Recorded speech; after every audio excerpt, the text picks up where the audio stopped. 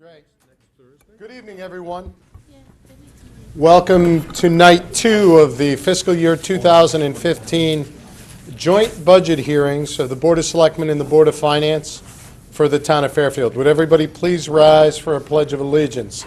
I'm going to ask our long-serving former chairman and now member of the Board of Selectmen, Mr. Kiley, to lead us in the pledge. I pledge allegiance to the flag of the United States of America and to the republic for which it stands, one nation, under God, indivisible, with liberty and justice for all. All right.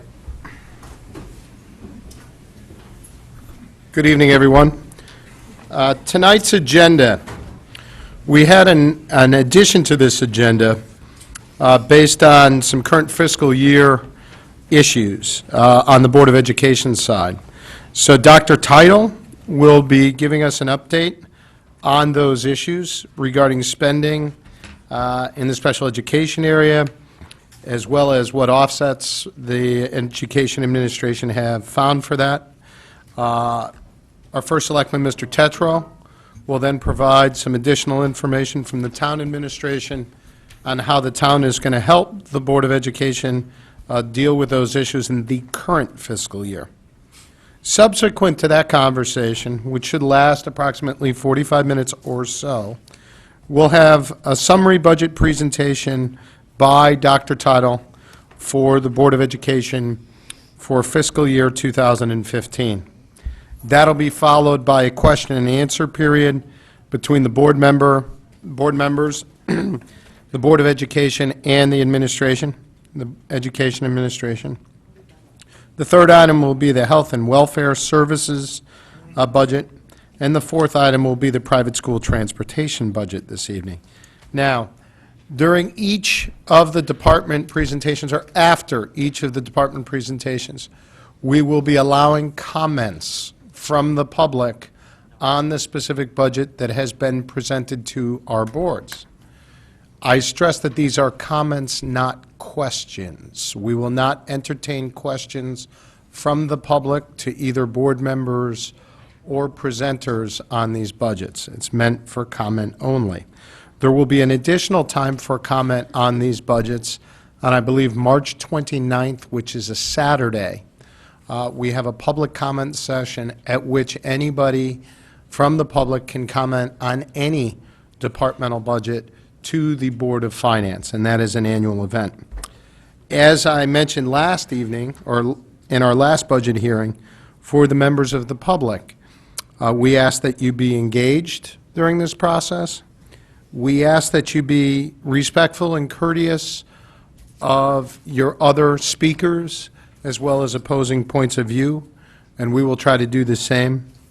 We ask that comments be kept non-repetitive.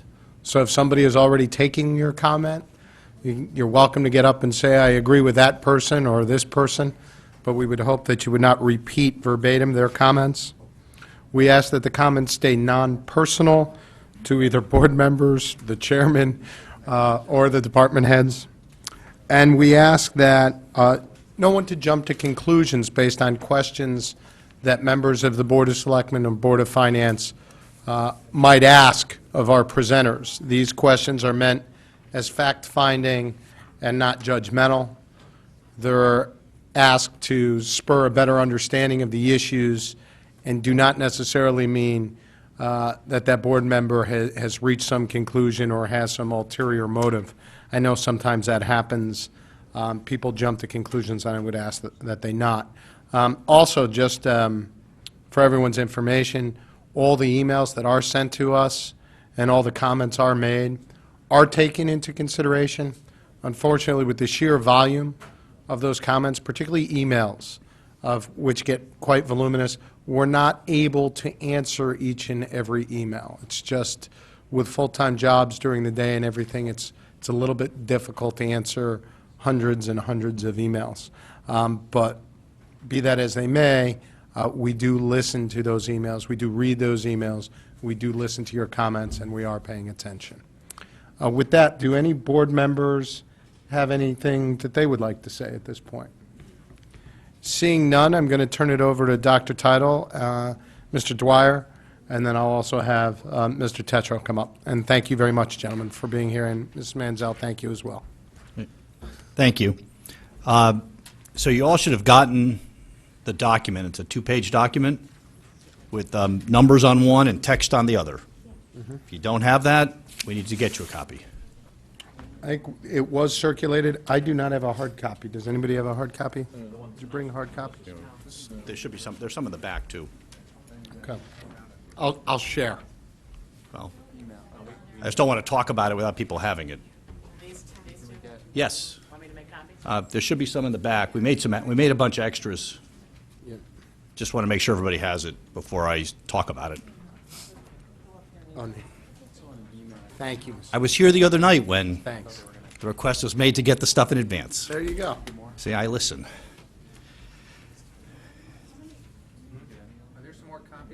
So you don't have hard copies either, so we need a few more copies up here. Who else? Just one more? No. Two? Four? Three? I need one. I got four. The entire left side of the table. No. I got 5 and 6. Okay, 6. Actually, Mr. Chair, just to point out, Tom, we're sitting on your right. Yeah, but on his left. Thank you for Mike, these. it's the only time you've been on the right in a long time. Well, as they say, I'd rather be right than on the right side. All right, so if you got one that we just gave out from the back, it's a front back. So just let me give you sort of the general lay of the land, then I'll explain what these two documents are. Last time I was here, you might recall that we were, at that point, projecting a deficit of about $742,000. That was the round number, and I had said that we thought there were still some things in motion. We'd probably be able to bring that down about 50, and so the number that was sort of batted about was about 700,000. You'll notice that the number now is significantly lower than that, approximately $470,000, and I want to explain what happened. That's what we call good fortune. Two things have happened since then. One is that, and one of the reasons we were waiting for this was that we were waiting to see what the state was going to reimburse us on excess cost, the special ed excess cost. Turns out the state is funding that at 82% this year as opposed to 75%, so that's 7 percentage points better for us, so that's worth about $125,000. Nothing we did, we just filed the paperwork and keep our fingers crossed. And the second thing is, when we got our February electric bill, we saw that the United Illuminating had dropped its transmission rates, which had been very high from July until December. We had forecasted them for stay high. And as a result of that, the electricity savings in the current year is about around $108,000. And as you saw from the first selectman's presentation, it also has a positive effect on next year's budget. So those two items together really bring us to the number that's before you, which is my estimate of where we are, where we will finish the year. So on the page that has all the numbers on it, the first column is basically a summary of the Department of Service. The number that we had been looking at back when we first came to you in early January was our 1231 number, and that's the $1,439,749. That's where we sort of started with this. And we came to you and told you we were going to, get to work on this and do everything we could to bring this down. So the next column lists the consequences of that to the good, which are the funds relinquished in the budget freeze. Each of those lines represents savings, and a description of what that meant and how we did that is on that second page under column 1, budget freeze. So that, and they're roughly in the same order. They don't match up perfectly. But as I had suggested last time, there were some things that were happening after December that were not fortuitous for us, that we were anticipating some issues, and those issues are in column 2, and they're described on the second page there. The snowstorms, legal fees, transportation expenses, and so forth. And then the third column I really just described, there's a small savings in special education professional expenses, but mainly column 3 are decreased expenses that, to be honest with you, we had very little to do with. So we're not taking credit for that, except for that we're putting it into the positive column. So the simplest way to look at this particular page is if the number is a positive number, not in parentheses, that's a good thing. And if it's in parentheses, that's a bad thing. That's contributing to the deficit. So, and column 2 and column 3 are explained on the text. So you've got that in front of you. I'm not going to go through all that. So that's the bottom line from my perspective. Shared this with the board on Tuesday night. Had some Q&A on it. And at this point, we're eager to see what your thoughts are and how, you want to proceed from here. So we've gone from a $1,439,000 to $469,000, and we're hopeful that's a good faith effort on our part to help mitigate, and that's really my presentation on this. Thank you, Dr. Tittle. Are there questions on this? We're going to go to Mr. DeWitt. Thank you, Mr. Chairman. So, Dr. Tittle, I want to focus on the initial problem, which was 17 additional special education needs added to the budget this year, right? Or not added to the budget, sorry. So is it fair to say that in this column to the left, SPED, tuition, professional expenses, and professional consultation, which rolls up to be I don't know, 1.7 million.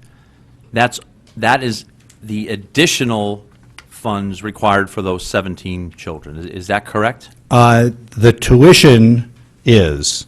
The other expenses may or may not be associated with those 17. Those are accounts that could be spread out among a large number of students.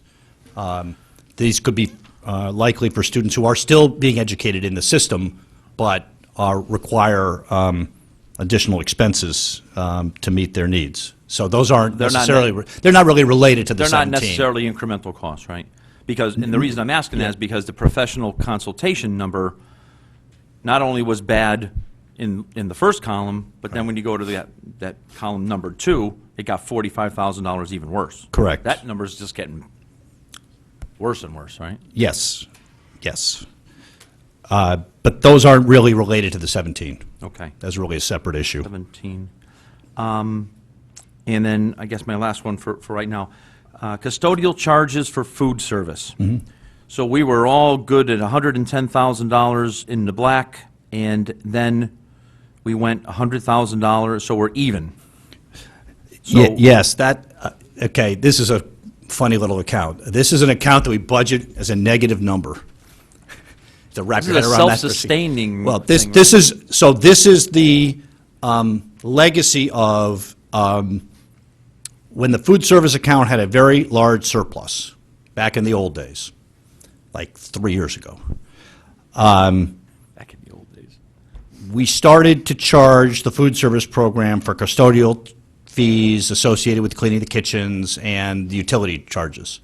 And so we were taking that as a credit in the budget of $110,000 for custodial charges, and then down below utilities, about $50,000. So that was money the food service program was actually sending over to the Board of Education. But given the financial situation of the food service program, that's not going to be able to happen. So basically, they will not be able to make those payments over to us. And so that's where the negative 110 and the negative 50 come So from. the 110 was almost a revenue. It was a revenue, Revenue line, absolutely. It too. was an offset. Oh, Both of them okay. were. And at one point, we had, to be honest with you, by the state's calculation, too big a surplus in that food service account. And lots of things conspired to reduce that, but it was sort of like, that was the cash cow. And you might remember, this was actually in the operational audit. I hate to even say that word, but this was one of the recommendations in there, was to start taking credit for those. And that is a very unusual something that's done in school districts for food service programs. I mean, even the ones that are considered self-supporting aren't paying that kind of stuff. So I think we got that as a bonus for a few years, and now that is over with. And going forward, we're going to be outsourcing it, so it's a moot point, but this cleans it up.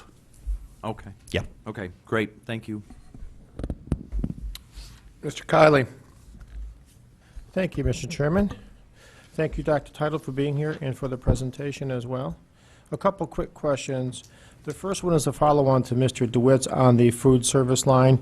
Is there any possibility that that line could go further beneath zero between now and June 30th, or is this the potential worst case for that particular line? Well, these are all estimates. Anything can happen. It could also get better. So this is our best estimate based on their financials sort of year-to-date, based on what tends to happen over the next few months in terms of food revenue, that this looks like the extent of the liability. It does. I mean, could it move around by a few $1,000s? Of course. Things can happen, but, as with almost all these numbers, these are our projections of where we think we're going to land. But right now, I would say that's our best estimate right now. So it should be close to a wash. Should be close to this. Right. Yes. Which leads me to my other question, which was, with 4 months to go before the school year is out, what is your comfort level or confidence level in these figures holding up? And where do you see the most risk, either positive or negative, on any of these particular areas? Well, I'm very comfortable with them, or I would not be giving them to you, because this is my one chance. So if I really felt I needed another 100,000, then this number would be 100,000 more. So I have confidence in it. As I said, the more we move through the year, the better we are. We have accounted for a couple more snowstorms in these numbers, but obviously there's always a weather risk. This has been a very unusual winter.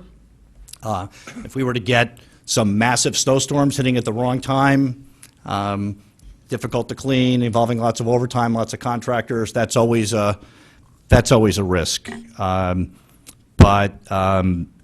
there's always uncertainty, even right down to the end. But at this point, I would say the one thing that's definitely out of our control is the weather.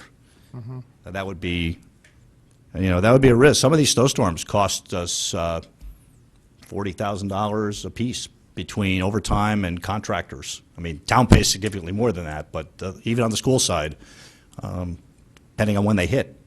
Okay. So that's always in the back of, and there's always emergencies. And if something, water pipe breaks and somewhere, and we had we seem to get these facility scares periodically. I mean, that's always a risk. So that kind of thing is what scares us. Some of the other stuff we have better control over. Okay. But overall, you feel good? Yes. Okay. Thank you. Other questions? Mr. Brown? Just a question about the budget freeze. How will it affect next year's budget? Because it looks like you're deferring quite a few things. We are. And as we built the budget for next year, as you maybe have seen it here, because I know you've devoured this thing and memorized it, we knew that it looked like we were not going to be able to potentially make all the expenditures we wanted to make in technology and maintenance this year. And so there is a bump up in our budget in those two areas for next year. So if we're deferring some technology capital, at least we have a little buffer in there to try to help with it. But in some cases, it's just going to push things out. It doesn't ever catch up. If it was going to take us, say, 3 years to finish off the classroom libraries project, now it's going to take 3.5 or 4. You really can't just make it up. And so we didn't, other than a couple of those areas, it's going to really squeeze down. It's going to mean it's going to be difficult to find some savings in some of those accounts in next year's budget because of the deferral. And like some stuff's just not getting fixed right now. That it's not life-threatening, but I mean the stuff that normally would get fixed is not getting fixed, and have to get fixed next year. And that means some other things would get pushed off to the following year. So you defer, and then you keep deferring. It's something that unfortunately you just have to do sometimes. So I don't think it helps us for next year. People are going to have to go back and build up their inventories. Can't just, work it down and never buy toilet paper again. But I think it's the kind of thing where I think we'll be okay. But honestly, Depends what happens to this budget in the next 3 months. Hint. Okay, and just the next column, your increased expenses. Do you see that flowing into the next budget, or do you think that's just a one-year? We've, when we built the budget around the food service, we've already accounted for that in next year's budget because we knew we were outsourcing it and we weren't going to be charging the company for custodial fees and so forth. So the food service is accounted for in next year's budget. And in fact, that completely limits our exposure. So that issue will really be off the table. Legal fees, we did increase next year's budget in legal fees. We may not have gone all the way up to the number we're going to be at here, but we made a dent in it because, again, we've been watching that account grow, and so we did bump that number up. We did account for water, so I think we're okay with that. We did bump up a couple of the other sped accounts for next year, the non-tuition accounts. And the special ed tuition account we did bump up because these students are going to be here and they're going to still be with us, next year. So I think we've pretty well accounted for the increased expenses into the budget proposal you have for 14-15. Okay. Thank you. Yeah. Any other questions? Mr. Becker? Thank you, Mr. Chairman. Thank you, Dr. Title, for being here for this. Looking at the technology area, so essentially what you're saying is if we look at this budget book and you look at where the budget had this not occurred, the estimated 13-14 would have been a lot closer to the 4.3 number at the end of the day.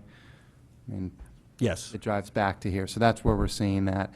And then looking at the increase from there, that it would have gone up some, but essentially it's up Right. approximately We had to account for some of 205,000. this. Right. A big chunk of that's just literally rolled right into there.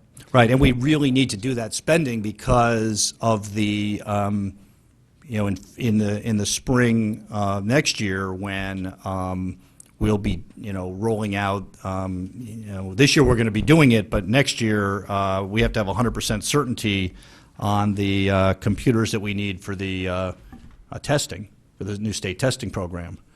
And we also have a state grant that we put in for, and there's a match. So we want to make sure the match is in the budget. Otherwise, we don't get the state funding for the grant.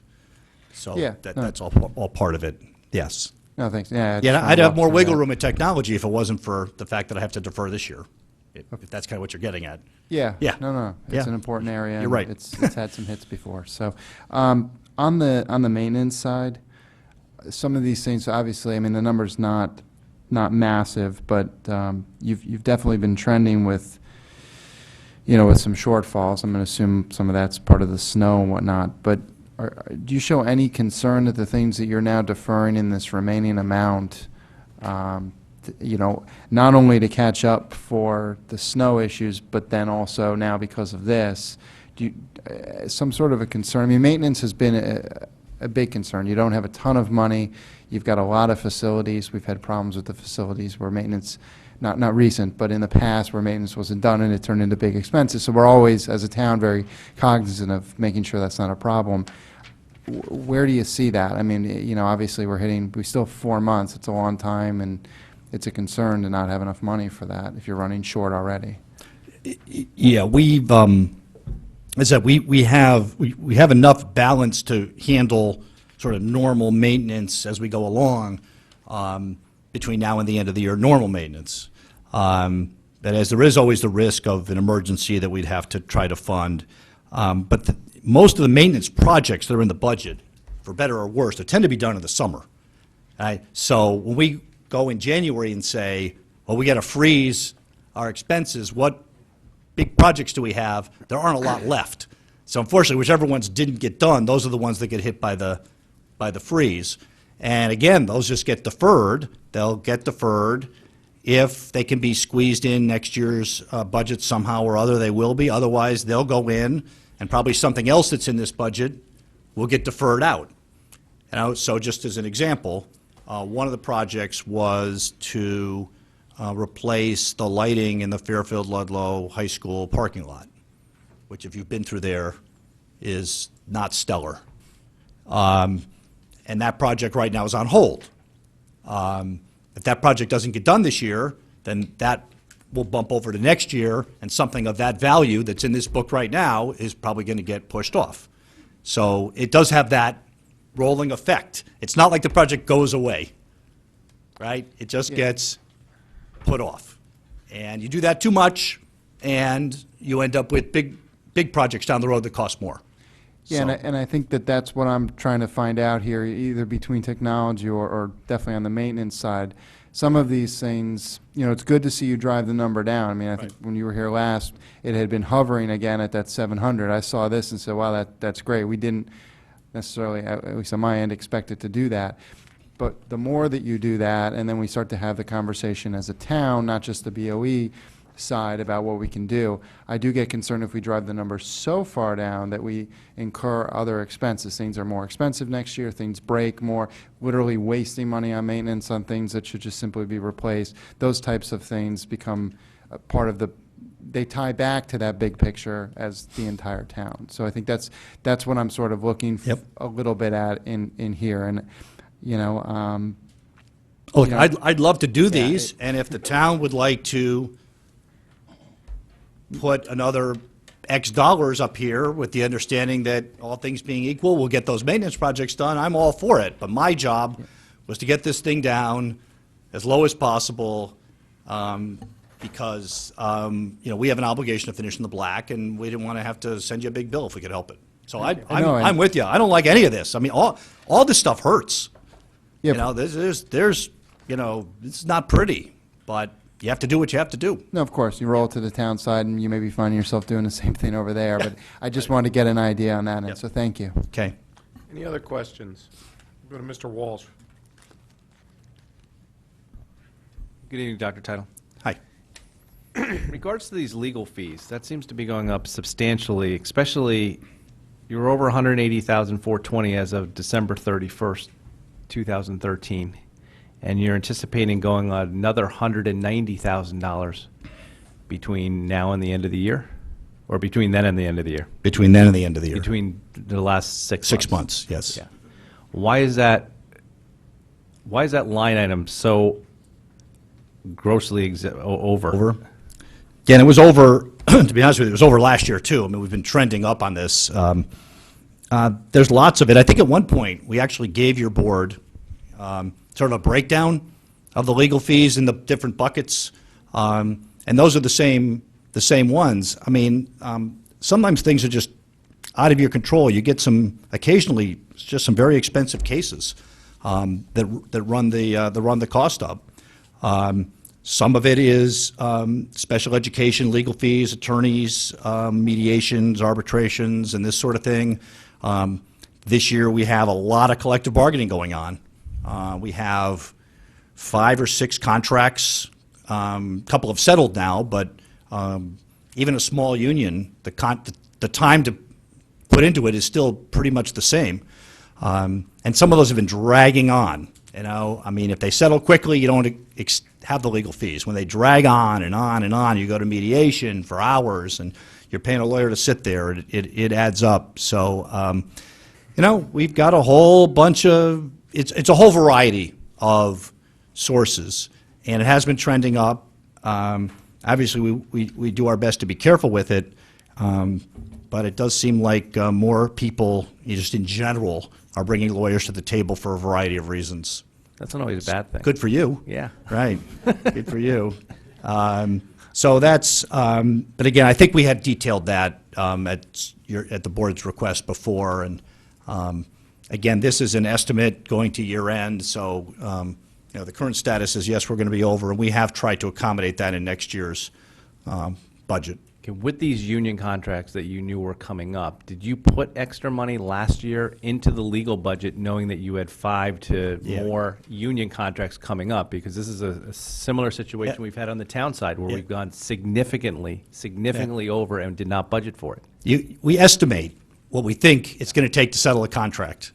And then, and I have to say, not, particularly on the non-certified side, the process is so elongated that when you put the budget together, which we do, 18 months ahead of time, as you look at the whole fiscal year, you say to yourself, well, this contract has got to settle within the first 3 or 4 months. It's already been over by 2 years, and how could it possibly drag out for a whole year? And then you get to the end of the year, and you're still not settled. So I think what's happened is that, and some of it depends on the personality of who's representing the union and how quickly they want to move and a lot of other factors, but non-certified contracts in particular have just taken a surprisingly long time. And part of that is, I think, that our board's made a pretty good commitment to being fairly hard-nosed about this. And sometimes that drags it out because they don't want to just agree. They need to show a lot of angst about it. So we've been budgeting for it, but evidently not enough. And do you think that being hard-nosed with it the way that our attorneys have recommended it has been worthwhile and saved more money than it's cost? Yes. I think it's been worth it because I think what we've gotten in these contracts, not just in the short term, but in the long term, the most 2 recent ones that we settled, for example, we received the same consideration that the town has gotten in its contracts about the pension. Okay. Right, changing the pension from the defined benefit to the defined contribution. That was a huge improvement in terms of long-term, Long-term, health. Yep. But that's a very difficult pill for labor to swallow. And do you think that was one of the driving forces on all these contracts, was that sole issue? That was a big issue. was that was a driving big up issue. the funds? Okay. That was, because, when you get these things, it's not a matter of splitting the difference on money where you can compromise. This is one of those either-ors. Yeah. And when you get negotiations, either-ors are a lot harder to deal with than, how do you go halfway on that? You can't. And so it becomes very difficult, very time-consuming. It also takes quite a bit of explanation on the other side for their representative to explain to their members, why would we want to concede on this? You've got this. Why are you giving it up?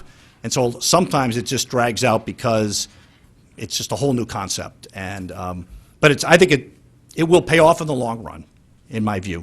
And I think it's something that's been a Yeah. priority of the towns. So you think that in the long run, because of those changes, it was worth investing the extra Yes. money now for the long term? Correct, because that will be with us indefinitely. Yep. That will last well beyond this contract. Yes, I understand. Okay, thank you. Any other questions? Mr. DeWitt, and then I'm going to ask that we wrap this up. We need to get to the first selectman's recommendations here. Thank you. Thank you for the breakdown. This is very informative. But, so, I did a little math. I stripped out just that tuition line. Okay? And if that wasn't there, and we didn't need to freeze everything in column 1, and we still had everything else constant, we just didn't freeze anything, we'd be $644,000 in the red just on the other stuff, which is kind of surprising to me. Are we $640,000 in the hole this time of year every year? No.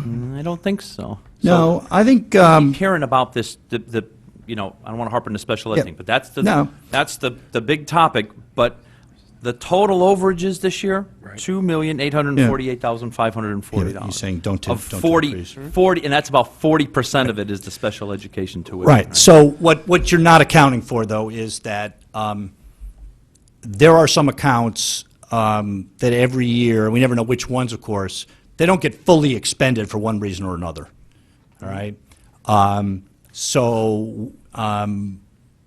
And that can be just good fortune or so on and so forth. So we've never, if we didn't have, and again, that's one factor in this, but obviously we have overages in other areas besides special education on here. They're not, Yes. it's not the sole That's- reason. that's my point. But I've if seen a lot if more than I thought it I weren't for that, I wouldn't be here talking to you. But and we would be managing it, and we could handle it, and we'd make some adjustments. We wouldn't call it a freeze, right? We would just ensure that enough of the other accounts didn't go to zero that we would make it up. We're constantly juggling this. That's what Doreen does between now and June 30th. What's out there for POs? What can you close out? You order books for $2,000. Is the PL really $2,000? Did you get them? This is what So you would have found that We'd have co- $644,000 without even talking. It would have been to us. covered. it would have been covered one way or the other. Would not have been the big production that we have now. And if I can break in, every year, similar to the town, there is a budget reconciliation motion that happens at the end of the fiscal year in June for us. And we zero out the pluses and minuses of the accounts. And I think that's what Dave is saying, is that, Dr. Title is saying, that if it weren't for this particular issue, we would have just naturally plussed and minused the various accounts and balanced the budget. Well, I think what he's saying is that Doreen spends every day making those pluses and minuses. Yeah, And at the end, you just get to vote on the numbers that she spent 365 days managing. she doesn't sleep in June, is what it boils down to, right? Right. 'Cause you gotta dock this ship. I get it, you reconcile it. It just seems like, aside from the tuition stuff, this seems like a big number. Well, if we put it in the context, though, if you put the $644,000 into a context of a $150-some-odd million budget, you're looking at a 0.5% differential in spending. And if you can't find a 0.5% differential in order to balance the books, to Mr. Dwyer's point, Right. you've got something seriously wrong. Yeah, if that were the only issue, we wouldn't be here. Right. Yeah. Right. I mean, that's the way it would seem to me, right? Right, I mean, we've lost a lot of wiggle room over the years. Yeah, I knew that was coming. Right, okay, I mean, we've squeezed this thing down. I mean, before, there used to be reserve money in this budget for teachers. There were lots of accounts that were available. They're not there anymore. And you've watched me take them out over the years. Okay. Just wanted to get a commercial in while I had the chance. Brought to you by your sponsor, I get it. That's it, that's All right. right. It's a paid political announcement. Thank you for the opening on that. Yeah, I didn't do that on purpose, let's Right. put it that way. Let's turn this right over to Mr. Tetro, if we might. Is there any, Mr. DeWitt, you had the floor, so are there any other questions? So let's go over to Mr. Tetro to decide. So the bogey we're looking for from the town side is $469,000. Yep. Tom, thank you. And first of all, I got to say it again, this started as a $1.5 million issue back on January 2nd. Dr. Title and his staff have done a tremendous job in terms of getting us down to a much more manageable number. We've gone through looking at a number of different ways to solve this, some as the year has progressed. Tom, as you know, we've talked, some went away because of the results of the years we've gone through. So one of our guidelines was to look at and confine the impact to the current year and realize that we wanted to minimize the impact on next year to the extent that we could. And as Dr. Title pointed out, you can't do that to a 100% degree, but to the extent that we could, we wanted to minimize the impact on next year. And the other thing is we went through this, we realized there's no easy choices. As some of the questions earlier pointed out, would you like to do this? Is this going to have another impact? None of these are things that you desire to do. None of these things are choices that you would plan to do. However, when you find for a household, if you're living at home and your roof starts to leak, there's a number of things you defer while you're trying to fix the leak in the roof, and that's probably the best analogy I can come with this. This is really a leak in the roof, and we are taking a very hard look at how to solve this. We've put together our plan on how to solve this, and I'm going to turn the mic over to Mr. Mayor to step us through this. So, Bob, if you'd pick things up from here. Thank you. Members of the board, pleasure to be here, of course. And is this thing working? Yes, it is. Okay, good. There we go. All right. So basically, when this came up a couple of months ago, it was like, where does the money come from? Initially, there was talk about, well, looked like the Internal Service Fund was going to be a little bit, was going to work out all right. That didn't work. So we had to start looking at operations. The easiest place when you look at the operations budgets would be the capital surplus. You know, there's $675,000 in the budget that's allocated to enhance, increase, improve the capital surplus. But the integrity of that number is pretty, I'm not sure what the right word is, but It's a priority. It's a priority, thank you. It's a priority by the Board of Finance, a priority by the administration. So we went to the departments and basically went to each department, in each department head, and got the books in front of us. Now, as you all know, a month ago, or a little less than a month ago, we sat around here and went over the second quarter review, and we had a potential savings, net positive variance projected for a year of $425,000. Now, that's only about 0.4% of our budget, so that's a little thin. So we didn't want to depend upon that $425,000. So when going to the departments, some of which already were in implementing savings to offset overages, we said, nope, those are already accounted for. We need an additional X number of dollars in savings. And as Dr. Title pointed out, that X number kept getting improved from our side. We started looking for 700,000, and when these final numbers came out, we started looking for the 469,000. And so what you have here is the sheet of paper that shows exactly where those savings are anticipated to come from, and where they, and i.e. the department and the source within the department. In May, we will hold the third quarter review variance analysis, and it is our hope and a little bit of expectation that the natural positive variances will continue to be there, and that we don't have to hold back on all this spending. But if it's not there, then this is where it would come from. And I can go through the list, or you can read it, or however you want to approach it.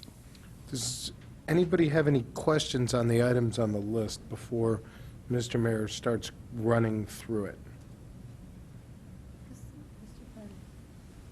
Yes, Ms. McCarthy-Vey. Thank you, Mr. Chairman. Thank you, Mr. Mayor, for this. I just want to make sure I heard correctly that you said that this list was compiled in conjunction with the department heads. Of course, So in other yes. words, those were conversations with the departments, and Yes. these were the areas that they were Yeah. looking at as well. Okay, thanks. Any others? All right, so, Mr. Mayor, I want to make sure I put this into context. So, coming out of December, and I'm going to use a round number, all right? Coming out of December, we were to the good on the town side by $400,000 That was the projection for the full year. for the full year. That $400,000 is totally separate from this $469,000 that has been identified that we can hold off on at the current point in time. Correct. Okay. So if I go ahead and add those two together, the quote-unquote, for lack of a better word, the give in operations is $869,000 as compared to our problem amount here of $469,000. Correct. Okay. Now, in addition to that $869,000, and I'm not at all suggesting we use it, but I'm just trying to give context. We have $650,000 that hasn't been touched, that is a contribution to our fund balance. Correct. 675. 75, thank you. But that's, Right. 675, thank you. We also have an amount within contingency that is not utilized. But if we were to utilize that amount, we would have to make that up in future years. the amount, no, that would have to be made up this year with an accrual. Some of it, not all of it, would it? Everything that's in excess of that 183, yes, sir. Okay. Okay, so this accounts for everything that's available in contingency? Yes, sir. Okay. So really what we have as levers we can pull, to the best of our knowledge right now, is the 675 plus the 869. Yes. So in essence, we're more than covered Correct. as we round the bend. And what you're recommending is, given that we have 1.4 and change here available to us, that we wait until May, once the third quarter's closed, to better define truthfully what that 869 number is really going to be at year end. Yes, right. The state statutes require that, which is happening tonight, the superintendent of schools or the make a request before the Board of Finance for the funds to expend any monies in addition to what they've been appropriated. That's happening tonight. Then the Board of Finance approval is required, and the charter, the town charter, pretty much mirrors the state statutes. So the request, and then the approval and allocation. But that just has to happen before June 30th.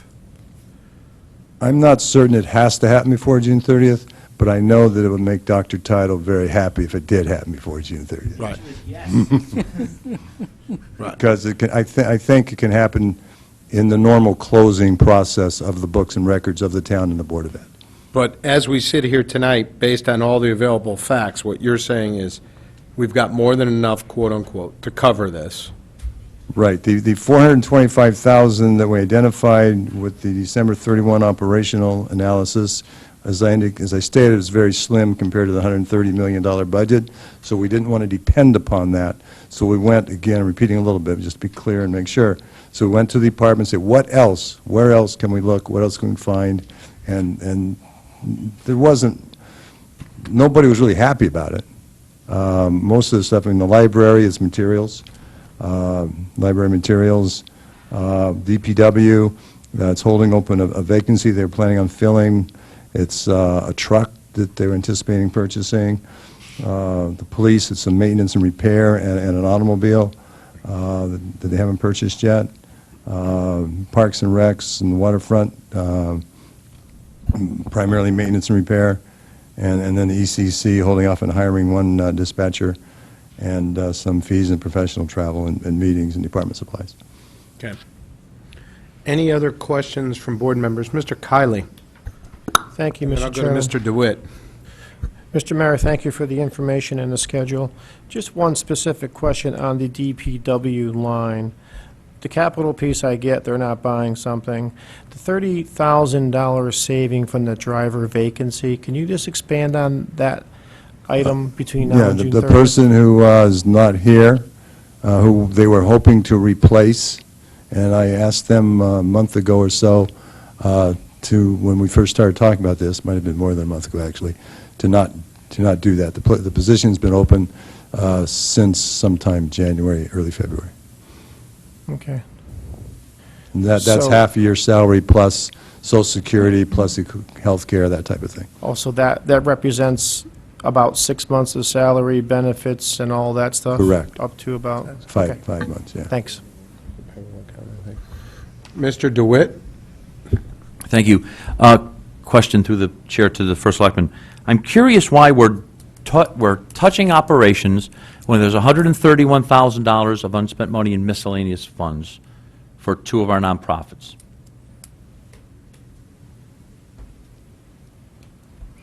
Simply put, that's money we've committed to the nonprofits. They built their budget, they've got their people working on it, and it would be just as traumatic to them and more traumatic to the residents of our town if we shut them down or shut down those services. The nonprofits that we're working with, and I've had a chance to sit down with each of them in the past 6 months to look at what services they provide and to our residents. So when you talk about cutting that, what you're basically saying is at some point a resident is coming in that needs counseling, needs help for mental health, needs help in another social area. And Not we're talking saying about mental then- health. Talking about two entities.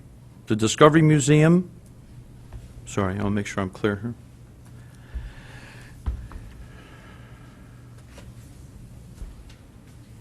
Sorry, Fairfield Counseling Services, I'm wrong. And Pequot Library. But there's a hole in the roof, and we're leaking. So we're going to go to operational services before we go to that well. In those Even specific partially. cases, Fairfield Counseling Services that we heard last year was an important part of our police department's response to crisis. All right, Chris don't touch Liddy- that one. Chris Liddy, Half of it. Chris Liddy stood up before the RTM You're and you're helped. picking one. I'm saying there's 130,000. We couldn't take half of that? Mr. Chair, if I can Guys, finish?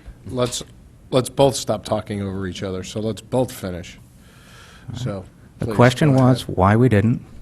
I'm pointing out that Chief Liddy stood up before the RTM, made a very impassioned plea that we restore the money that was cut to Fairfield Counseling Services. If you look in comparison to that function, Fairfield versus other towns, we severely underfund that. The Mr. second Baker, question, Your response? I mean, That's one of the two.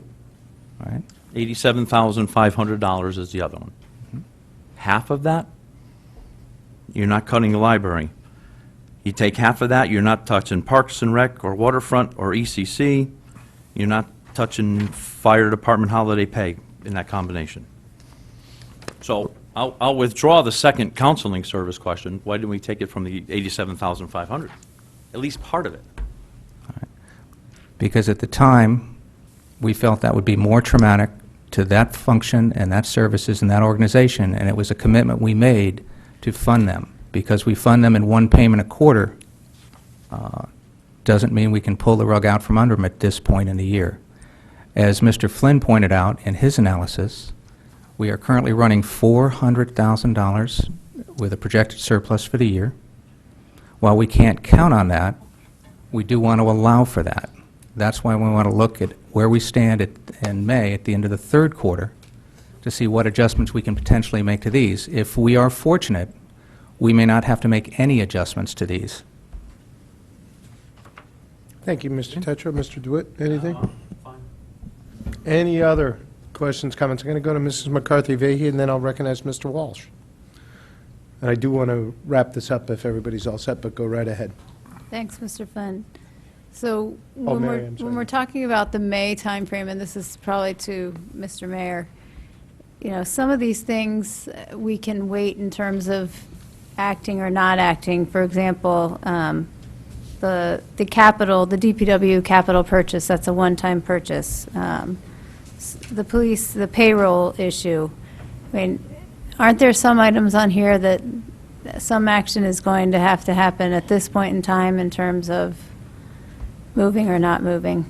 Well, no, the action is we're not moving. You don't save the money if you move. So the action is, these are all on hold. Notice that the title says hold, not cut. Right. It's a hold in anticipation of a further evaluation at the end, based upon the third quarter numbers.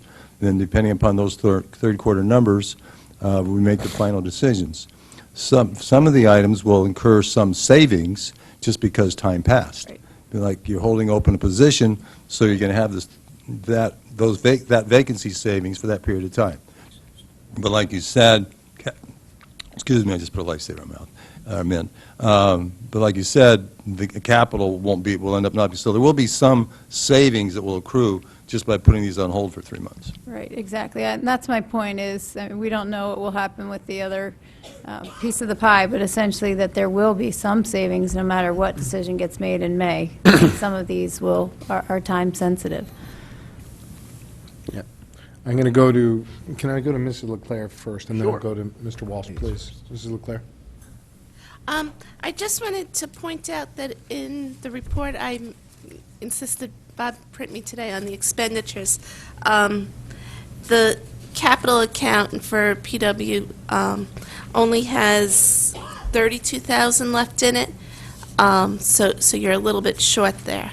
But because the money that we just bonded doesn't go through the budget. No, bonded money is, but the last run I had 72,000 in it, and 42,000 was for the truck, so they were going to be spending, so I don't know what, Yeah, so there's a discrepancy there. Okay, yeah, it just says available budget 32,000. Right. Okay, so, I mean, You all set? I think, well, hold on a sec, I think I remember actually. I think they had started buying the truck, okay. so the PO might have hit the books, but the kibosh has been put on the action. You started buying. Did you buy like the hood? We'll take the last press Putting the later. paperwork together. Oh, Well, they can use the other one. yeah. Yeah, somehow I think that truck gets bought in August, right? July 2nd. Right. Mrs. Leclerc, anything else? That's it. All right, we'll go over to Mr. Walsh. Thank you for allowing me to do that. Good evening, Bob. A couple of questions. The fire line, the $35,000 from holiday pay, how are they saving $35,000 because from holiday pay? Because this will be interesting in our budget discussion coming up to see whether there's any further savings to come Right. up this coming year. So how is, the holidays don't seem to change, so I just don't understand how we would Right, budget no, for a certain the- holiday thing, and all of a sudden, right now, there's $35,000 available in free money. That's an excellent question. Okay. And basically, that was a gift, actually, as a result of that came to our attention, when I say our, Mr. Tetros and myself, as a result of the line-by-line budgeting process we went through this period. And when we saw holiday pay at the fire department, that appeared to be over-budgeted probably the last several years by a certain amount and used to make up overtime and other items. So that money will be a savings. Okay. So in And this so current the budget year... The current this- budget year, you'll see, I don't remember how much, but you'll see a reduction in that line item. And what did they do with this money in the previous years? So they overestimated, they knew that they had overestimated it, holiday pay? I won't say that they knew it, but that, it was an amount that was carried over, that was discovered to be overstated based upon the line-by-line budget analysis, and it would either be, if everything else came out even, they would come in with the budget savings for the year. If they had excess overtime, then it would go against excess overtime. And how didn't we pick this up in previous years?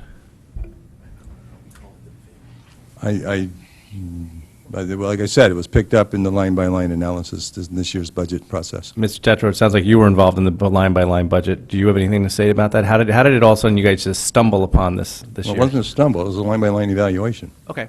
A Yeah, line-by-line There are evaluation. two things. We certainly can talk further, but basically, by going through the lines, we also look more closely at the history. You'll note that, I think a year ago, Linda, or 2 years ago, we reformatted the budget book so that there's more of the history there. Now that we see the trend a little bit clearer, and frankly, now that the last couple of years have been budgets that I helped put together, I can look a little more closely at what we were talking about doing there, and we sat down and looked at the underlying numbers, saw that there was some potential for savings here as we talked through. In each of the budgets, as we go through, there are different areas you focus on, and as we shrink the line items in different areas, we have a chance to look at those a little more closely. But looking at the history was the big one. Some further information on this particular item, there is a contractual obligation to pay holiday pay.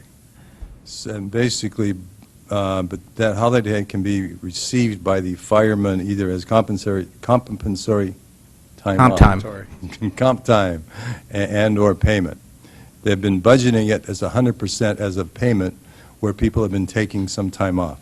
So what we tried to do was slice it and dice it to the point where it's what it's actually been paid out over time. Okay, but if they take the comp time, where does that go? Do we budget for comp time as a town? It's overtime for the other, it's the overtime for the other firefighters that have to cover for the comp time, correct? No, but the guy who's got the comp time, where does that get banked?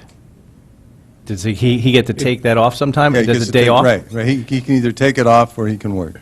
But if he waits, if he chooses not to take it, We go, If he doesn't take the he money- retires, does he get paid? Does Does he the get bank- I understand your question. does he and get paid out on it? I don't think, do you know? Not to my knowledge. No, if he doesn't take it in the given year, it's paid in lieu of pay. Use it or lose it? Lose it, or, yeah, you either get paid or take comp time. Is that just for fire, or is that for every single union in this town? That's only fire. So other departments can get comp time and then get paid out when they retire? Correct. Can you tell me which, well, I don't want to answer now, but if you can get back to me about which of the unions can get it when they retire, I'd appreciate it. Yes, sir. Thank you. Any other questions? I have a follow-up Sure. question in regards to the contingency. The contingency, what was the total contingency for last year? You mean the current year? Yes, the current year that we're in, that you have the $183,000 savings from normal contingency. What was the budgeted amount? I think that should be in your budget book. 2196. It includes a lot for, So the 183,000, yeah, I know some's contractual, whatever. We've gone through that significantly. So the $183,000 savings from normal contingency is the current remaining balance that you think is not committed, Yes. correct? Okay. The $400,000 worth of savings that we'd had that was identified at our meeting in early November for the second quarterly meeting, the February meeting that we had, which was the second quarter meeting with the $400,000. Did that $400,000 include all the expenses for all the storms that we've had, the snow removal? Yes, with some further anticipated storms. And how many additional storms have we had since those numbers were put together? None. None. So, and what did you budget, two additional storms? 1.5. 1.5, that's right. Because they were going to use that half the truck that they purchased to do with that half a storm. Has to do with the, And it's the storm, like there's a full storm, a half storm, is in how intense is the storm? Okay. So to the extent that we don't have a storm, there was going to be further funds. What did you budget, $100,000 for that? Yeah, 120. I think. 120. So if we don't have any further storms for the rest of the year, there might be another $120,000 in there. Might be. But I think we're going to have another storm. Okay. His sciatica's acting up.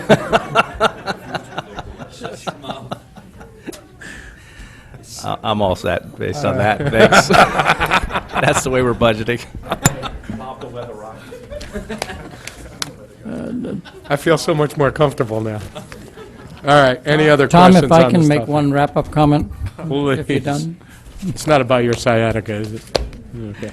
I want to thank the board, really honestly, for the respect that you've shown this student body, both in January, February, and in March. You focused on the solution and not the problem. I honestly think that if the 17 parents were sitting in this room, they would feel very well honored. I do hope that, and I expect that as Doreen is charging down to kick that football that's worth $469,000, that in May, I fully don't expect somebody to be pulling the football away like Lucy used to do. But if there was some way that the chair might give an expression of the intent that I could share with my board, I know that while we don't need to make Dr. Title, happy because he's paid to carry the big shoulders, but it would be nice if I could tell 8 other volunteers that not to worry, this problem, we found a solution. Thank you, Mr. Dwyer. Let me, first of all, I'm going to go over to the first selectman and ask if any members of the Board of Selectmen have anything that they'd like to say on this topic, and then my board will go. My colleagues, any offers? I would just quickly like to thank the Board of Finance as well for their efforts on these matters, as well as the First Selectman, the administration, and the Board of Selectmen. I can only speak for myself. And from my own perspective, what I know is that I'm happy to participate in any effort and any solution that fixes the problem and preserves your budget and doesn't have a negative impact on either the current year budget or the special education needs of our town and their families. Thank you. We often talk about town side budget, Board of Ed side budget. It's all one budget. And I think we're going to later probably have some further conversation about all different aspects of the Board of Education budget, including special ed. And I, for one, certainly support our obligation to those families and all the families in the district. I appreciate the working together that we've had here as well, and recognize that there are sacrifices that the town departments are making as well. So I want to thank them and the department heads as well for working together on that. But appreciate the ongoing conversation, and certainly we'll have some other questions as we go into the next part of the evening, so thank you. I concur with my colleagues in terms of when the town is faced with a situation like this, it's great to see the boards come together and the teamwork that takes place. So again, I thank the Board of Ed, Dr. Title, and what they've done to literally minimize the problem and take as much responsibility on their shoulders, and their budget is doing that. I also think that what we've tried to do here is provide, for lack of a better term, a safety net, that here's a way to fix the problem. There may be some other ways that come up. There may be some ways that come up that don't cause as much pain as this does going forward, and we have time to do that. But this solution buys us time. This solution creates a way to solve the problem right now, so the Board of Ed can rest assured that we're working with them to solve this problem. And then if, in fact, we can continue to gain some economies going forward, we may be able to solve this another way than doing this, but we know this way works. Does anybody else? Bob, do you have anything like that? Jim? I think this has been an interesting process. I think that in the end, I think we got to where we should have gotten with the sacrifices made by both the Board of Education and the town side. I mean, the board has almost found close to $1,750,000 worth of operational savings that I know were painful. And, you know, Dr. Title, when you were here, I think in January, you were talking about things you were comfortable with, and I told you were going to have to go into areas that you were uncomfortable with, and you clearly had to go there, and I know that's painful, and I know that's painful for our children. And I will compliment the first selectman and his staff for putting together a list of operational savings, which I think you all saw that I was championing. I think that's where I wanted to go. I did not want to touch internal service funds. I did not really want to touch the fund balance money that we had long championed needed to be saved, and I was afraid we were going to go into some of those areas. And I thought we needed to have operational savings, and some of these are very painful for the town as well. And it's been a shared pain for everyone. I would hope that even to the extent that the Board of Education finds, or Dr. Title finds, that there's some savings further, even if it's $10,000 or $15,000, that they be turned back over to the town, so that maybe one of these other projects that we're having problems with, we can get taken care of. But I think that this has been a good process. I think it's been a fiscally responsible process, and I know that it's a process that I will support.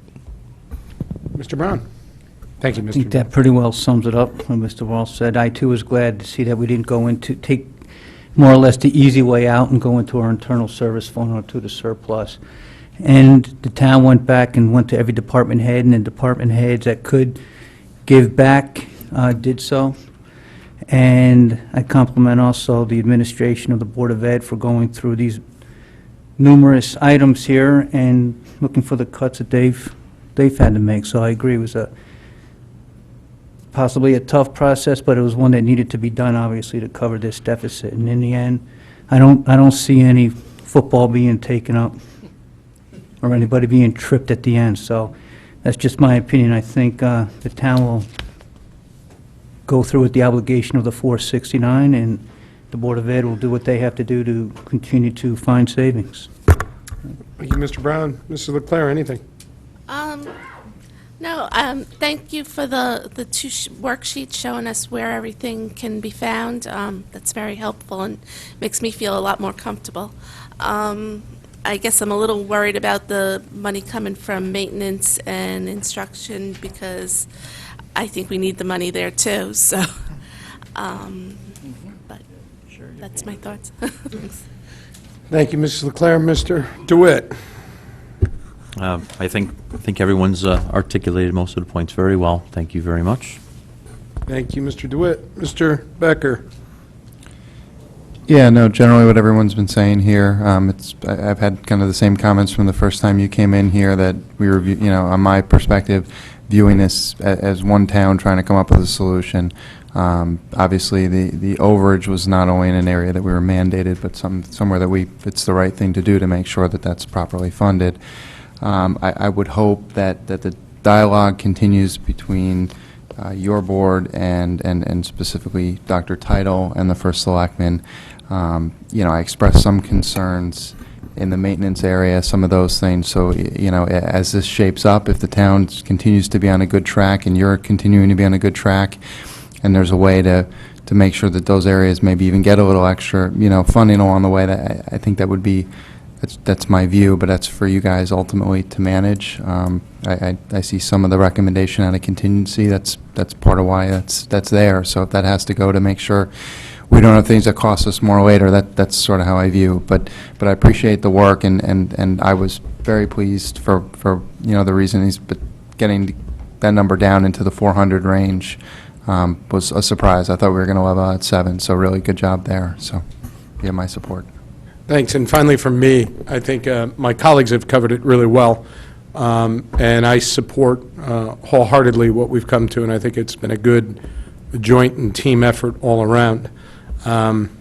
What I would ask in return for that, though, is constant vigilance and a constant commitment to continually manage this, actively manage it. I would also ask, as we have been doing, that this board does get updates on where we are. I used to have a boss when I was a pretty young guy who used to say, bad news is not like wine, it does not get better with age. And I always hold that close to my heart there, and I would ask that if you get better information or worse information, we need to know it sooner rather than later.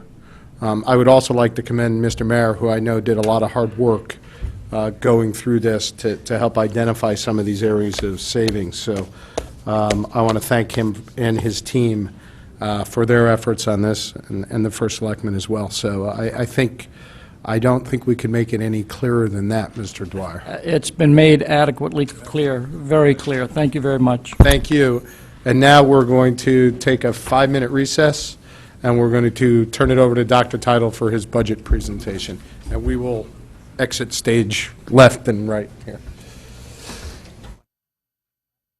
I am your cruise director. Yes, Captain Stubing, yes. I'm going to call the meeting back to order, and I'm immediately going to turn it over to Dr. Title, who's going to walk the boards through his 2015 budget presentation. This is his operating budget. His capital budget was, or the part of his capital budget that was included in the non-recurring has already been approved. So, Push that mic down. Dr. Title, take it away. I'll push it down when I'm done with it. There you go. Thank you. Perfect. Thank you. So if the two boards are ready, both Doctor and I will be making the presentation. Think of me as the color commentary, and that Dr. Title will do the play-by-play, because, of course, he knows the budget numbers and the needs a lot better than I do. As with past customs, if we could get through the whole PowerPoint and hold your questions till the end, it'll make it, I think, more efficient use of the time. I think within this PowerPoint you'll find something new, and you'll also find some slides that you're accustomed to, but they've been updated for information, so let's go right at it. The next slide really talks about the 4 parts of this budget presentation that we'll be walking through, in terms of, first, the return on investment, our program, student achievement, there's some historical data on budget, staffing, and enrollment, and, of course, the budget priorities and overview at the back of the book. We are proud of the comprehensive and rigorous program that we offer, and I think this budget allows us to continue that. There's a new number there that in the past 5 years we have had a $14.5 million reduction. That's important only from this perspective. Every year we get asked, if we reduce your budget, where will this come from? If you look at over the course of time, about 21% has come from program and services in one kind or another that have more of a direct impact on students. About another 17% have come from maintenance and technology that we just talked about in the last session, and about 18% has come from reductions in central administration and overhead costs. The balance has come from, as we see, either good or bad news out of pension and or health, or the purchasing department completes a bid in the spring, and we had put money in earlier, and we got better bids than we expected. And so essentially, that's where we have to look.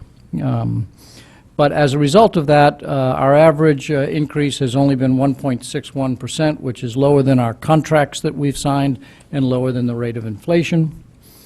This is an important new number here. In the last 10 years, the state ranking in wealth has been, for the Fairfield, has remained in the 16 to 22nd category, and yet our per pupil expenditures have declined to 62nd.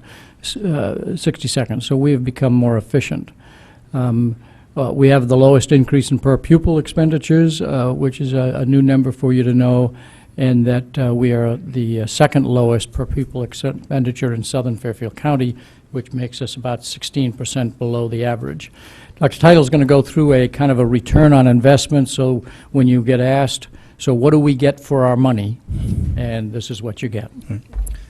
And I've put more in this PowerPoint compared to the one that I did for the Board of Ed. Done some more financial benchmarking through here. So I've actually moved some of this next part to an appendix, which I'm not going to go through here, but it's in the printed materials that you have.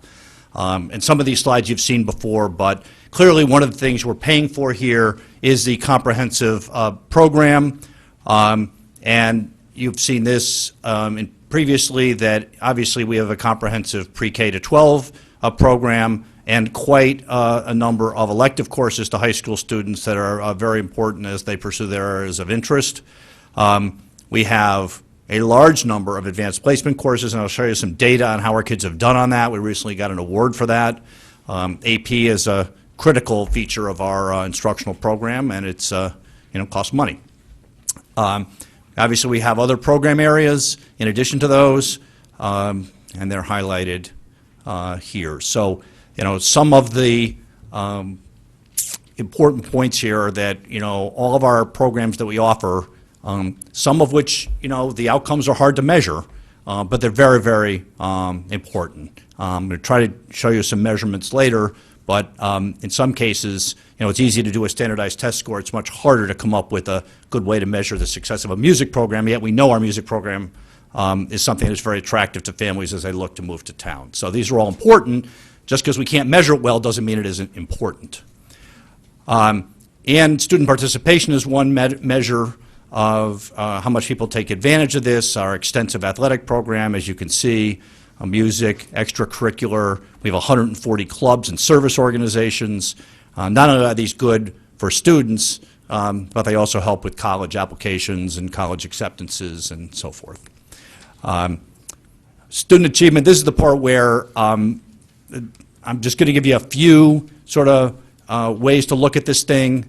There's lots of ways to cut student achievement. Standardized test scores are just one way to do it. This is a very brief overview of it. There's more in the appendix, and there's even more on our website under the curriculum tab. There's a 48-page graph that shows the progress over time of our kids on the standardized test scores, which has largely been heading in the positive direction.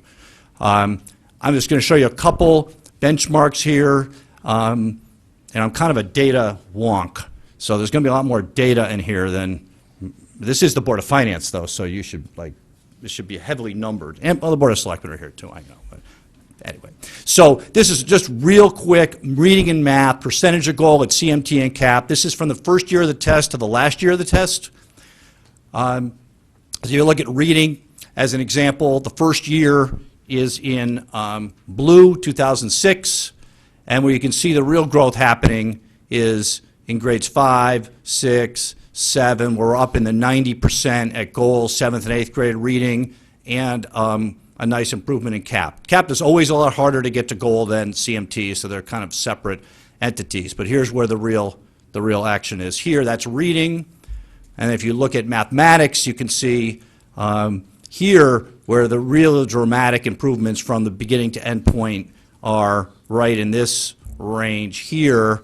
They started at a higher number in 7th and 8th, but still we're heading in the mid to high 80s in terms of percent at goal, and our stellar performance right there in 5th grade math in particular.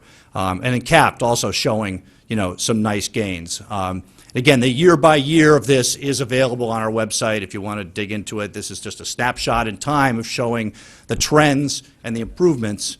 Lots of ways to cut this, obviously. This is something that I don't think I've showed you in the past, and this is looking at a cohort of kids over time and how many of them achieve at the advanced level, that's even higher than goal, and how many of them are at the lowest performance level called below basic. So obviously the below basic number we want to see go down and the advanced number go up. And this is the class of 2016, and this is their math. So when this class was in third grade, about 39% of those students were at the advanced level. That's a level above goal. And about 4% were at the lowest level. And we put in place a number of interventions and other things to differentiate instruction and improve things. And so what you see here is, again, it's not perfect, but this group of kids, as they've moved through the system, by and large, this group of kids, by the time they got to 8th grade, 53% of these kids were at advanced.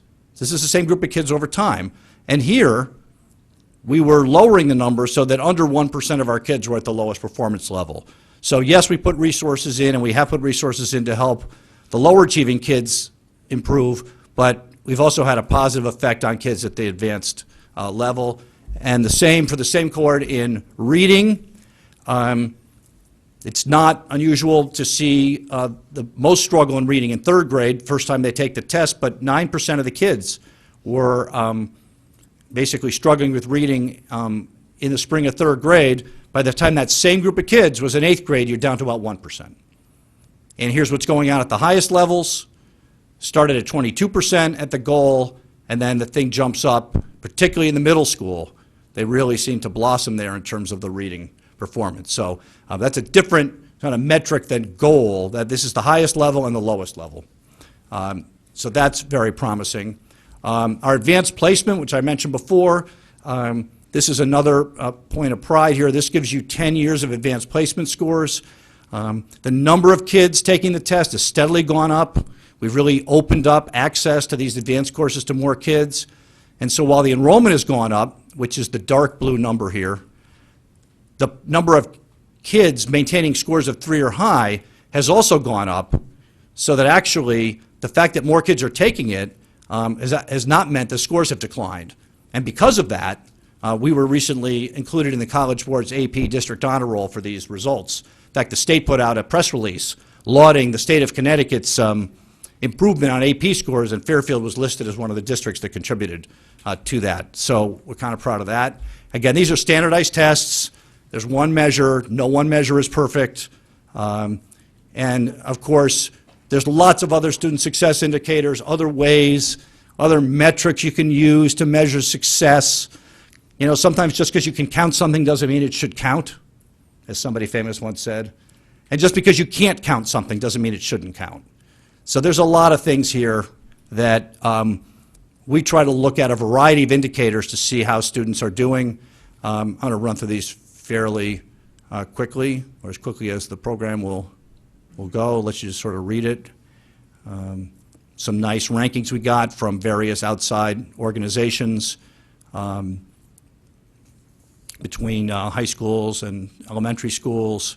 Our music program, how many of our kids are getting awards for music, high school, middle school, elementary school, both strings, choir, and band, Scholastic Art Awards, art program. Again, winning isn't everything. To me, a lot of it is participation, which is why I like that participation slide. But obviously, our kids, a number of them, if you've got talent, we really have teachers that can bring it out in you and do extremely well. So this is pretty much the art world. Family consumer science, it seems like every year, one high school or the other, they seem to alternate, gets the highest score in the family consumer science assessment that the state gives. Here's some middle school Latin awards. This is when I include these things, and then I get emails from like 20 people saying, how come you didn't include my thing? There's a lot more we could put on here. The newspaper, math competitions, and of course athletics. That's pretty well known. in addition to the athletics, last year in particular, we had a banner year in terms of state and conference championships. I won't comment on the ice hockey record this year, but last year, we won it all.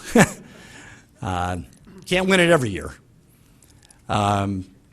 But we've had a lot of very successful athletic programs, and that's part of what this budget pays for. And again, winning isn't everything, but it certainly is a feather in the cap of the staff and the students and the parents who help with this. So that's where I think we're doing, really well. I think we do have challenges in this district in terms of student achievement. I don't want people to think that I'm just looking at this world through rose-colored glasses. We've been doing a lot of data analysis in the district since I've been here, and it's clear that one of the reasons that some of our achievement isn't where we want it to be, or maybe doesn't compare to certain other neighboring towns, is the achievement gap. This is an achievement gap that is not just in Fairfield, but everywhere, and I just want to show you a couple parts of this. We have a much larger free reduced lunch population than in some of our surrounding towns, about 9%. Some of the towns around us that begin with a W have a lot lower number.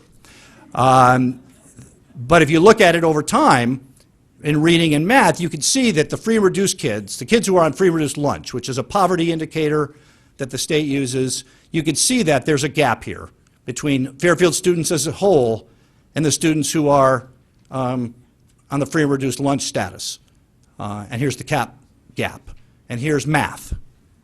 All right. So, we're working to improve things. I don't want you to suggest that everything is perfect. But this is an area that obviously needs some attention, and it's a population that we have that's been growing, and it's one that some other towns don't really have to worry about very much. And we have an English language learners population, some of you may be aware of. It only represents about 2% of the population, but as you can see here, there's a lot of growth that needs to happen with this group of kids. And while we do put additional resources there, clearly, again, to the extent to which we have students here and other towns might not, that is definitely impacting overall achievement levels. So it's not like everything is perfect in Fairfield. This isn't, Brigadoon or whatever the other one was. Oh, Camelot, I'm sorry, Camelot. It's not Camelot, okay? All right, a little humor. Okay, they keep you awake before we get to the real stuff. Okay, so speaking of other towns, here's something we get all the time. Well, how does your school district compare against these DRG-A towns in Fairfield County? The state puts districts into buckets, and what the state actually has gone through this year for the first time, although they backfilled it, is they actually went through and took all the CMT scores, 20 tests, and they managed to mush it all together into one number and put it on a scale of 1 to 100. We're in the second DIRG for socioeconomic status, DIRG B. Our index in 2013 was 90.6. These other towns that are often mentioned, you can see that their scores on average are higher than ours, right, by about 4 points or 3 points in that range. But of course, at the same time, you could see, since this is a budget, the difference in per pupil expenditure there. So on average, yes, these towns are at 93.9. We are, with a different population, basically at an index score that's about 3.5% lower than these other towns with a different population. And our per pupil expenditure is 15% lower than these towns.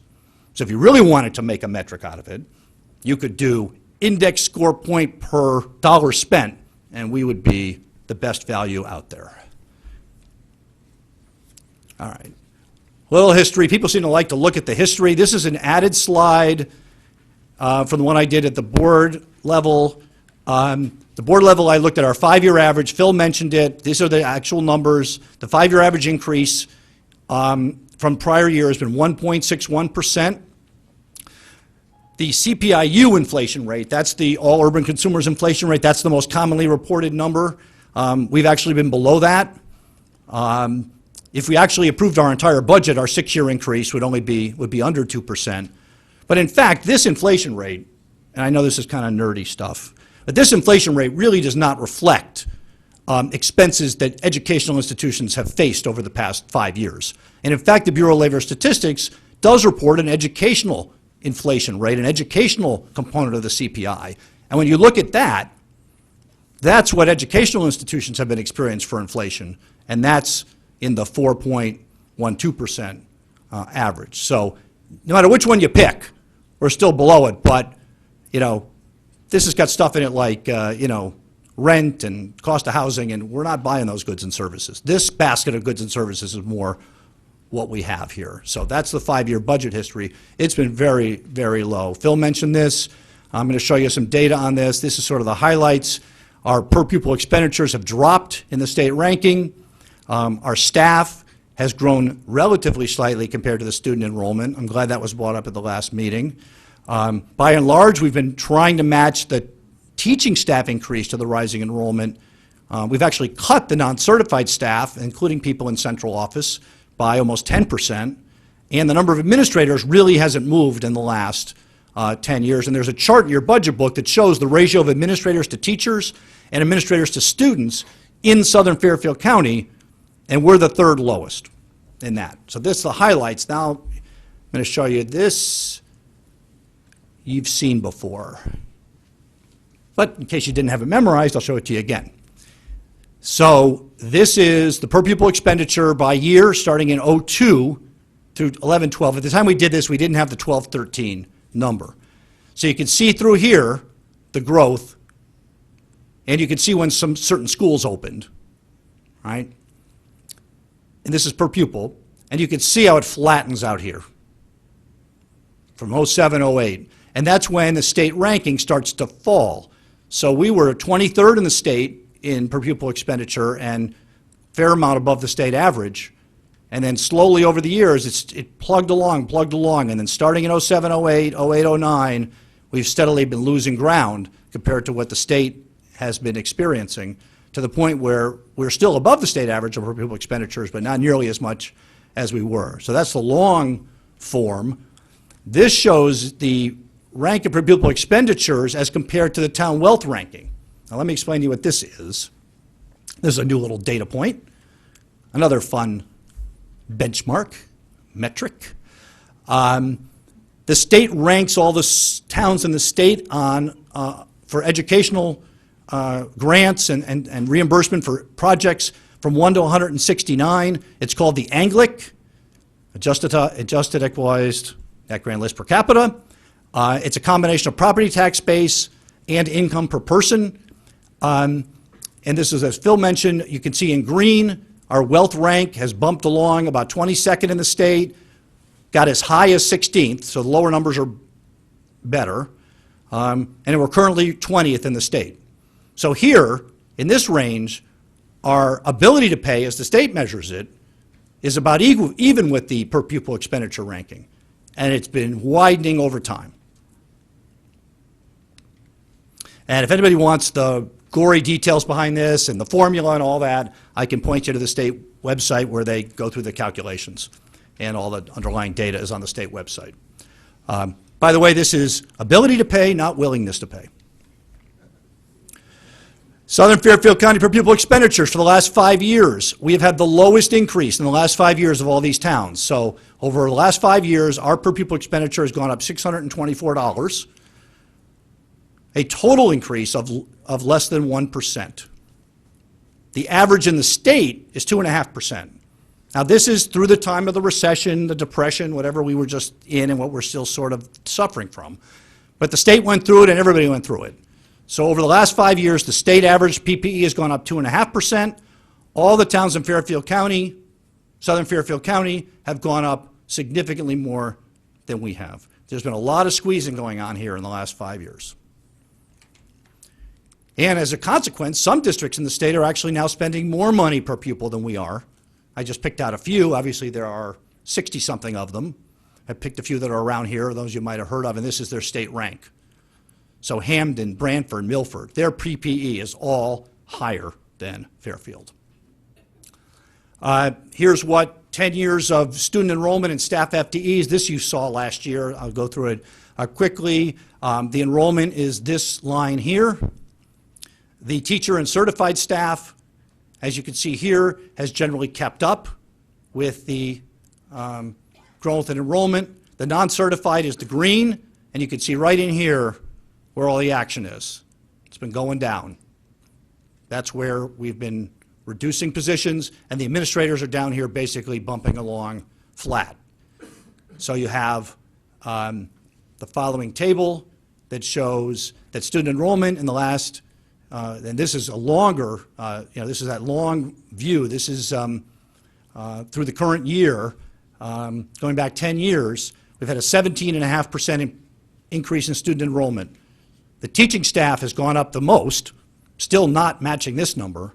Administrative staff has gone up basically 1 person or 2.8%, and the non-certified has been reduced. We've reduced almost 40 non-certified positions in the last 10 years, while enrollment has been going up. So overall, behind that water thing is the 4.4%. So the staff FTEs have gone up 4.4%, student enrollment's gone up 17.5%. There's a little benchmark for you. Okay, onward. I'm moving quickly. I promised myself I'll do this in 30 minutes. I don't know if I'm going to make it. So these were our priorities as we developed this budget. You go through each of those. Talked to you about this last year. It's hitting us again this year. There are major education reform and mandates, evaluation systems, Common Core, curriculum revision, new assessments coming down with higher stakes. All of that is hitting at the same time. A number of additional mandates have hit and bounced into our laps that have not been paid for by the people that created the mandate. And I'm not saying that security is a mandate as much as that's really a new item that obviously is taking a lot of time and resources that we had not considered. So there's a lot we're absorbing here. I do want to say, though, and as this is rolling up here, just a couple things about planning.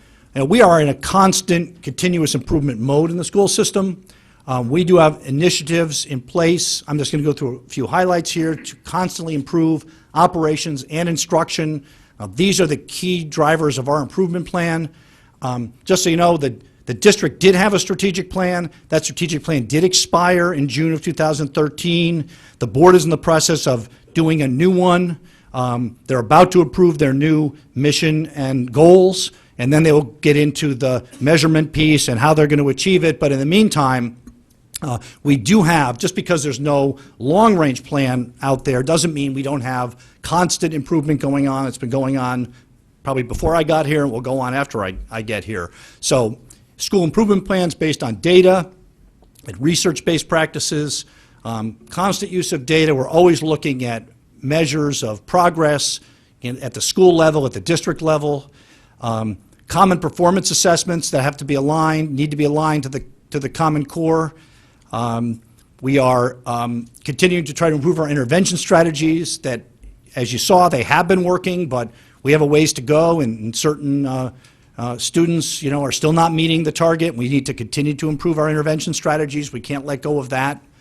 Updating constantly our curriculum to keep it aligned to the needs of the world, not just to the Common Core. That's only in a couple subjects, but state and national standards are constantly being updated. This year we just updated our business curriculum. That has nothing to do with the Common Core. World language is next year. So it isn't just a Common Core, it's a continuous improvement and reflection of what we're doing. Is it working? How can we get better? Constantly tweaking and updating text, materials, and technology to support all of this, and continuous professional learning for staff members. And all of these items are reflected in our budget in various lines that are, some of them are headed this way, some are not. And of course, finally, based on the prior conversation, maintaining safe and secure school environments in support of these initiatives is critical. So if you need a two-pager, what's the school district doing to improve? Pull these two slides out, give it to somebody. There's your elevator speech. We have educational reform and mandates that have had huge impacts on us. we are adding incredible amount of work to our school-based administrators, to our curriculum leaders, to our central office administrators, to spend more and more time on teacher and administrator evaluation. We need to develop new assessments in content areas, not just math and English language arts. We need to develop new curriculum. That takes time and money to do it. That's impacting a lot of our time as well. We have to upgrade our software and hardware for computer-based testing and to keep up with the world. And this is all in addition to normal operations. Nobody took anything away when they added these things to us. Nobody said, okay, for the next year, you don't have to have any meetings with parents who are unhappy. Right? You still have to do all the normal operations. And our own district improvement initiatives. And with all of that, we have not asked for any FTE increases in administrators in this budget to accommodate all these changes. We're basically saying we're going to try to get all this done without any more administrative help at all. Here's the budget at a glance. As you can see, the vast majority of it is still salaries and benefits. And then to a lesser extent, some other big slices here, maintenance operations, transportation is another big category in here as well. Or here's another way to look at it. This is a new little fun thing. So our total change is about $5.8 million we're asking for. Take out salaries, take out benefits, take out tuition and contracted services, operations and maintenance. That's what's left. Just let that sink in. I'm almost done. Enrollment is really not a big factor. It used to be a big part of the budget driver. Latest projections are, high school enrollment will continue to go up slightly, elementary going down, middle school going down a bit, but by and large, not a big driver. The budget does contain some FTE net staffing changes, not much on the certified side, but we do have a few non-certified staffing increases we need to make because of some students, mostly that's paraprofessionals for individual students as they move through the system or out to our community-based program.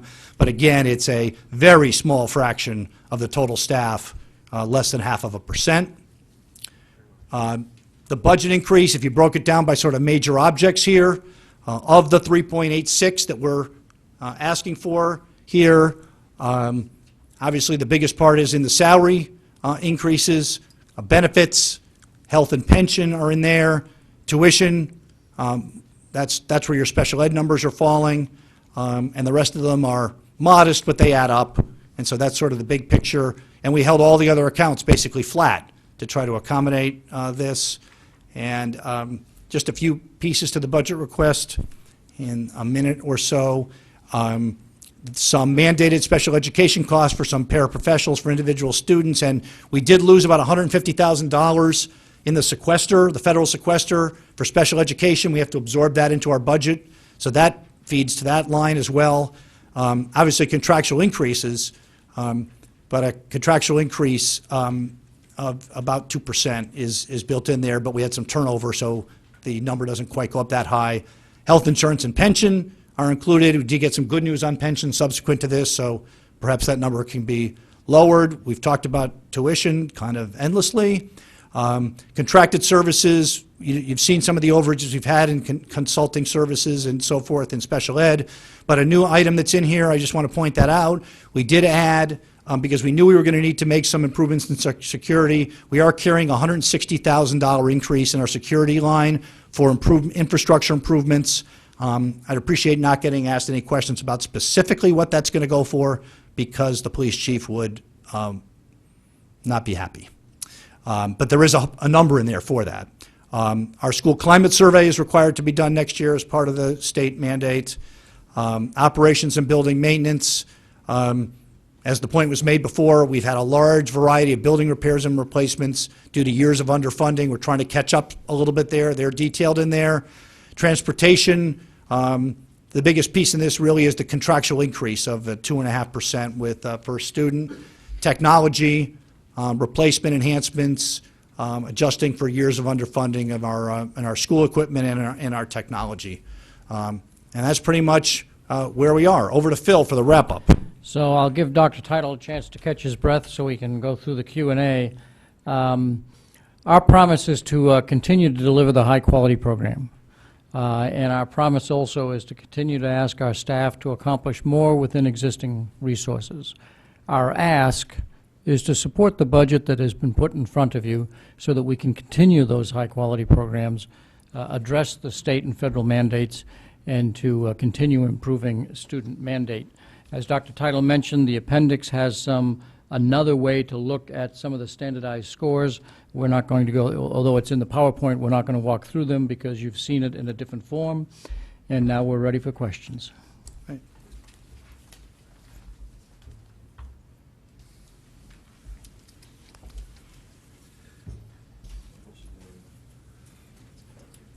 you. What do you want to do with this thing?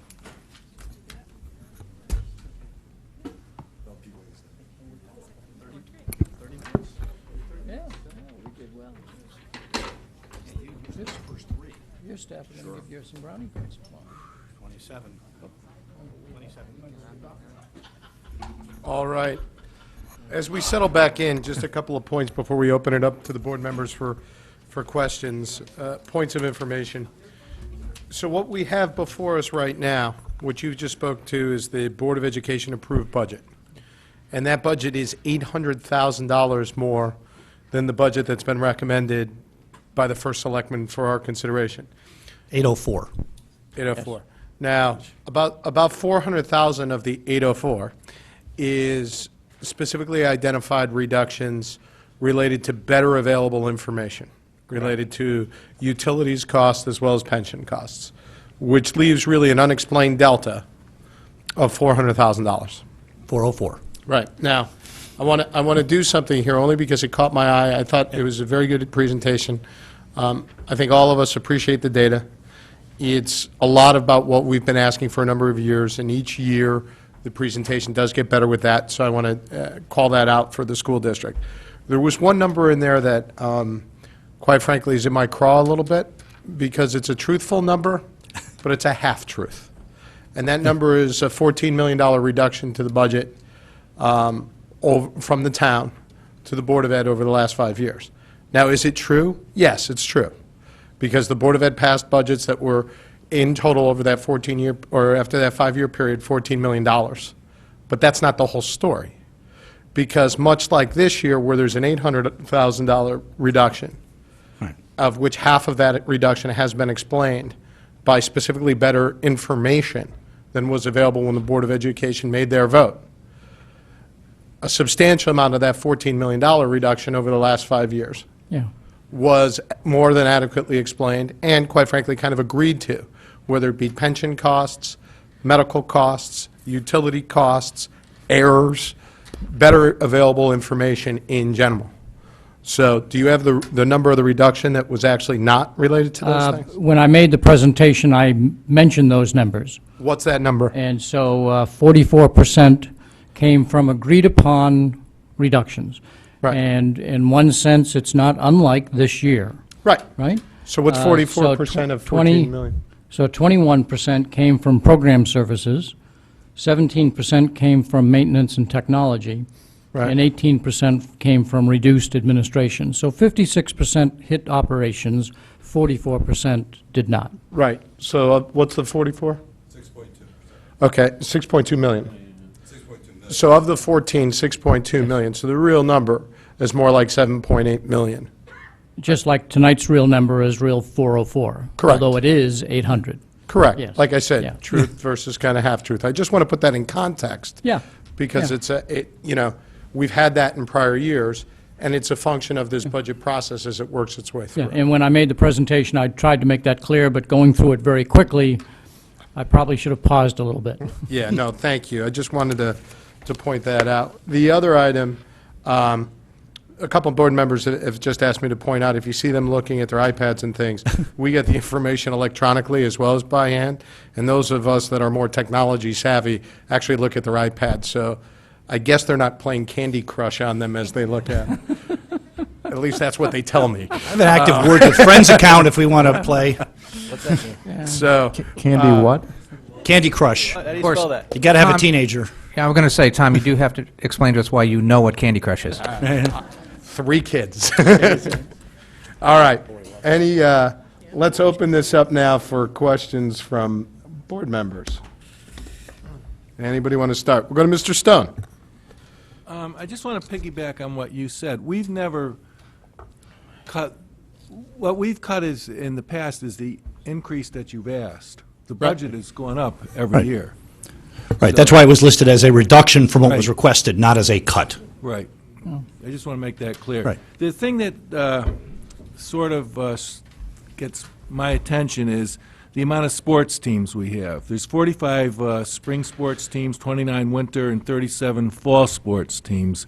Do we have a breakdown on what that costs us per Yes. team, maybe, or what football costs, what hockey costs? Yes, Can we get that? sure. Is that all right, Mr. Chairman? Absolutely. Yeah. All the- right. Yeah. Please. The other thing that, with all your statistics, which are great, and shows that we've gone up in a lot of academic areas, how are other towns going up? Are we going up as they are going up? Are we keeping pace? Are we going ahead of them? Or the towns that we really compare ourselves to? Well, I haven't looked at every single town's growth trajectory. I'm really concerned about our growth trajectory. There are so many ways to compare and measure progress on standardized test scores. So I've not gone back and seen what others have done. Some of the data is, readily available, and you could go through it and do it, but our focus has been on, what the Fairfield, improvements have been, and some places, our growth trajectory has been much faster than others, and we try to address those. So, in some cases, if you look at it, say, compared to the state average, sometimes we've been widening, our improvement compared to the state average. Other times we haven't been. But I haven't gone through every single town to see, their comparison over time as well. A lot of what we've been hearing through last year or two has been affordability. And yesterday, we were at a conference or whatever, and I was told there's like 3 people taking poetry. And I don't know if this is true or not. Do we have a teacher that does that, or what does that cost, or? 3 would be very low. We don't tend to run classes with So 3. I might have the wrong, Yeah, that sounds very, very low. I mean, there are times when we'll run certain classes with small numbers of kids. 3 sounds like a quasi-independent study.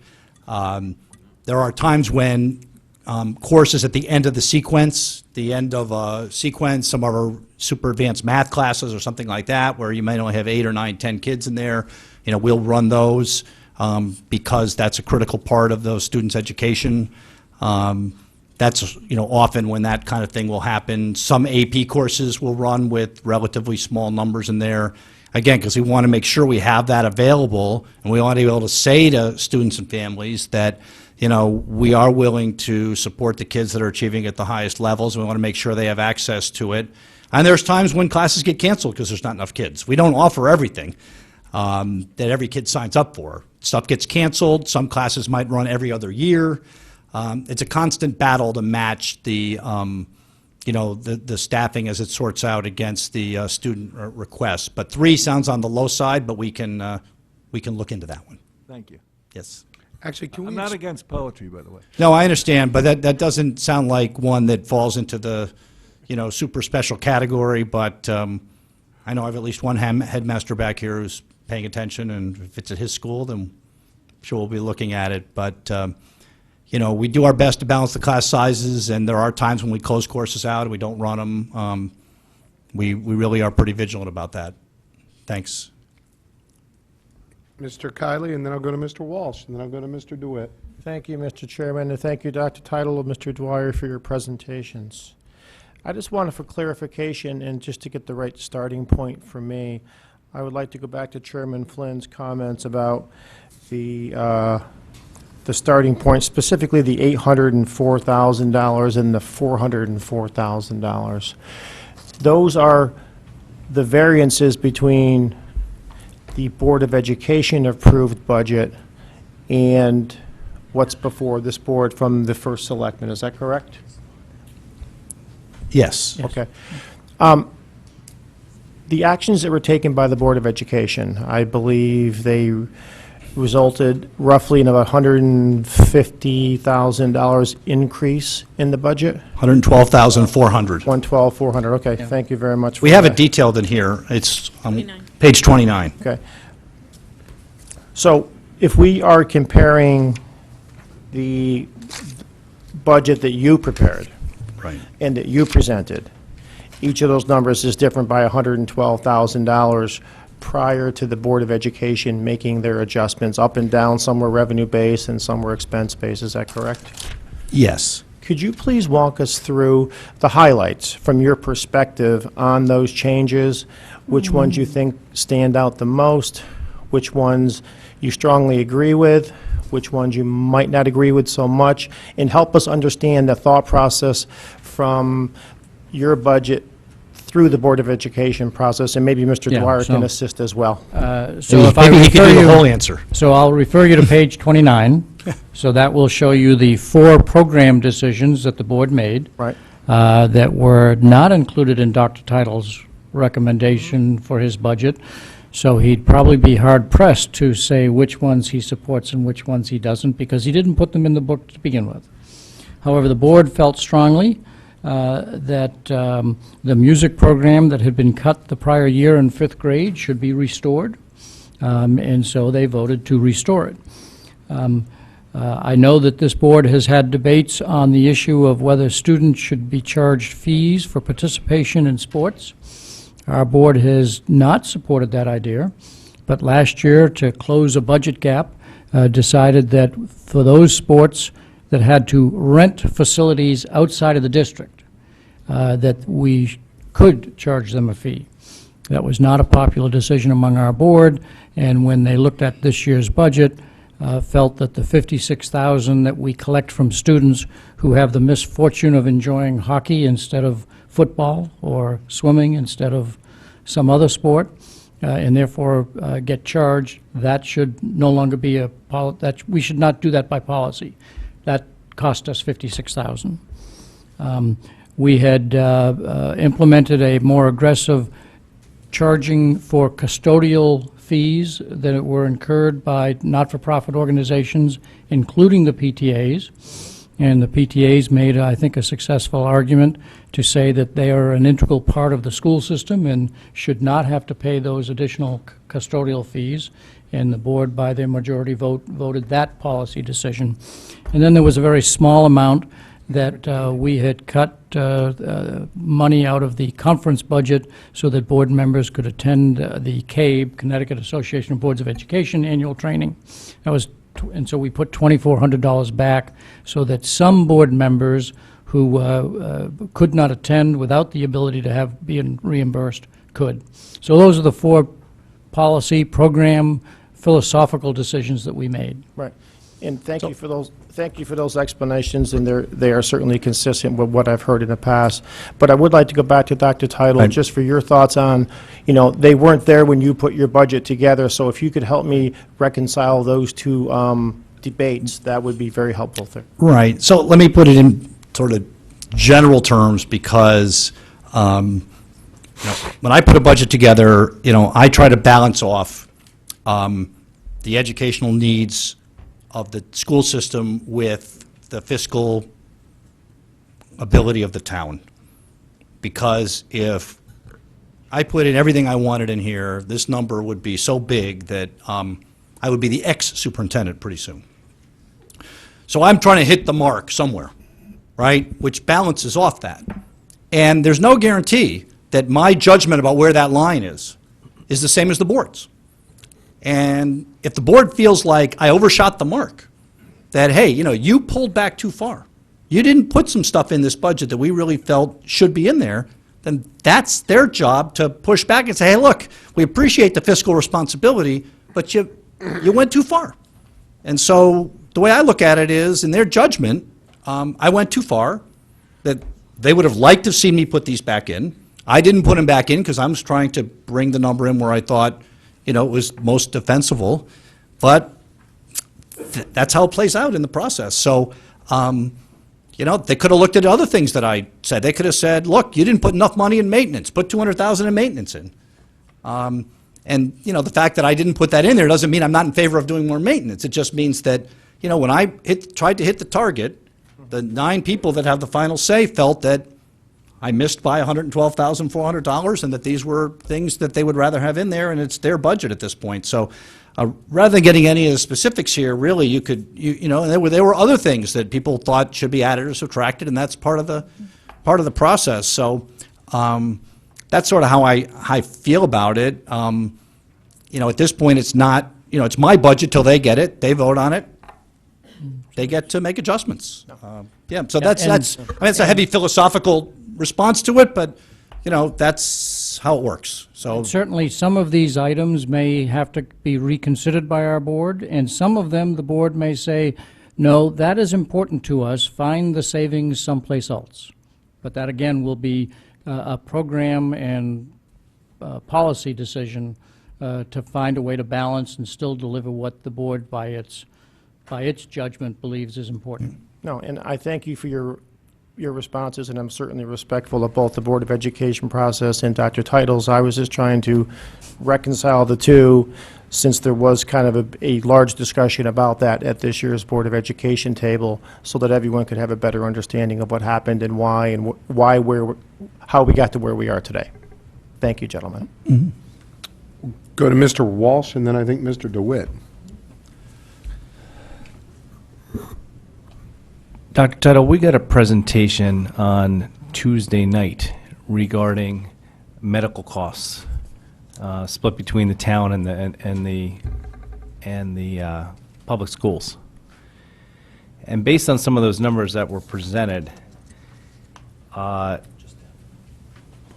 your medical costs seem to be going up dramatically and seems to have been changing. And we had a quarterly meeting in early February, and I thought, and tell me if I'm wrong, I thought you told us that we were actually looking good on medical to the extent like we were like $500,000 to the good.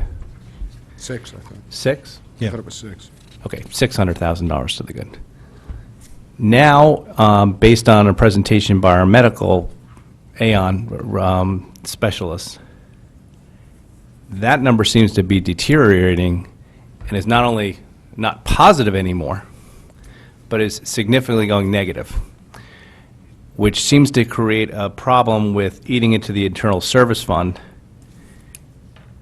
And I'm trying to reconcile how we were one number on February 4th or so. Yeah.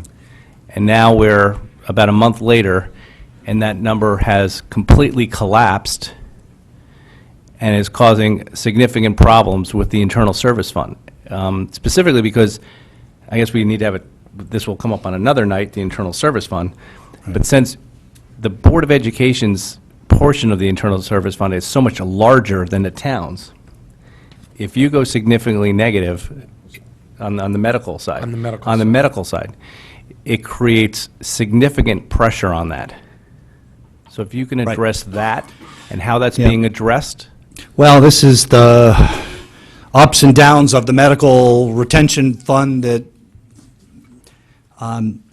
has large swings in it. You know, last year, when they did the October projection and we did our budget, it looked like we were going to be through the roof. Costs were out of control. If you remember, I had to add about a $5 million number in there just for medical costs. And then over the next 3 to 4 months, the trend changed, and by the time we got to the end of the budget cycle, I think yeah, it was significantly better than that. Our experience fluctuates wildly, and when Aon does a projection, they take the last month off, and if that was a really good month that comes off, and we have a really bad month, it can swing very quickly. And that's what happened. The Board of Ed did its budget based on the October projections, and based on those projections, budgeted for one time the IBNR, the claims accrual, which is exactly how we did it last year. By December, at the end of December, while the number had deteriorated somewhat, we were still in pretty good shape. And then when they did the January one, there were just a whole bunch of large claims that came in, and it fell off the table. And that's the large claims that came in that period of time, and Aon's forecasting of it. And then once you start to go into a deficit, and then you start projecting it out over the next 16 months or whatever it is, it just grows and grows and grows because it multiplies. Now, the same thing can happen. I mean, you could have 2 good months and reverse that between now and May. There's just wide swings in this. So we budget at a point in time. In previous years, things have improved, and so that's been a source, as Mr. Flynn said, a source of sometimes the budget adjustment. But if it continues to deteriorate, I mean, we have this number in the budget. I don't think we've had a situation where, the board has gone in and tried to add, money to that. I think we have to play it out over the next few months and see what happens, because it could turn around, as it did last year. So that's how it plays out. That's how we've done it. The board budgeted according to the rules, and then the experience has deteriorated, sort of ever since they did it. Last year, the reverse was true. I don't know how else to explain it. That's what the Aon report, they look at the claims, and they do it that way. So it's frustrating. It's actually something, in my opinion, because it's such a huge issue, and the boards are concerned about it, that's why some towns take this completely off the Board of Ed operating budget, put it over on the side, and fund it the way you want to fund it, and you don't get whipsawed on this thing. So there's other ways to look at this, but that's just bad experience is the answer. It's a long answer, but the short answer is bad experience. And where, based on where we are in the Aon numbers, number one, when did you get those January figures, the ones you just spoke about? Right before you did. Right before we did when? When you got a Tuesday. Okay. I mean, it was right around the same time frame. We actually got it last week. Late Right, last right week. in there. I mean, it's in that same. So on February Ballpark. on February 4th, you were still looking like you were going to bring in a surplus on the internal service fund of $500,000.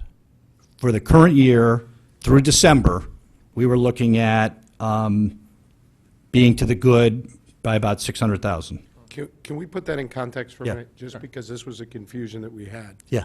Okay. It's to the good to the extent that we were using less of the reserve up. Yes. But you were still forecast to use some of the internal service Yes. fund reserve in this year. It had And that- deteriorated between October and December by about, But going into the year, you had already forecast to Yes. use. some Their of the numbers, yeah, they the- were- yeah, please. okay. They were forecast to use some of the internal service fund balance. The issue was, they weren't using as much as they thought, based on the experience through October, when they did this budget. Since October, all the way through January, that experience has deteriorated. Correct. To the extent that now you're using more.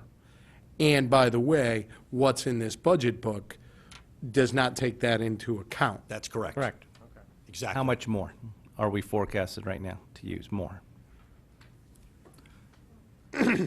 Well, we had, I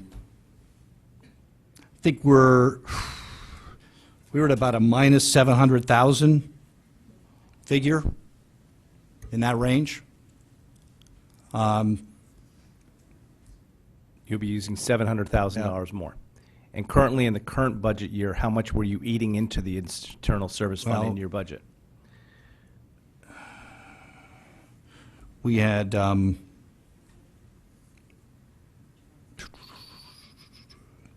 Is that the difference between, where is that one? Mr. Mayor, do you have this available? 'Cause I Yeah, don't- I'm not sure. David, is What's that the that? difference between this year end and that year end? The Board of Ed's budget for this year was built around using 1,000,001 of the excess reserve. Yeah, when they put the numbers together in October, it appeared they'd only be using 500 or 600,000 of the excess reserve, thereby giving you the number that you can look at it either way, 600 to the good or 600 to the bad. Based upon the most recent information,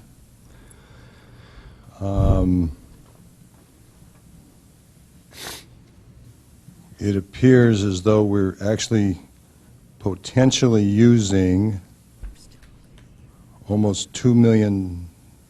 Okay for 13, 14. Is that true?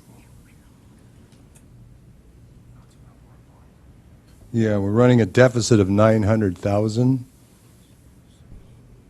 $930,000 for this year.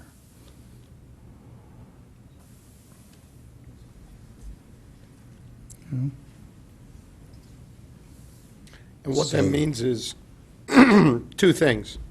Our starting point going into next year is lower than we had anticipated, number one, right?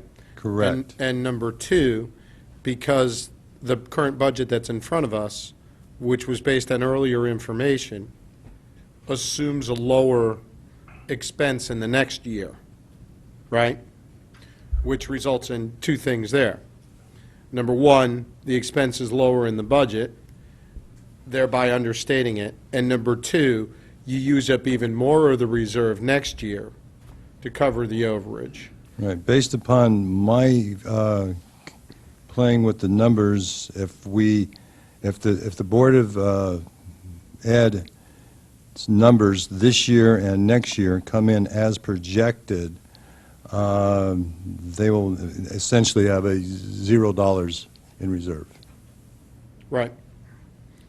So we're essentially over a 2.5, 3-year period of time, going from a 2.5 times what they refer to as the IBNR, which is projected claims for a couple of months.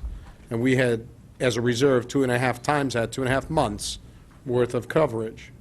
And we're basically bringing that down, if this were adopted, all the way to a 0 IBNR. The July 1, 2013 balance was $3,973,000. The projected balance would be a negative $129,000. There you go. And the negative 129 does not include the one times IBNR either, right? Which was No, what there is no. this board's been I'm trying to saying, yeah, maintain. It wipes it out. It wipes completely out. wipes it It's out. below the IBNR. So to get to the proper number we'd need to get to, what number would that need to be? About $1.5 million. $1.5 million of fresh money. I think so, yes. And I know Doreen has worked with these numbers as well, so. Yeah, that's right. That's assuming all the projections stay the same. The experience continues to, And we kind of need to Bad. maintain that, and I'll ask Mike or Bob, I mean, the rating agencies ask about this regularly, correct? During the rating agency calls? The Internal Service Fund is certainly a topic of discussion, yes. Is it one of the major topics of discussion? It has been for this town because of the deficit that we had there for a long time. Yeah, just Okay, to so- put that in Yep. perspective, just a little bit. One, they tend to look at the entire internal Mm-hmm. service fund, so they don't look at the individual components, so they're not worried so much about is the Board of Ed plus or minus, is the town plus or minus, is workers' comp plus or minus. Mm-hmm. Where do you look as a whole, right? So we've gone from a negative 7 million, if you think back a few Yeah. years, to negative 5, to at the moment, Bob, I'm correct, negative 3.5? I'm sorry, Where's the projected balance for the internal service fund overall? It was 3.5 at the end of, that has not been calculated since this information has come in, so I don't really correct, but can't where say were we that. before this information hit? I'll have to get back to you on that. Okay. Offhand, My I can't. memory is that we're somewhere around negative 3.5, so we made major improvements. The rating agencies appreciated that, because over a few years' period, we basically cut our negative in half. So they liked the trend, they liked the actions we were taking. So that's kind of where we are. So just to give you some overall perspective on that. So I presume, Yeah, but if we turn around and we go in the opposite direction again, we're going from a negative 3.9, let's say everything else is being equal, because quite frankly, that's what we're trying to do, right? Then you go from a negative 3 to 3.9, you go all the way back up to a negative 5.5. That would after probably be a 1.5. topic of discussion. Right. And to be fair, the rating agencies don't quite pull back the cloak all the way and tell you everything you have to do, as we sat down a few Right. years ago. And as our presentation back in December showed that they're trying to be more quantitative in terms of, rather than just saying you need more financial flexibility, they're trying to give you some targets. But it's not an exact, it's not a specific discussion with them. But Yeah, they didn't tell you what the target is. Right. Qualitatively, going more negative is definitely not what they're looking for. Probably hurts your story of we're working on this. We've got a trend of reducing the negative 7 million down every year, and now you're going to have to tell them, well, we've changed course now. Well- Now we're going in the other direction again. We would definitely have to explain it. And they're, much like any management team, they're looking for, where are you? Why are you there? And what do you, if it's not a good number, what are you doing to fix it? And they're looking for credible answers on all those three. And I take it one of the issues is that the Board of Education's on the medical side makes a significant portion of the internal service fund. It's actually a larger, it's not like 50% is the town and 50% is the Board of Education. Because on the Board of Education side, you actually have not only, I think, more employees, so it's a lot larger, their total medical costs are larger, but you also have their retiree costs. Yes, you do, but remember, on the town side, you don't just have medical, you also have... Workers' comp. Workers' comp, and you also have property and casualty. And just to So- clarify, that workers' comp is both Covers town both. and Board of Ed. Right. So it's not just the town side, even though Agreed. that's how we pay for it. Right. It's not just the town side. Right. But I mean, this board's got to, as one fund, analyze this as one fund, and it's kind of a very large number. Yes. And it's going, we've made a lot of progress, I think, in this area as a board, Yes. working on this internal service fund. And I think the last thing we're going to want to do is to start going in the other direction and take years of work of bringing that number down and now having it go up. So unless the numbers change drastically soon, we're going to have to do something about it. Yeah, now, note that the number we're talking about that the rating agency next is not the number at June 30, 15, but the number at June 30, 14. So it's not as draconian as it is currently as it is going forward. Then the second thing is the town's healthcare insurance has approved, improved, I'm not sure if that's the right word, but is better by about $500,000 Right. than budgeted. So of the $1,000,001 or so that has been taken off the combined internal service fund, based upon the current, latest and best data, about $500,000 of that is made up by the, what's happened on the town side. But let's put that in, you're absolutely correct, but let's put that in context. We're talking about next year. Yes, And so, right. so it's not going to be quite as bad, so you skirt through the credit rating agencies this year, in July, August, whenever that happens, right? Right. I'm just pointing that out, Right. yes. But it still The doesn't... budget is still what's on the Problem. table. Yes. I just didn't want anybody to get upset about this current year. Thank you. No, that's much appreciated, but I want, since this is the budget discussion, I want to make sure, Mr. Walsh, you framed it quite well. And in this current budget that it's before us, how much are you planning on eating into that reserve further for the coming year? The current year we're in right now, the projection is... This year, the budgeted year, the 15 Fiscal budget. 15. Fiscal 15. It actually takes it, because of what's going on, it takes it to zero. I mean, you Right. eat all of it up. Correct. If the projections Projections hold. hold and Right. keep going. We'll make it through this current year fine. Under these bad projections, we're still at one time the IBNR as of June 30th, 2014. Okay, so as your point is, if that's how it rolls out, that's fine. The issue then is that one time gets eaten up in the next 12 months if all the projections continue to hold the way they were. That's the big if. This thing bounces around so much, The only it's thing... really hard to wrestle it to the ground. Let me ask you a question. And I was trying to read between the lines of what the guy from Ann was saying, but he seemed to suggest that you and the town have play by some different rules. Do you use a different experience number than the town uses? No, they do the same. Experience trend number. Do we use a different experience trend number with the the- calculations of our insurance than the town The uses? inflation rate, they use a different medical trend number. Okay, and what's, this year. what does the Board of Education use? Well, they give it to us, so we don't get to pick the number. No. Yeah. Bob, could you Yeah, be listen up, part of please? this discussion. Yeah. There are two differences between the town and the Board of Ed, I believe. One is in the stop-loss number, and I don't know if any experience you've had impacted the stop-loss. I don't mean to suggest that was part of the issue, but that's one of the differences. And the second issue is the trend number, which is different than emerging claims. Right. We're getting a lot more educated on terminology than perhaps we were coming in.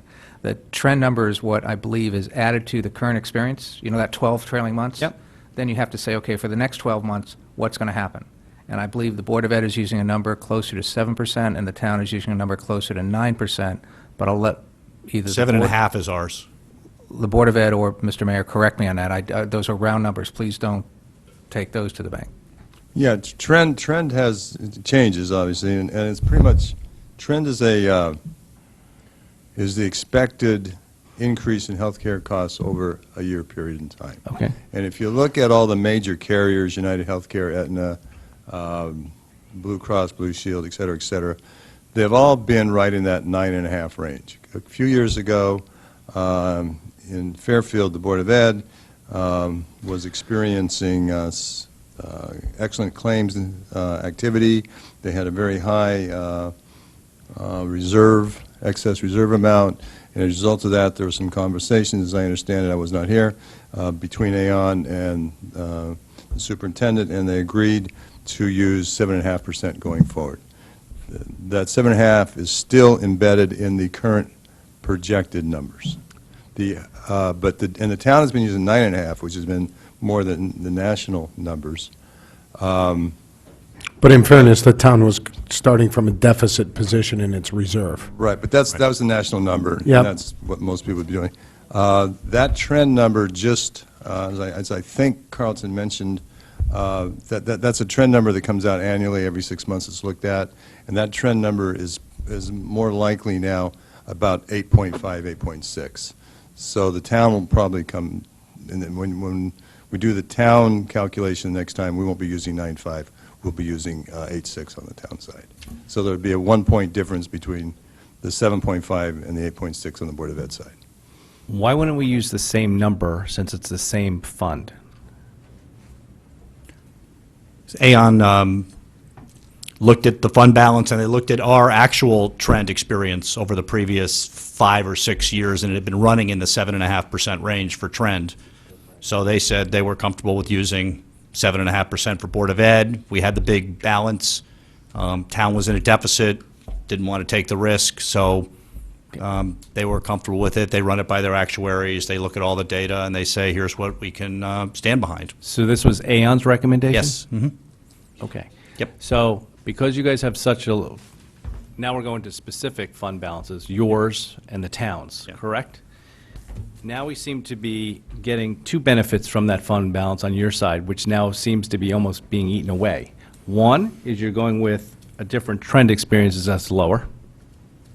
And two, you're eating into, in your budget, eating into that fund balance this year, $1.1 million? By That's- budget? Yes.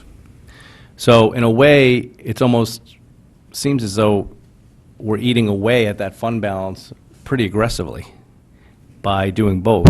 And the question becomes is whether your trend should become the same as the town's, so that you'd have to put more money away, correct? If the trend went up, you'd have to put more money away than if the Yeah. trend were lower, right? Yep. Right. I mean, that would be, we rely on Aon for all this work. Yeah. And if they said to us, you've got to use 12% for trend, we'd have to stick 12% in there. I mean, we don't get to pick the number. So, I wish we'd had this conversation on Yep. Tuesday night. yeah,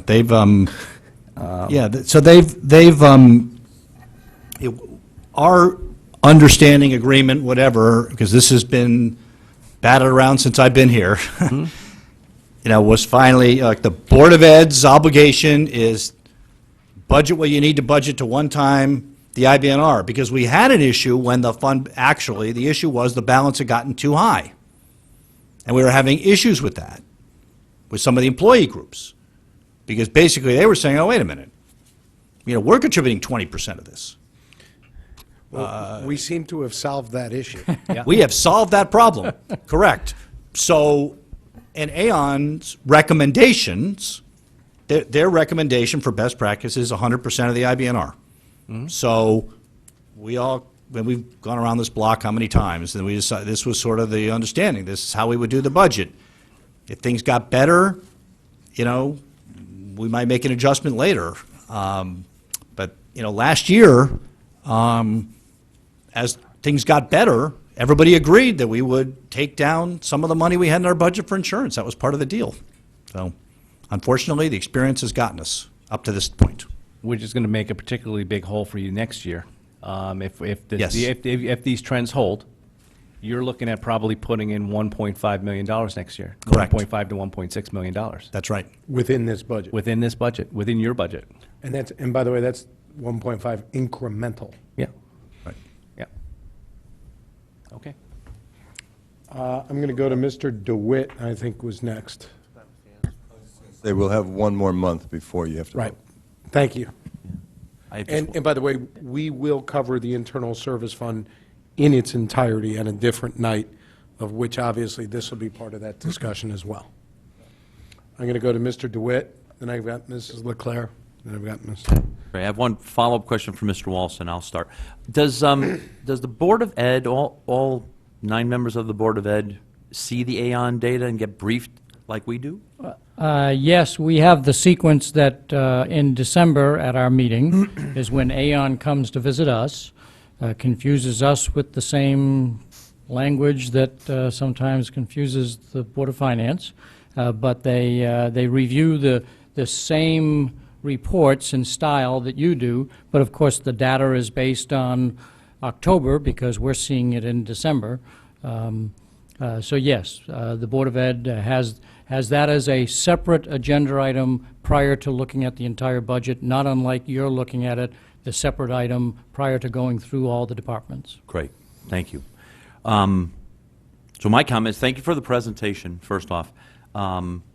It's nice to sit here and see all the accomplishments. I was bragging that I was hoping my 2 fifth graders contributed to the math and reading score improvements, and it's a long list of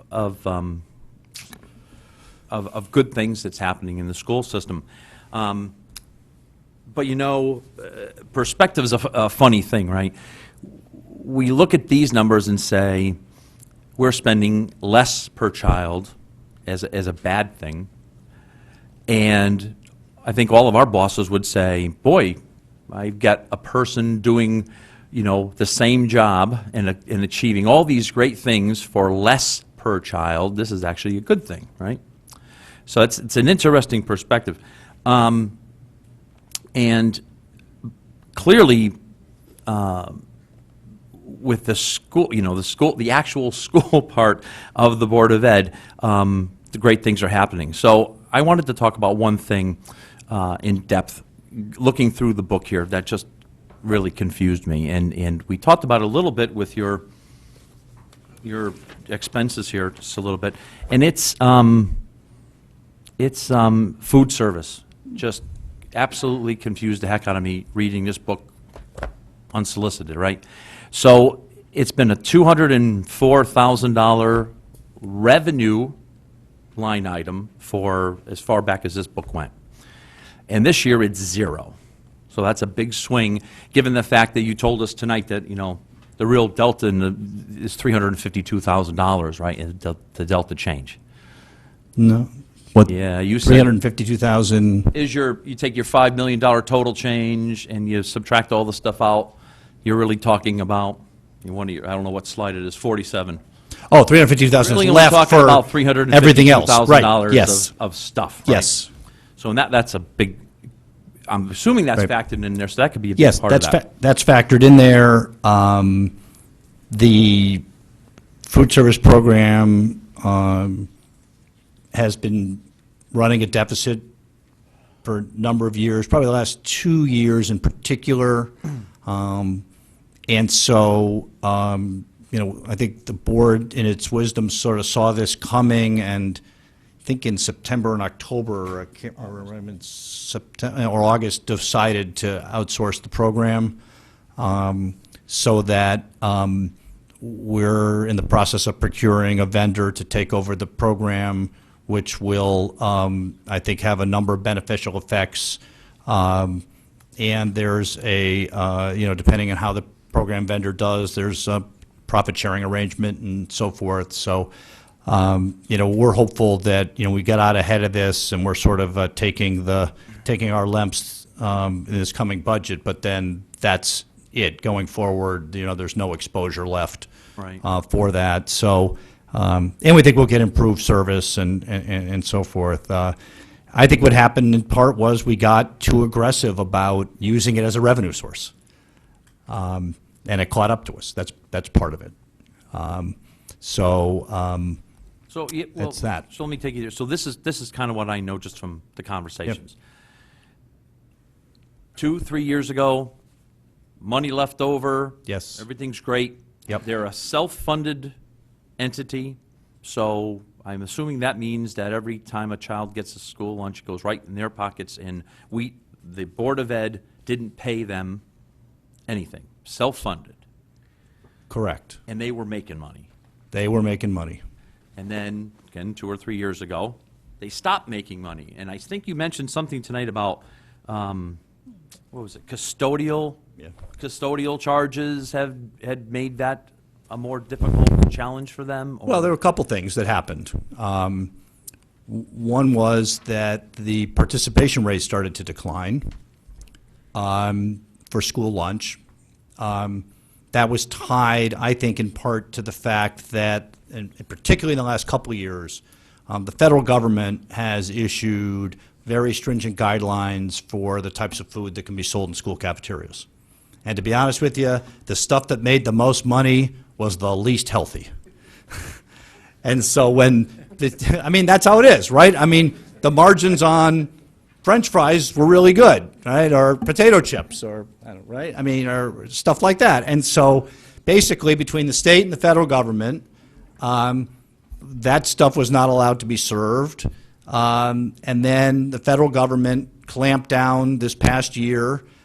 And school systems all across the state are struggling with this. There's a bunch of people outsourcing their food service because adjusting to this is really better done by a professional food service company than by us.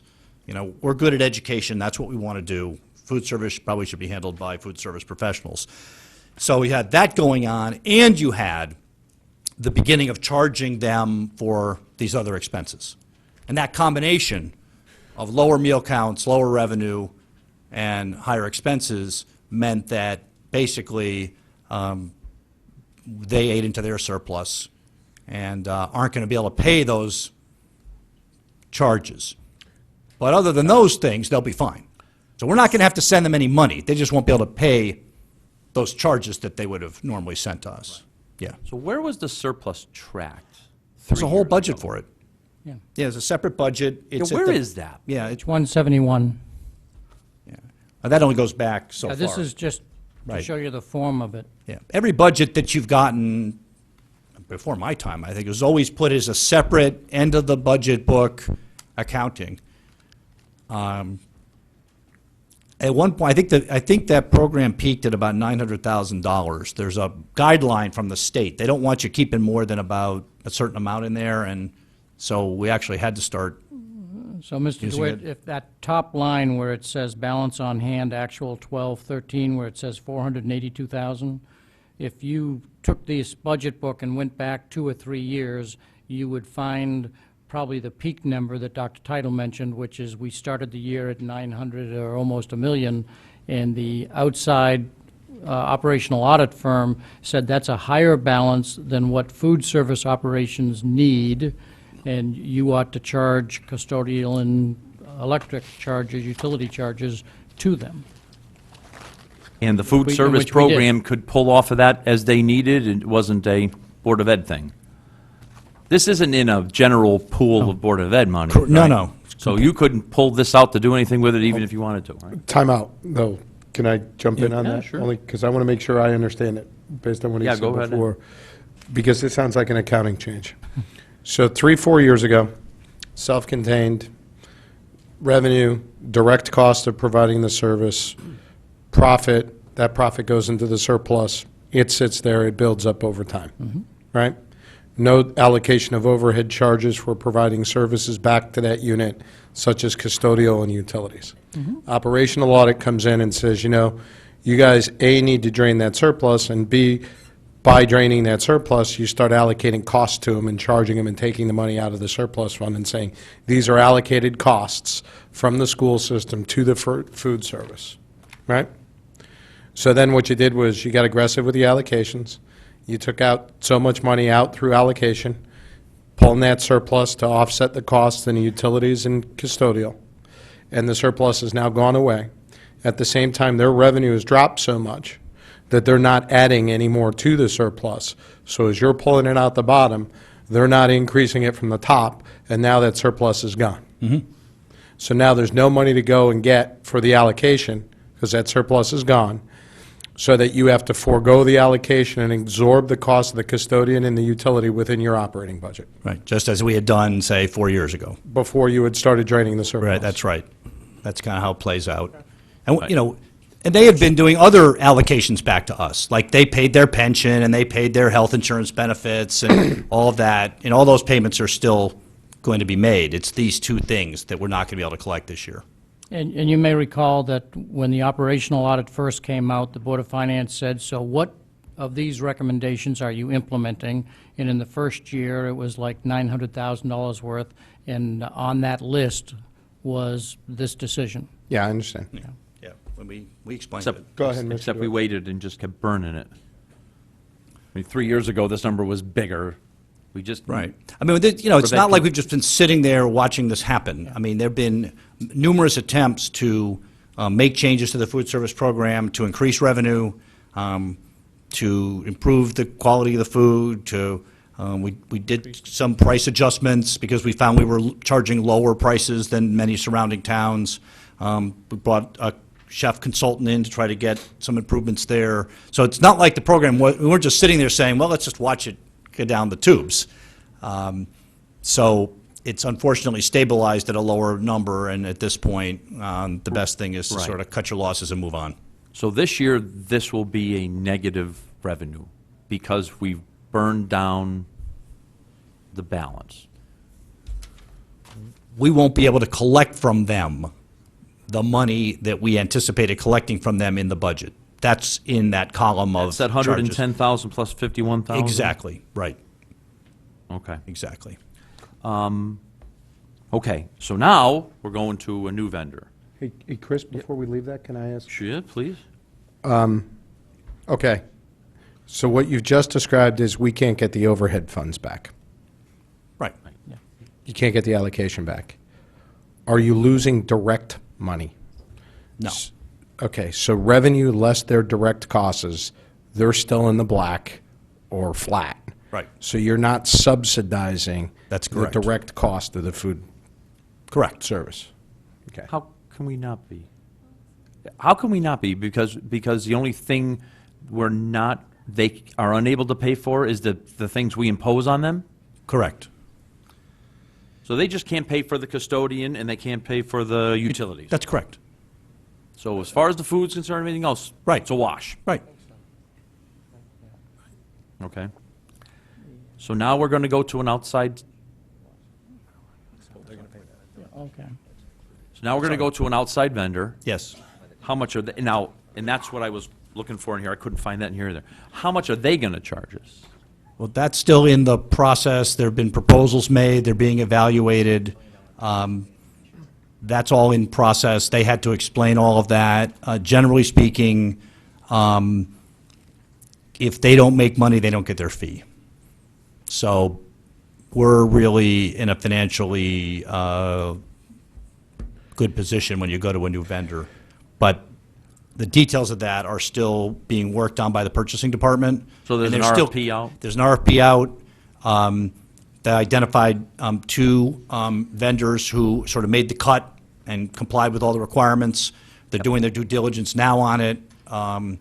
And there could be even, I'm not exactly sure how purchasing, goes through all this, but there's sometimes even further negotiations that occur as you get closer to the end line. So at this point, we can't really provide, final details on that, but once the contract's awarded, then we'd be able to go over that. Right. But we'll still be on the hook for, if the numbers this year hold, $160,000, because those two numbers will not be included in their proposal. Right, that's right. Oh, yeah, yeah. And so we've built that into our budget for next year. So that, and where is that in here? Because that line is zero this year, Yeah, you'll see that, revenue side. yeah. It's in Custodian and... three different places. The custodial utility account, I mean, that's just, I think, spread out, Doreen, right? A variety of places. There is, there's another account that includes two components to it, and it's budgeted as a negative. There's a turnover account where we budget savings of $350,000 in savings from teachers who leave and are replaced by lower salaried teachers. On top of that, we added the $110,000 that the food service was paying for custodial fees, right? So, non-certified turnover. So, what we did this year was what we had never done in the budget, this is one of those pockets, we had never budgeted for the savings that we accrue when non-certified individuals leave and are replaced by lower salaried people. We'd only done it for certified people. So what we did this year was basically called that a wash. And we left that number in, and it's roughly averaged about $110,000 a year for the last 4 or 5 years. And so basically, we've kept that number even in the budget, but we've basically taken out a cushion that had been in there, which was non-certified turnover. And so the net ends up in the same spot. But that's why it's sort of hard Where's to this find. transitional fund come a little, or transitional budget? Turnover? That was The- your, sorry, turnover budget. Yeah, the I'm turnover- trying to use your words, not mine. Yeah. Can we find the page? Because We'll hunt I'm for a the little page. confused, because I assume when you have a teacher who has been here longer and you replace with another, there's a benefit. Yes, But there yet is. this isn't a benefit. This is the other Yeah, way. yes, so, I know, I think I'm confusing this. So, leave the teacher out of it for now. Let's just focus on the 110,000. Yeah. please. Okay?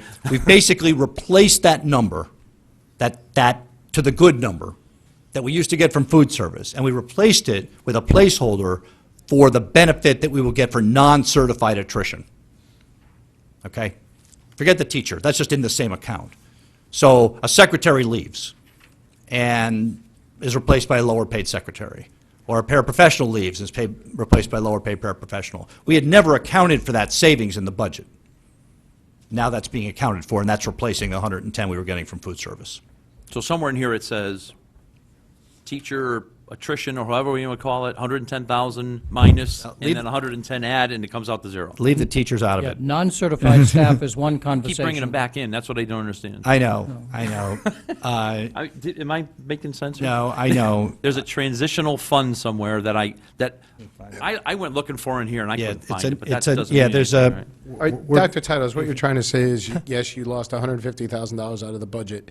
You took that number out, but you replaced it with $150,000 of a new item that you hadn't budgeted before, which is attrition from non-certified staff. 110. Turnover. All right, page 73. The sleuth has found it.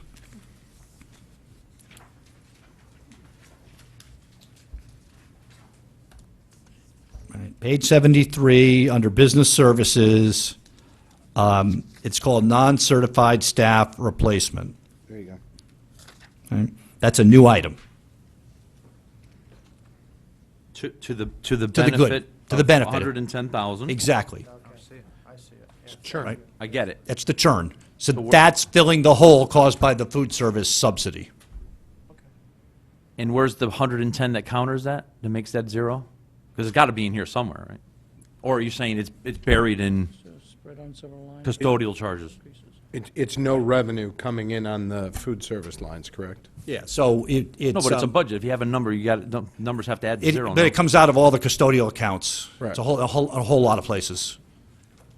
But what it's offsetting is the loss of revenue. Exactly. Right. So we're basically, net on that, we're basically even. Okay. In other words, we're now accounting for non-certified attrition, which we had not done before. So now we'll have a vendor come in, Yes. and will there be a revenue line item for them? Because the old way, there was $204,000 of revenue that we never realized because it was their own, internal. So now we're going to pay a vendor, let's call it $204,000. Where's that? No? Go ahead, Doreen's on the top of this. The payment to the vendor will come out of the food service revenue. But so did the 204 that's in here now. No? No. The food service is a separate fund and had been self-sustaining up until this year. The But with the fee- $204,000 revenue, to the Board of Ed, which we'll no longer get. I'm missing something then. So the anticipated revenue from the food service program is now no longer part of our budget. So Gone. so the way it is today, they paid for all their own food, and then on top of that gave you 204,000. Correct, So now it'll be a wash. correct. Huh? You've outsourced it. Outsourcing it. Get it, but Or also, there's another benefit to this that will accrue at some point when they redo the pension calculations. There's going to be a whole lot of employees out of the pension plan. Because they'll now be employees of the vendor. Somewhere that's a benefit. Okay. I guess what I was looking for was a number to equal that 204, and that just, No, we that, just lost $204,000 is the bottom line. correct. We gained back, well, we didn't gain back the 110 because that was going to be there anyway. That was above and beyond. The 200, a couple points on this. In the past, the food service area used to make money which went into a surplus fund. For the last 4 years, you've been draining that surplus fund and using that money as a revenue line item in the budget. Some of it. 204,000, whatever it was, Right. right?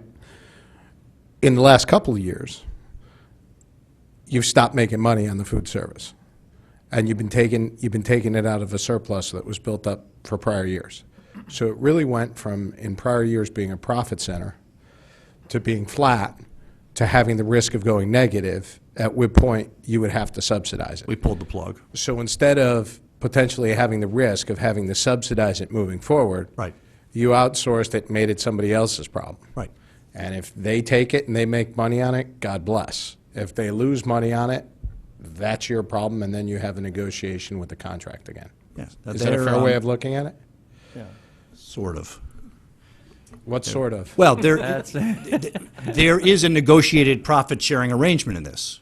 So if they get above a certain level, you get cash back? Correct. But you're not budgeting that cash back because that's not complete yet, and you don't know what it's going to be? We have no idea. And realistically, at this point, we need to rebuild their reserve.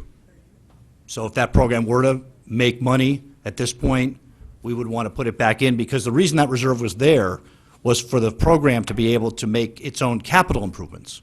Got it. And right now, they're not able to make capital improvements. And so I think that, we haven't finalized this, but that would be my recommendation, would be to start to build up a base there.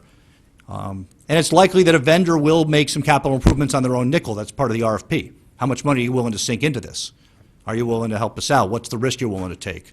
Mr. DeWitt, does that make sense? Yeah, Does that answer that your makes a lot question? more sense now. I Yeah. didn't understand, you explained it very well, how it was we were just pulling off of it $200,000 every year until Right. we got to the point where there's nothing left to pull. Right.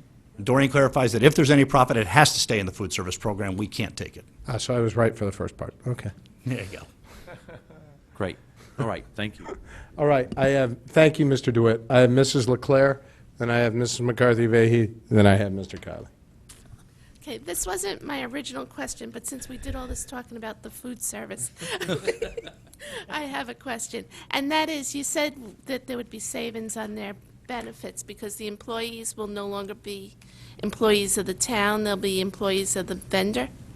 Is that true? Yes. Okay. So that's probably a good thing going forward then.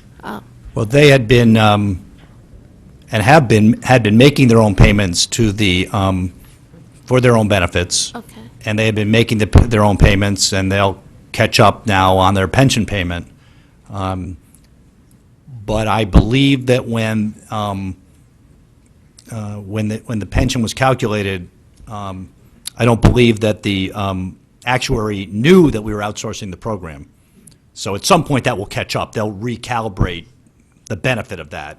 Some members of that group will retire and start collecting a benefit, and that has an impact, and others will leave the district's employment, and that has a benefit, and that's up to Hooker and Holcomb to figure out, and I'm looking at Mr. Mayor and Mr. Tetra, who understand this better than I do. So we're not accounting for any benefit right now in terms of that. I just see in the long run, I know it's been a concern of the board and so forth of, to the extent your pension obligation goes down, that's usually a good thing. So got a number of employees that won't be in it anymore.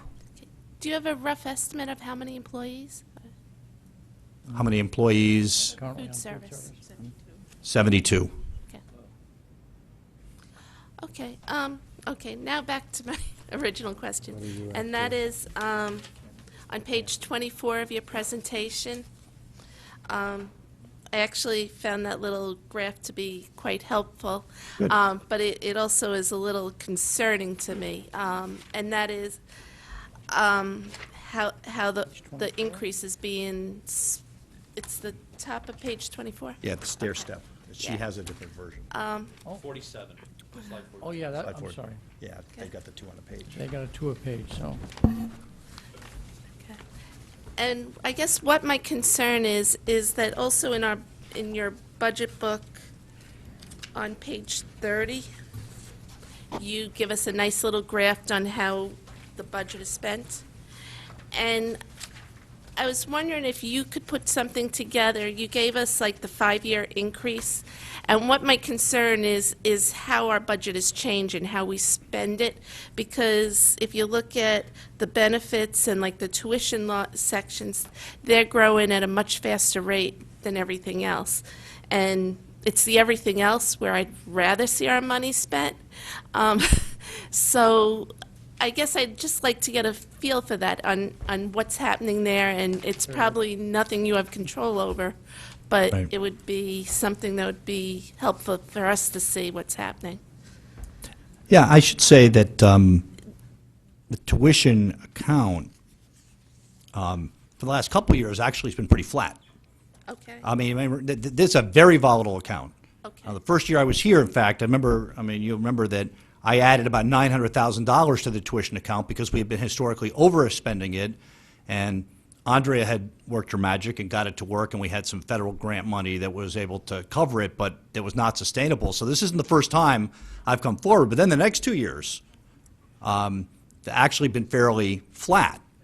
So I don't know. The 5-year history on that may not be as dire as it may Right, well, that would be sound. good to know. Sure. Because that would, Right. be a comfort level to me. Yeah, sure. I mean, you can imagine that salary and benefits are the biggest piece of it, and of course, it's the everything else that you have control over. Right. And so in an effort to bring the budget in as reasonably as possible, we can only work with the ones we can control. But I understand. I mean, I would love to be able to put another $1 million into some of these accounts to beef them up and get ahead of the game, but I don't think it's in the cards. I mean, you're free to add it. Okay. And then my,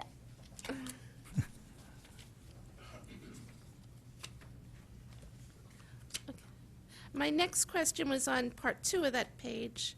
Also, it's the presentation, page 24, with the enrollment.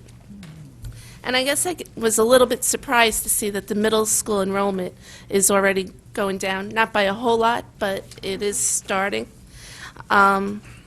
and it's actually going down more than the elementary, which, again, was a little bit of a surprise to me, because I expected the elementary to go down, but more.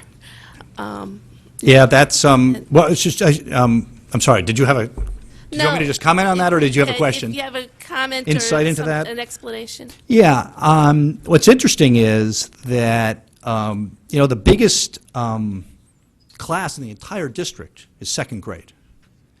So the thought that our elementary enrollment was going to fall off a cliff and never recover, I mean, elementary enrollment, yes, we're going to see a little decline going forward, but we've got some pretty good-sized classes down there.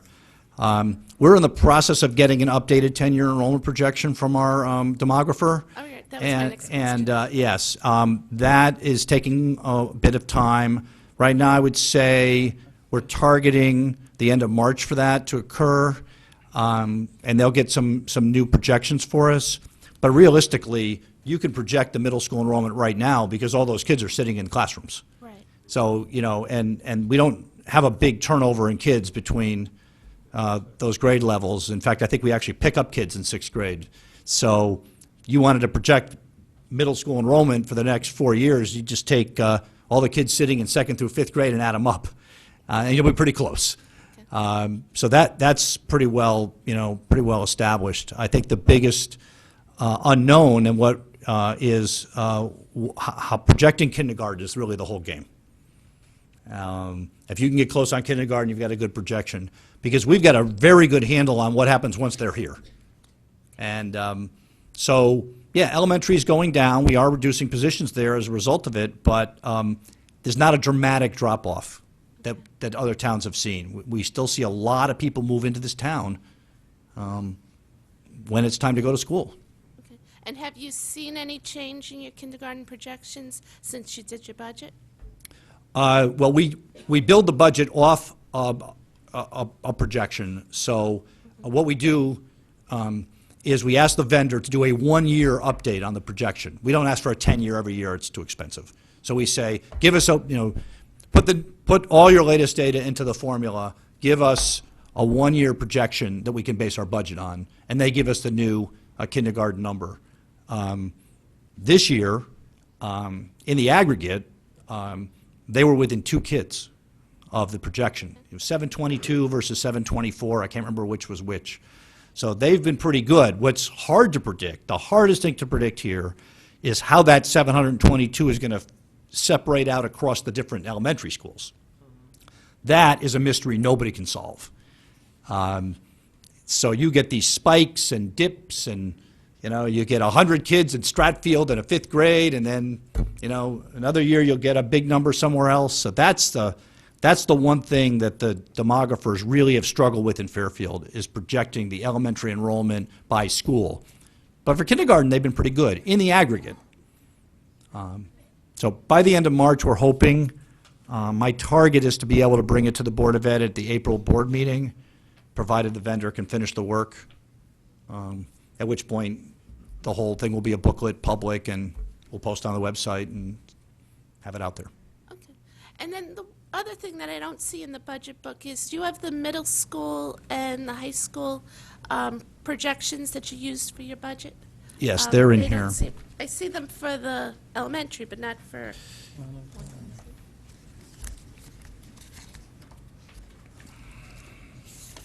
One 126. Page 126.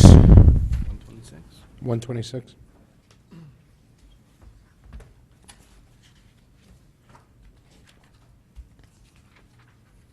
okay, You see Got 'em? the bottom half of that 126? right. Yeah. Okay. You all set? Great. I'm going to go to Mrs. McCarthy-Vahey. Thank you, Mr. Flynn, and thank you to our presenters. So we're going to talk about all the hot topics tonight. We're covering food service, enrollment, and I actually had enrollment questions, so thank you, Mrs. Leclerc.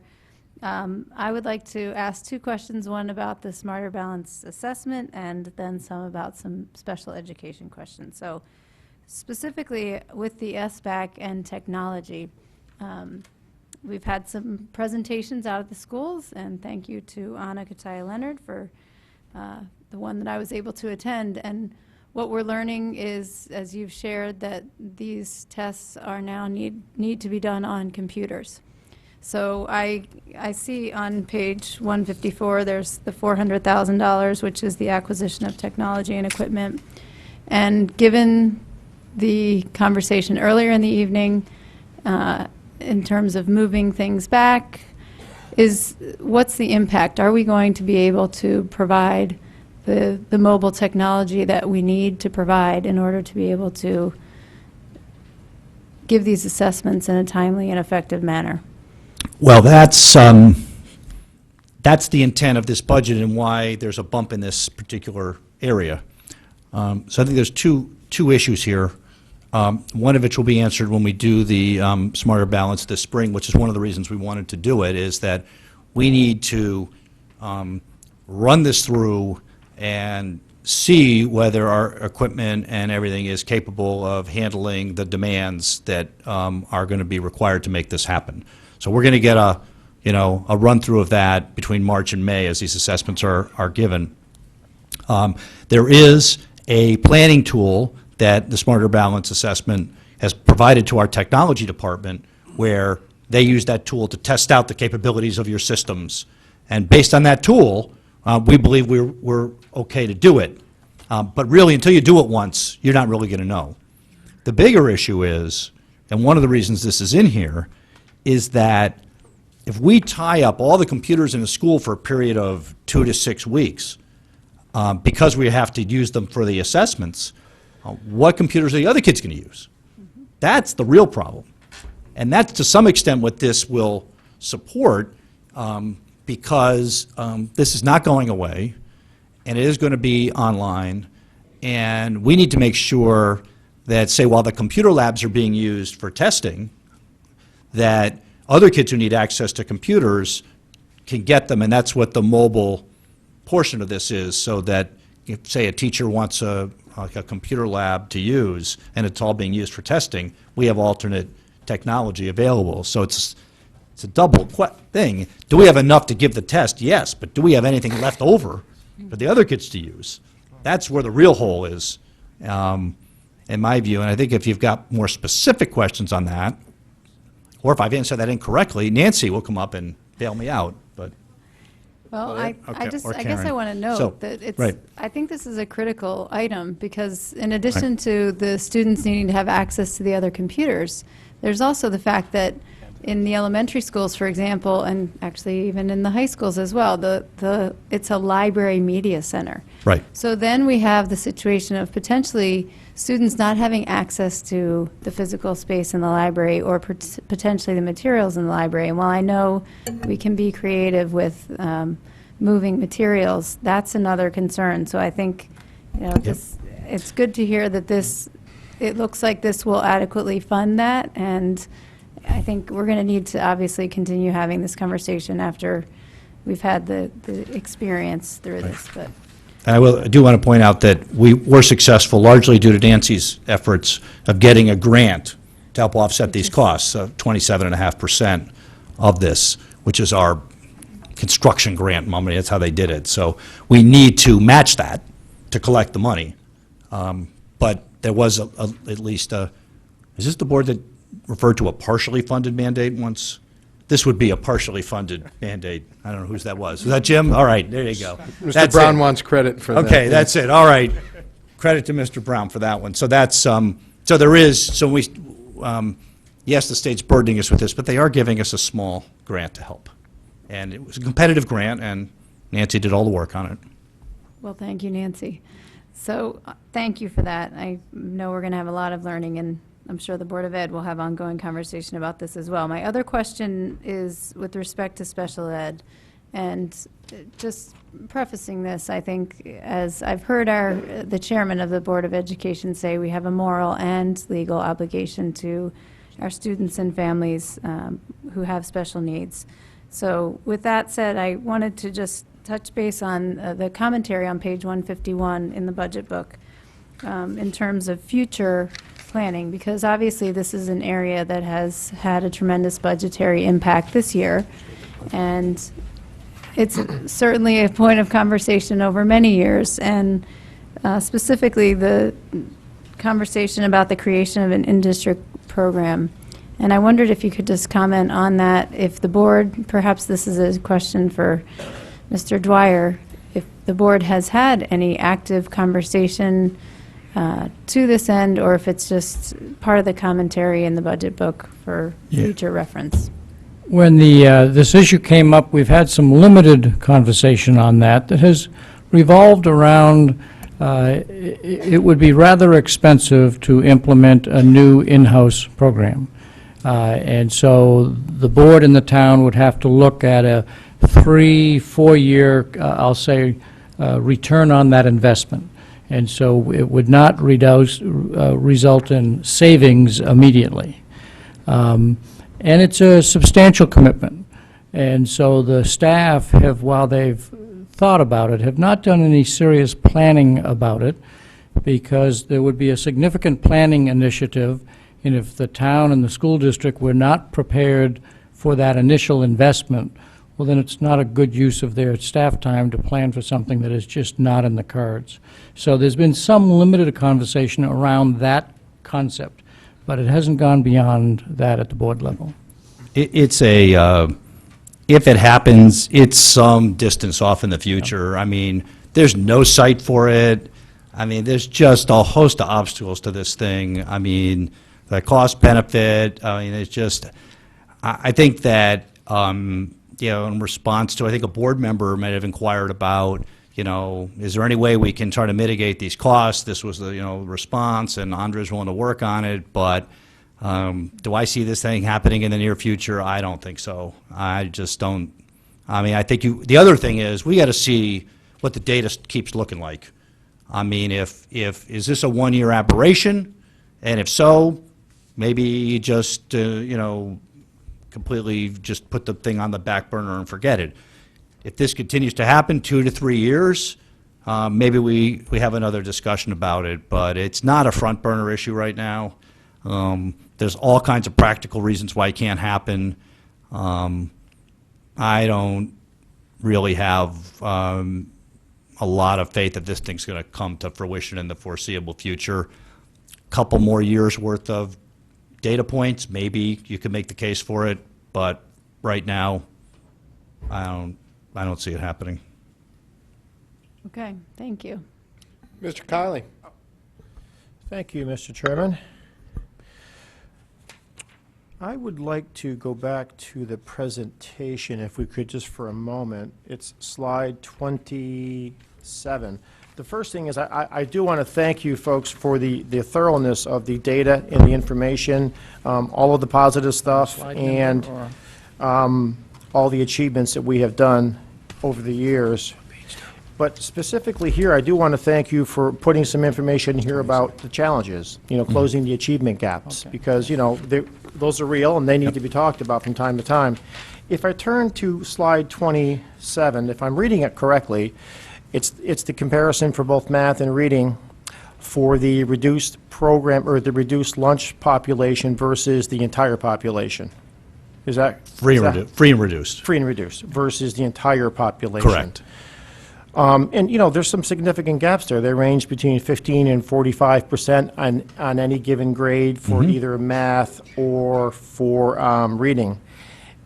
My first question is, we're comparing the free and reduced population to the overall population, which I'm assuming includes the free and reduced population. Yes, it does. As a subset of it. Yes. So therefore, if we were to just compare one group versus the other group, the gap would be even larger, just as a general comment. Yes, correct. You're right. So that's just one question I had. My real question is, these students make up 10% of our town.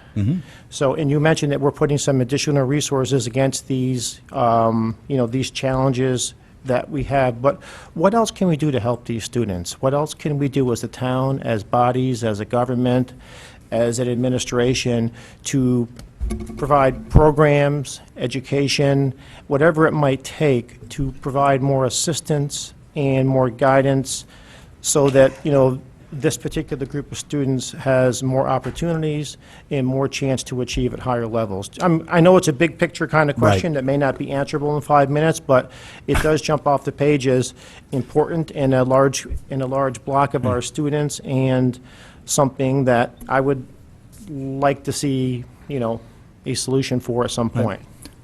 Yeah, and it's, so this is, you just asked the superintendent, how do we close the achievement gap? And you want me to answer in less than 5 minutes. At 11:15. Without increasing the budget. Without increasing the budget, right, right. And it very well, Right. With a $1.5 million hole in insurance. Right. Just saying. Any other good news you'd like to share? and obviously, it's an unanswerable question This is in a 5 glass minutes, glass but- half full so, kind I of a mean, place. Okay. So no, so first how of we all, help you is what I'm trying to say. yes, I understand. We have, since my time here and probably before my time, really tried to, where we could revise the way we provide interventions and supplemental services to kids. And I think you've seen that a couple times. We've talked about different staffing models at the elementary level and at the middle school level and even at the high school level, where we've added some additional support for struggling learners. So I also I want to make sure that we're clear that there are plenty of kids who are on free or reduced lunch who do just fine and need no support. And there's kids who come from families who do not need any financial assistance at all who are struggling. So to me, this is a subset and this stands out, and this is a recognized subgroup, but we have plenty of kids who do extremely well through the school system who are not particularly well off, go on to great colleges and are successful.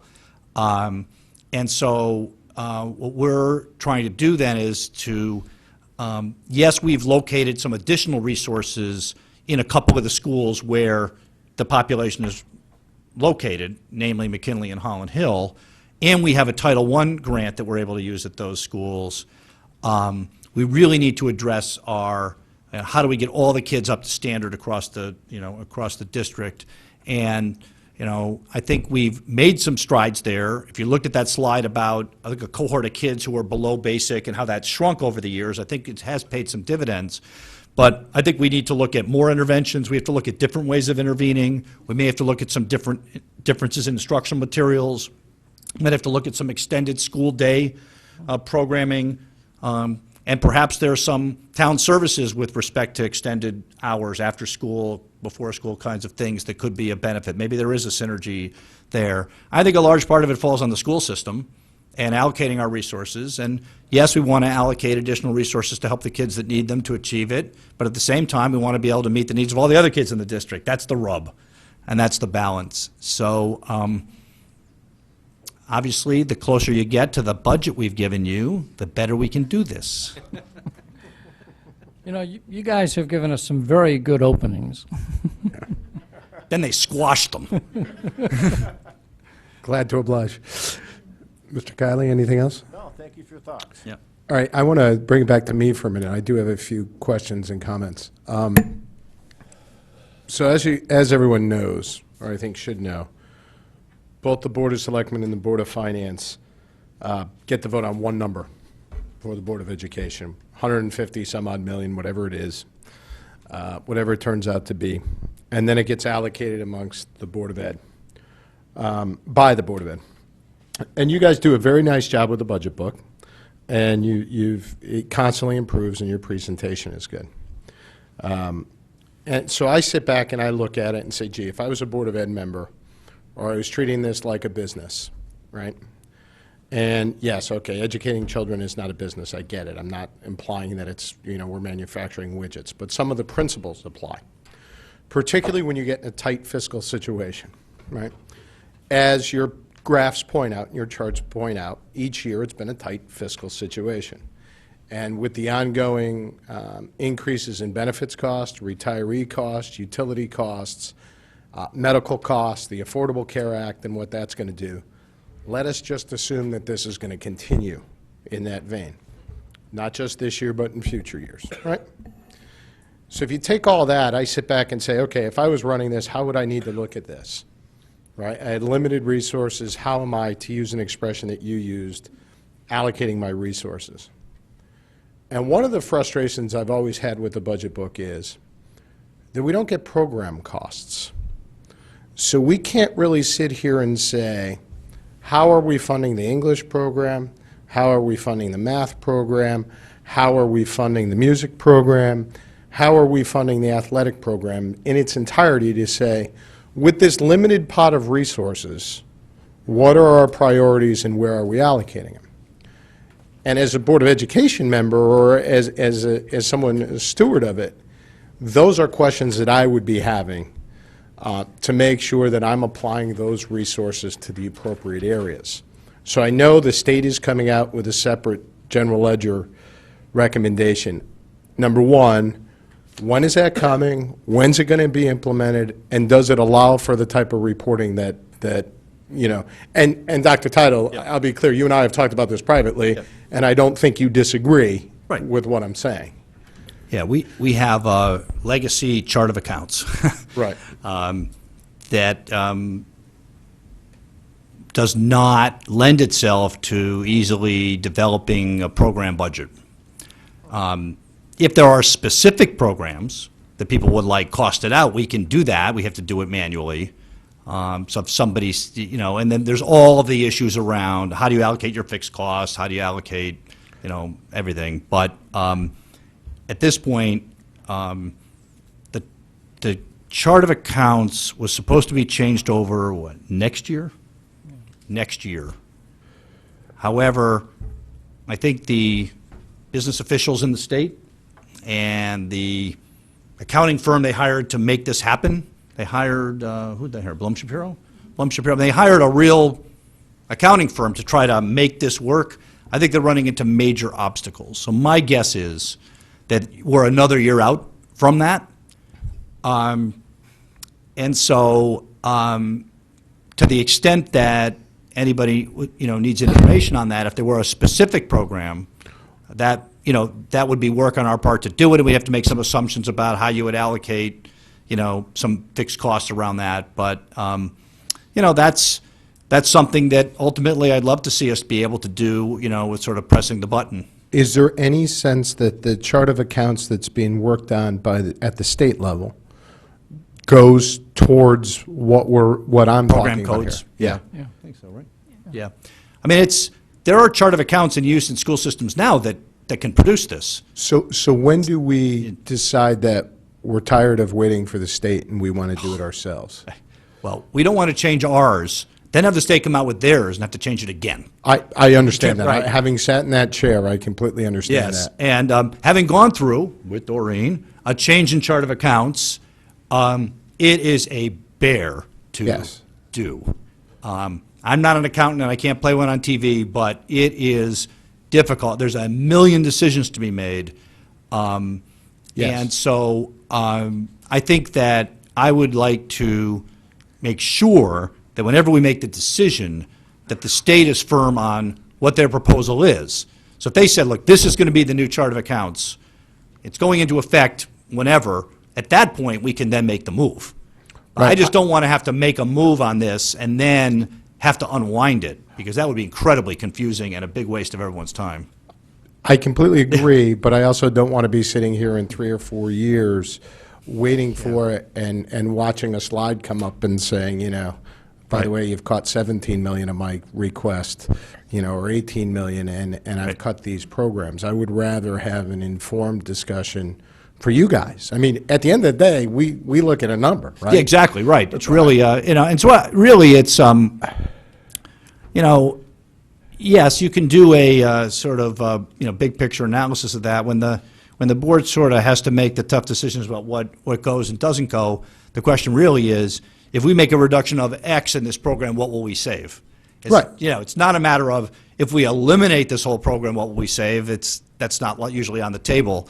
And No, so but obviously we do that. It kind of goes to the question that Mr. Stone asked. Right. It kind of goes to the comments that Mrs. Leclerc had, and it kind of goes as well to the freeing up of resources to what Mr. Kiley was talking about. Right. You know, in terms of, hey, you know, at some point your priorities have to be what your priorities are, because you can't be all things to all people. I don't know how you make that adjustment without knowing what you're paying for each of the programs. And that's the area, that, again. Yeah, you can sort it now by some major expense categories and get a ballpark, but you can't really get to, without doing a lot of manual labor, the real sort of total cost of program X. Yeah, and we don't have to decide it now. Let's No, I get- understand. Yeah, let's, forget about allocations, though. If we could just get the direct costs Right. of providing the programs. Now, I'll go for an example. We're just in the middle of the budget year. Yeah. And we've had a budget blow in special education, right? No fault of anyone that's not, don't read into that comment, right? No, it's, hey, look, it's a tough job, I get it, right? And by the way, you can't please everybody, right? Okay, so you've had this budget blow. I can't look in the book and say what we spend on special education.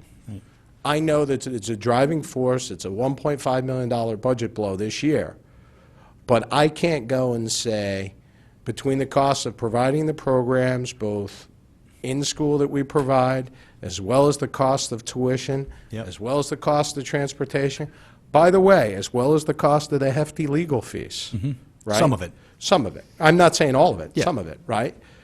I can't go and say, here's what the district spends on special education. Now, which leads to the next question. This cost has been rising. Okay. And I'm not implying anything. Right. But the question is, are we efficient in what we're doing? How do we benchmark whether we're efficient in providing those special ed services? Does somebody come in and review that? Do we benchmark ourselves against other towns, right? I'm not saying the information doesn't exist. I'm saying I haven't seen it. And I'm saying, how do we know? We know we have to provide these services. We know we've got both a legal obligation and a moral obligation to provide the services. But I'd like to know we're providing them in as efficient a way as possible so that we can provide more services and we don't need to look at difficult cuts. How do I figure that out? So in terms of a specific request, Right. I guess given where we are right now and given the growth in that for next year, my specific request would be, let's see what the total cost of is providing special education, and what's the plans for making sure, and again, there's no conclusion I'm drawing here. How do we know? How are we comfortable that we're providing that in the most efficient and effective way possible?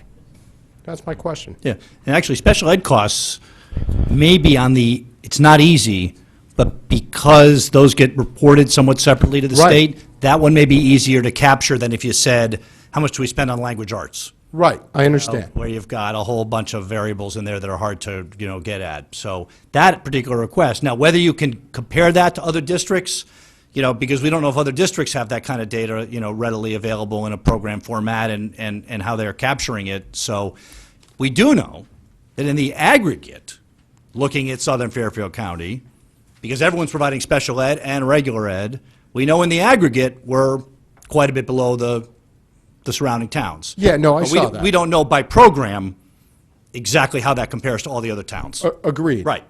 We may be spending, more on its program or less. I know that when we do our program reviews in terms of our curriculum and our depth and this sort of thing, we do look at other districts to see what kind of staffing, and let's say in a music program, how many districts in this area provide this kind of level of service for music that we do. So we do that in a program benchmark.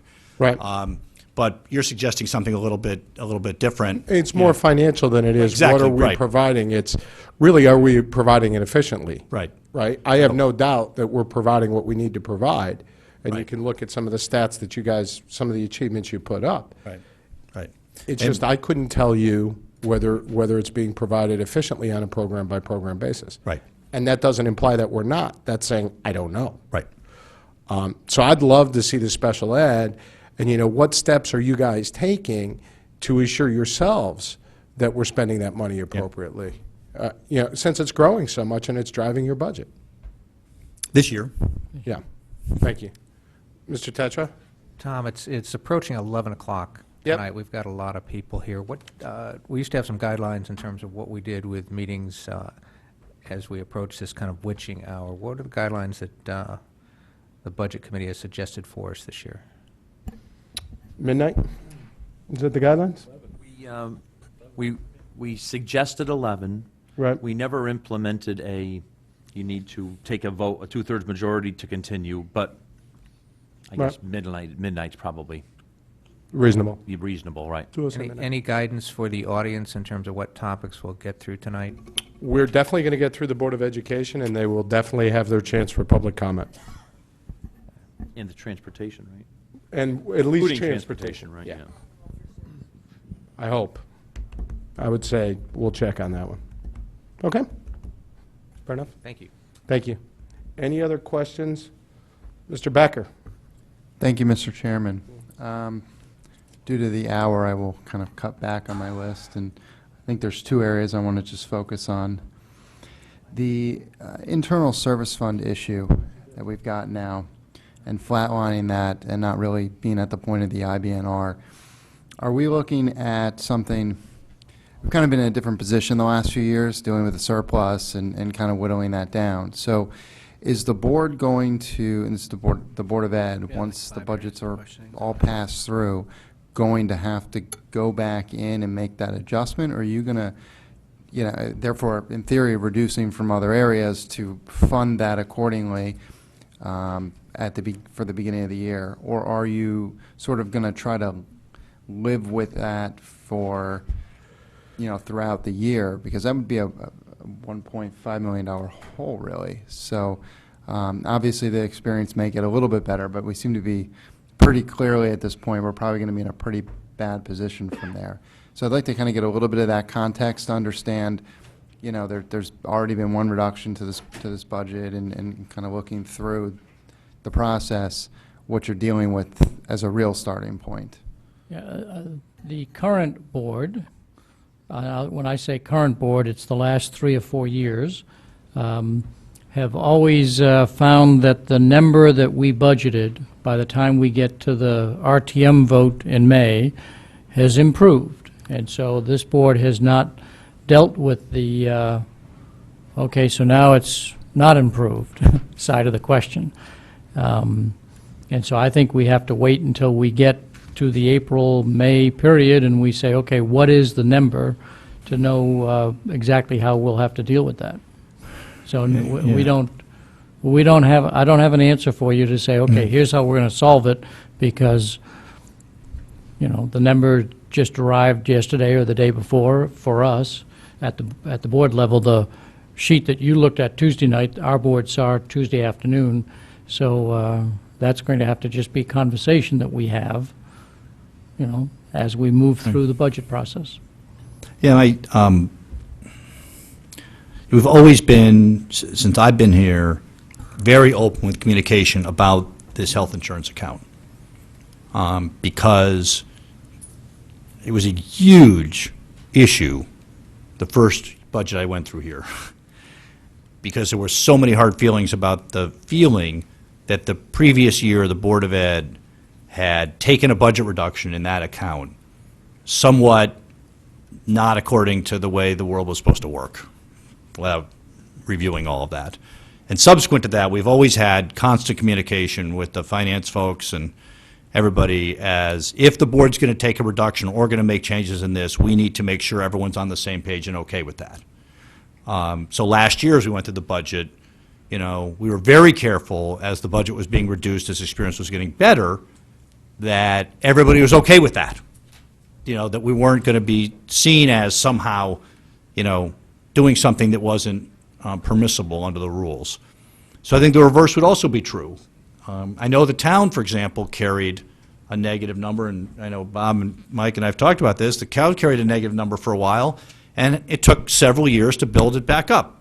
And as long as you were building it back up, even if it didn't go all the way, that was looked upon as favorable. So we've talked about, if there's going to be a hole, let's talk about how quickly it has to be filled up. Maybe it doesn't have to be filled up all in 1 year. Maybe it'll just ride through the next year, and then when I do the 15-16 budget, we'll agree on a larger amount to go in there. So I think it's just a conversation to be had. But I think a couple things are pretty obvious. If you're counting on a better situation with health insurance so that you can reduce our budget and we'll just take it out of there, that looks like that's off the table.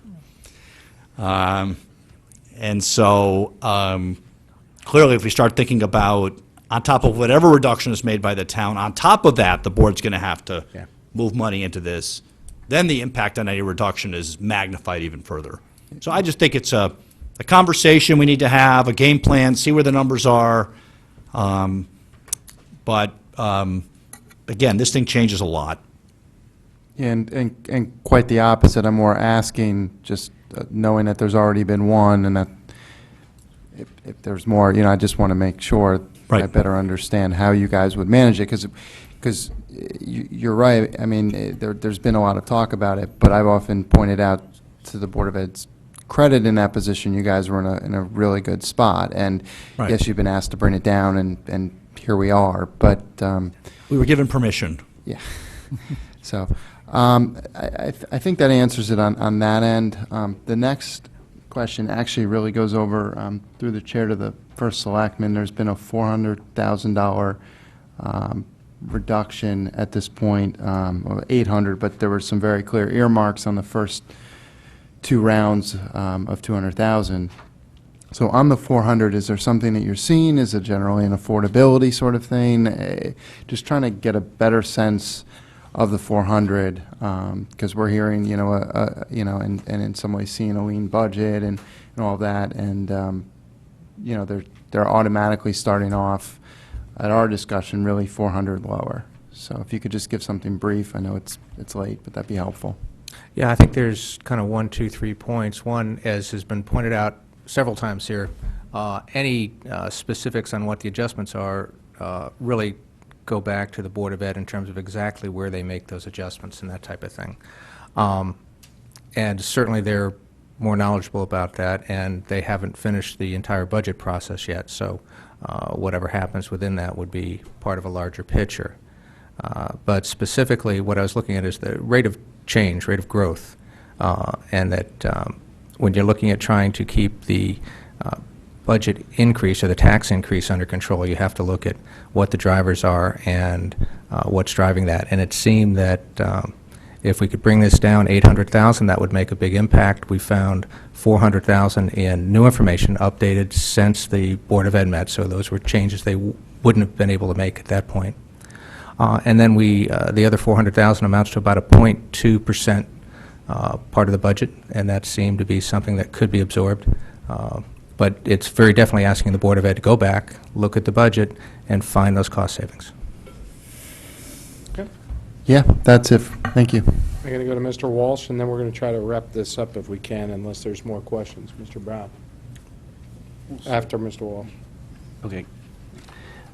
Dr. Tuttle, if we can just get a follow-up on some of in regards to Mr. Stone's question about the class sizes, the very small class sizes. Could I get a list of every class size that's 10 or under? Yeah. Is that going to be a lot of classes? That shouldn't be a lot. but- 15 and under is shown in here. Yeah, I mean, yeah, we can run it. It can be run. Okay. A lot is in the eye of the beholder. Okay. That's a subjective term. Following up on Mr. Becker's questioning, and the first selectman's $800,000 cut to your budget, can you quickly tell me where your savings are for the pension and the electrical costs? Did you not have the correct electrical Right. calculation number? The pension, well, you saw from the pension presentation the other night. Yeah. They did a preliminary, and then when they did the final, it reduced. Okay. So we budgeted based on the preliminary. All right. The final came out after the budget was done. The electrical rates had to do with transmission rates. Transmission rates vary quite a bit, and we had noticed a very large increase in transmission rates from UI. It was only when we got our January bill, which is mid to late February, that we saw that the transmission rates had dropped, and the rate schedule was then that they were going to stay lower, so we could then project out the lower transmission rates. We still have increases in the generation rate built in. Generation rate's what's bid by the town. That's the thing you can bid for your home. The generation rate is locked in to through December 31st, 2014. It has to be rebid. Twig Holland gave us numbers. She expects that to go up. So that did not change in this forecast. We've stayed with the Twig forecast. It's not like she bid the electricity and it came in. This was simply a drop in transmission rates that we learned about after the budget was put together. And then we calculated that back based on usage, and that's where we came up with the figure. So you're fine with that $400,000 Yes. cut recommended by the Yes, first actually, selectman? we submitted the electrical rates that we, yes, we Yes. gave him the number, so it's not his fault. They gave us the pension number, we gave them the electric. Exactly, We both- right. We agree on both. Yes, yes. In the changes that were made, and you have to apologize because I didn't watch all of your Board of Education hearings on your budget. Really? Knowing that, yeah, I knew I was going to have my own 10 to 14 days coming up. I was reading something, the gifted program, did the board raise, did they actually increase the amount towards the gifted program? No, No. No. that That did was- not, that was a proposal that that did was a not pass. proposal. It was a proposal that didn't pass? Yeah. Okay. Okay. You mentioned earlier that you have $160,000 in for school security. Yes. Is that some of the money that the first selectman talks about in his budget message? Where he talks about having money or talking about school security? Is that like a placeholder of some sort? Mr. Walsh, it was a 160,000 increase. It's actually Increase. 300,000. Right. Well, the increase, is The that, increase is. or is that um, something for separate? Infrastructure improvements. So, Mr. I Tetra think, could talk about this a bit yeah. because we've been having ongoing conversations, but, that was something, when I put the budget together, I knew we were going to need to make some improvements. I knew that the, police were preparing a report. I knew that I wanted to have a placeholder there for it. So I placed it in there, and then subsequently, the police report came out. We're in the process of costing out a lot of the items. It may come up as a larger capital project, but I've identified internally parts of that police recommendation that would be paid for by that 160. We just can't discuss it here. But it's part of implementing the recommendations of the police report about improving school security, infrastructure improvements. And when did that report come out? When did we get it? January sometime? Yeah. No, I think it was February? I don't know. no, It was, December-ish, I think, yeah. when you had No, your it meeting. was, No, it was after that. January? it was after that, Yeah. yeah. I'd have to look on the date. We held Yeah. an executive session, probably January 10th, Right. maybe, By then, because I'm that's done. the, yeah, Right. 14th, I mean. So really, to some extent, here's how I looked at the school security issue. Again, not knowing the full-blown situation with the town and how, Mike wanted to handle it and how everybody wanted to go ahead with it. We had gotten a grant, we had written a competitive grant to the state to get a grant, which we did get, which is worth about $147,000. And added to the 160, that would give me a pool of about $300,000 to upgrade school security. And we had identified internally, and we knew that would be, we would need at least that much. So that's really what it's doing in there. And then the specifics of it, I could, attach to it once I got the, police report, we were able to cost it out. Because the police report came out, but didn't have costs attached to it. So we had to go cost out the items. So, And I- And Mr. when was Walsh? that completed? so we've been costing it out, as we've gone along. Some of the items we can't even cost out. Some of them are so big, we'd need an architect to come and go to every school and give us a price. You couldn't even put a number on it right now, not any credible number. So we took it, I don't know how long it's taken. Yeah, if I might ahead, jump kind in, of clarify, yeah. I think two things here. One is that I think the simple answer to your initial question, is that going to be included as part of that? Yes, the plan that we're talking about will kind of specify priorities and the uses of that 160, so that will be included as part of that. Second, and if, the second part was, when will the security plan that we're working on be done? Yes, I don't know what the plan is, when it was prepared, if it's ready now, if it was ready a month ago, I don't know anything about it, so I don't know. And then our security works. Excuse me? Then our security works. The, Security. School security?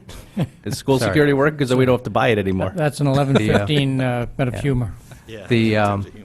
we are the security plan, as we've said all along, is currently under development, will be presented We'd identified presenting it in March during the budget process, so it'd be available to both the Board of Selectmen and Board of Finance to review, and including that in talking with Chairman Flynn, we've agreed that that'll be presented when the police budget is presented here, too. And is that going to be part of the police budget? Is that going to be, I don't understand where this is, I'm having a hard time understanding where this is all going, because what I'm hearing Dr. Title say is, I put a placeholder in for $160,000. I've gotten a successful grant, and congratulations on that, that's great, for about 140, so you have about... 147. 147, so you have $307,000 on your side of the fence. At this moment in time, Yes. if you approve the budget. And now I'm hearing we're getting a presentation during the police budget, which I believe that means that we're going to have either some security or another funding that's going to be recommended in the police budget. That's what we've been- Is that what your plan is? That's what we've been saying pretty consistently. Okay. Oh, this is the first time I'm hearing it. So this is the first time I'm hearing it. All right, I've not heard this any other place Okay, other we've than we've been tonight. saying for 2 months that we'd have we'd develop a comprehensive security plan, and it would be presented as part of the budget, and it would be there would be a funding proposal along with that. Okay, but it's going to be That's funded. been in press releases, that was on Fair TV, that's been mentioned pretty straightforward, so, Part of the parent forum that we had. yep. I've not heard it at this table before. So, Actually, it was mentioned Tuesday night, and it was in the press release. well, on the Tuesday night, budget. yeah, when you made your budget presentation here, yeah, I read that and I listened to it, but there still wasn't specificity of that it was going to affect the Right, police and budget. until we finish the plan, Jim, there won't be. I mean, that's what we need to do. And do we have any estimate on when the plan is going to be complete? It will be complete in time for the police department presentation. That's when we were given time. Mr. Flynn and I agreed that that would be an appropriate time to present it. Okay. All right, so all we know right now is then, Dr. Title, since this is really the only night we have for you, is whatever that plan is, you have $307,000 towards putting towards it. In terms of infrastructure. Right, this is the infrastructure improvements. We have not put in our budget any personnel related to security. Okay. If there are improvements in personnel related to security, that's going to be part of the other budget. So we have not added anything in terms of personnel, security officers, additional whatever, personnel related to it. The sole improvement in my budget is the 160. And you don't believe, based on your conversations that you've had to date, that you can discuss up to this point, Right. that you will be adding any personnel on your side of the fence? Correct. That would be handled by the police department. That's how the chief would like to handle it. Okay. Anything else, Mr. Walsh? Yes. Special education, I have a little bit different twist or a question, and if you want to answer it, or if the Dr. Title wants to answer it. And Mr. Flynn brought up the efficiencies and benchmarks and things like that. The question I have is not really regards to efficiency, but effectiveness. Right. Can we be actually delivering services so effectively, and our program be so effective, that we are bringing people into the district? More families of special education, just because it's known that we have such a good program. Well, Andrea comes up to answer that. Let me give you one partial answer. Sure. I was up at Hartford on the Day on the Hill to advocate for public education, and the issue of special education, the issue that we're facing, that other towns are facing, came up. And one of the legislators asked people to raise their hands. How many towns know that the services that they deliver become a magnet for students to come to their town? About two-thirds of the towns raise their hand. It seems to be a common concept that every town thinks that that's what's happening to their town. We're not alone in having that concept out there. Well, So let me- Phil, speaking to that point, though, do we have benchmarks for that? Well, and that's, Okay. There is actually a data point around that. I'll say the big picture, but the detail, Yeah. Yeah. Andrea, go ahead. The data point we would look at to determine whether or not we are in fact a magnet for families who have children with disabilities would be the prevalence rate. Okay. And that's a data point that looks at the percentage of the population, the total population, that are children with disabilities. And our percentage of the population is consistent right in the middle of, we have currently 10.6% of our population identified with disabilities. What percent? 10.6. Okay. And in the area, in the state is running close to 12%. The nation is running close to 12%. The Fairfield County area ranges, some districts at 9 or, the very, very small districts Yes. sometimes have a lower prevalence rate, but we are consistent with districts our size. Okay. As opposed to prevalence rate, though, what about dollars per child in the program? And how much we're spending? For example, this excess amount that just came up, stuff that we didn't budget for. Do we have benchmarks for that versus what other towns, around the state are paying? We could look at percentage of the total budget as a metric. I hesitate on dollars per child. Okay. The reason is that unlike the overall per pupil expenditure can be, separated out that way, we have children with disabilities who cost $350,000 a year. And we have children with disabilities who cost just barely over their per pupil expenditure. It's not about an individual child's cost can be astronomical because of the nature and extent of their need. I don't know that if you just average out the cost, it's going to give you a good metric for saying we're efficient or not. Okay. So I would hesitate. I'd have to give, I can tell you in terms of the percentage of total budget, we're consistent with all of our area, Durg A and B. Okay, that's great. Hovering in the 22 to 23% range. The reason I ask the question is goes to some of Dr. Title's presentation where, and you handle a lot of metrics, and I think some of those metrics are very useful to think about. But one of the things you went to a number of times was the cost per child. Right. And comparing it to the Durg, and I think your statement was, we're the best value in Southern Fairfield County. Well, if you're going to do that, then I thought you'd apply to the whole system and look at metrics like that, and I agree. Special ed costs are included in that. Yep. Right, yes. So they're rolled into that number. Okay. Right, so, but it's, as Andrea said, the individual costs are so variable, and you're dividing by such a small number, relatively small, about 10% of your population, it can be a little bit distorted. I think that we have an excellent special education program. I didn't put up some of the successes around special education. I could do that. I think it would be helpful in the future to focus on that. There's so many things I could have put up there in terms of successes, and we've had a lot of successes in special education. I'm really proud of the services, and I wouldn't want to apologize for that, but at the same time, I understand what you're saying. If we're providing what's perceived to be, an extremely luxurious program, and people know it, we would start picking that up in the, in the data and the prevalence rate. And really, as a strategy, if you had a child who was outplaced and you were concerned and you want to make sure you kept that outplacement, your strategy would be to move to the smallest district you could find in the state, because they're not going to have a lot of in-district programs for your kid. They're going to have to honor that outplacement.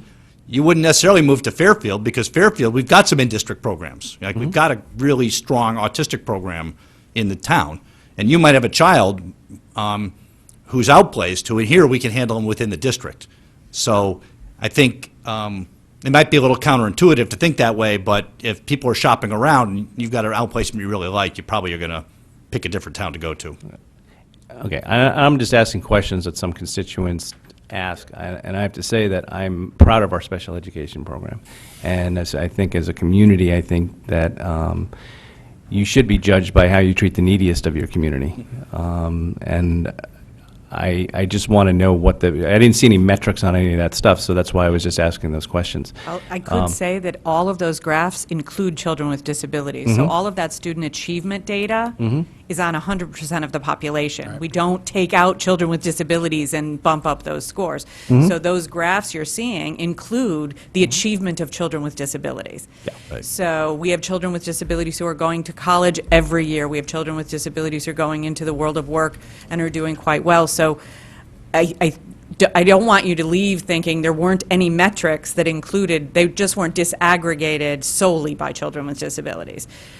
So if that helps at all with the achievement metrics that our kids achieve at very high levels and participate across this district in extracurricular activities in the music program. They are participating at very high levels, across this district, which I think is a testament to the commitment the town has made to educating all of its children. Now, the state gives the excess funding Yes? in the Excess cost special grant. education area after you get to a certain Yes. Yes. percentage. Do they monitor this stuff?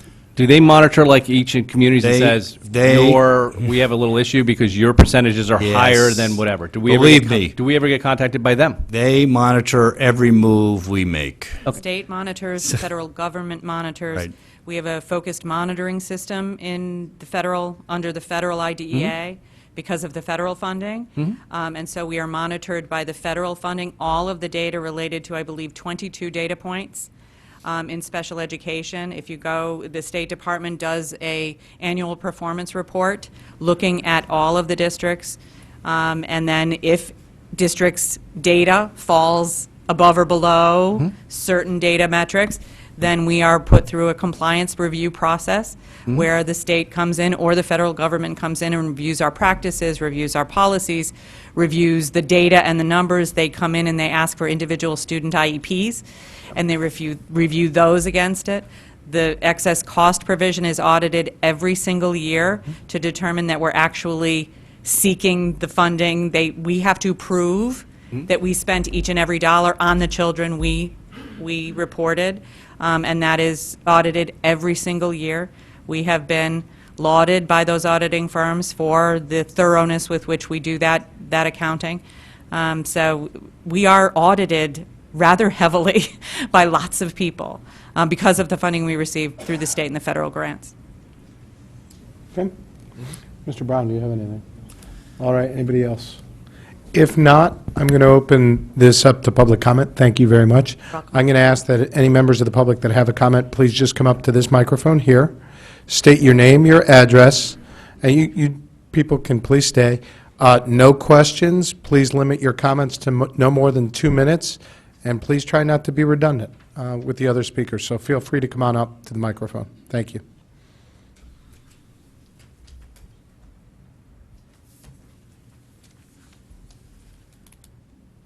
Good evening. Steve Baker, 22 Charles Street in Fairfield. Here. I am the budget rep for both Roger Ludlow Middle School and Roger Sherman Elementary School. So not being redundant, I'll just give one statement because they're both pretty much identical. So on behalf of the 489 families, PTA member families of Roger Ludlow Middle School and the 320 families PTA member families of Roger Sherman Elementary School, I'd like to read this statement. True to our mission of promoting children's health, well-being, and educational success, the Roger Sherman Elementary School and the Roger Ludlow Middle School PTAs support and respectfully ask the Board of Education budget line item be passed as presented and no additional cuts be made. Thank you very much. And my apologies to all speakers for the lateness of the hour. Just think, we have 12 nights of this to go through or something.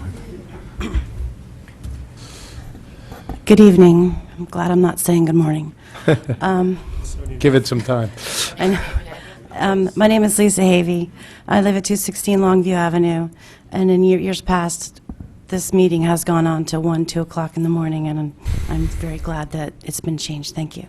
I am now the past president of PTA Council here in Fairfield, and our president's not available tonight, so I'm going to ask on behalf of our nearly 9,000 members that you accept this budget as presented with, in fact, I would even go as far as to ask that you put the $404,000 back into it.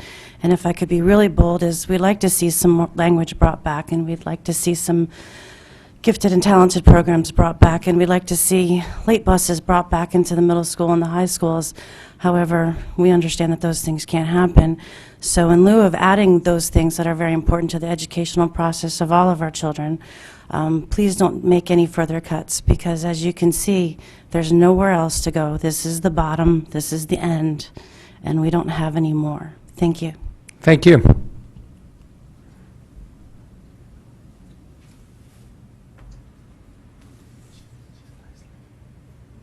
Well, this is way past my bedtime, guys, so forgive me. Carolyn Trabucco, 221 Sherwood Farm Road. I like you, I like to ask questions. I like to probe. I like to do analysis. I sent you all an email yesterday that I did of my own accounting of trying to understand who the right comparables are for Fairfield, and is $15,000 per pupil a value or not. I'm not going to be redundant to that email. In my analysis, looking at Greenwich, West Hartford as our true comps, we fall right in the middle. So let's look at Westport, New Canaan, Darien, and others. They're seeking 5 to 6% type budget increases compared to our originally 3.86, now 3.2. The question I would ask as an analyst is, are we falling behind? We're not maintaining our competitive relative position against them. Dr. Title's slide number 35 points very well to this, cumulatively increasing our per pupil student spending by $624. I'm sure you know this, but there's 70 years of economic research that shows a positive correlation between incremental dollars spent on school systems on a per pupil basis with property values. What's interesting to me about these 60 years of economic research is most of this is done between 2 and 3 years post-recessions, going back to 1954, 1969, 1997, and 2003. To the point where the analysis suggests that $1 of incremental spending in the school system results in $35 of incremental property value. I'm looking at our neighbors. I'm a homeowner here. I'm looking at our neighbors seeming to go into a new spending cycle. It's an investment cycle. What the returns will be, that's for you to decide, Dr. Title, to help articulate. We're foregoing opportunities in our quest to keep our budget dollars below the rate of inflation. I would encourage you to reassess that and to look at the body of research that's out there, and I would encourage you to pass the budget that was originally presented to you by the Board of Education, and I would even go so far as to put back the full $800,000. Thank you. Thank you.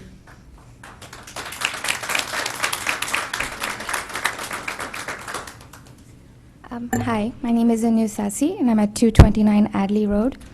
I'm someone who moved to Fairfield 2 years ago for one reason, just one reason, at the education here. I have 2 children, a 7-year-old who is in 2nd grade, and a 3-year-old. So I have a lot of years vested in the school district. I sit here and I listen to some of the data that Dr. Title presented, and I'm blown away by the disparity in the wealth versus the spending, the increase in enrollment, and the seeming lack of increase in spending. So I'm an accountant. I get that numbers must balance, and that if you put something in, you got to take something out. I get that. But I fail to see how spending on our children's education is seen as a cost. That's investing in our future. Those are future taxpayers. They'll make Fairfield tomorrow, so I don't get it. I ask you to please support the budget in its entirety. Thank you.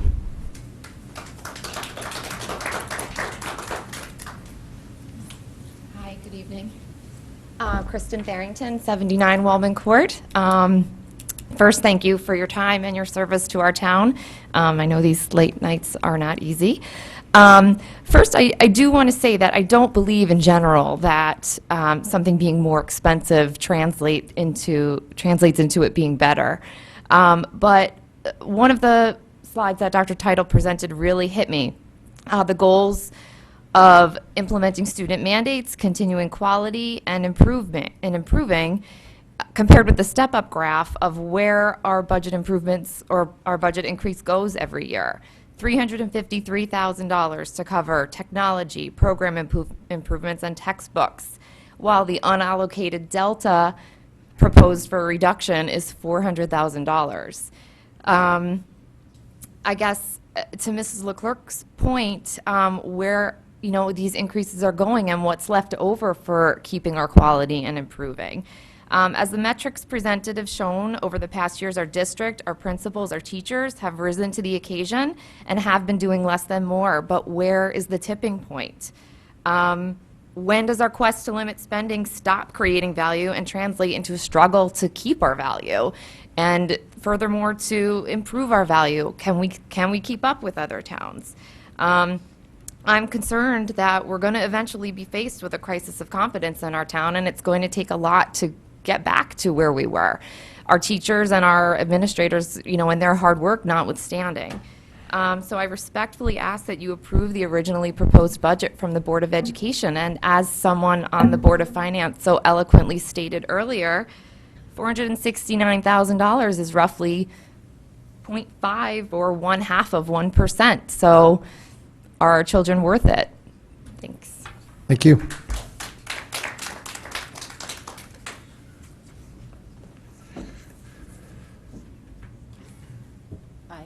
Nikki Hello. Vanelski, 1485 Brookside Drive. Thank you for your time this evening. I'm here tonight to respectfully request your support for the Fairfield Public Schools budget as approved by the Board of Education, including the $404,000 that was removed. I applaud the effort of the Board of Education to bring forward a budget that meets the district's enormous burden of unfunded state mandates through the use of existing resources and staff members. I urge both the Board of Selectmen and the Board of Finance to fully consider the detrimental impact on curriculum instruction and consequently student achievement before bringing forward any budgetary cuts.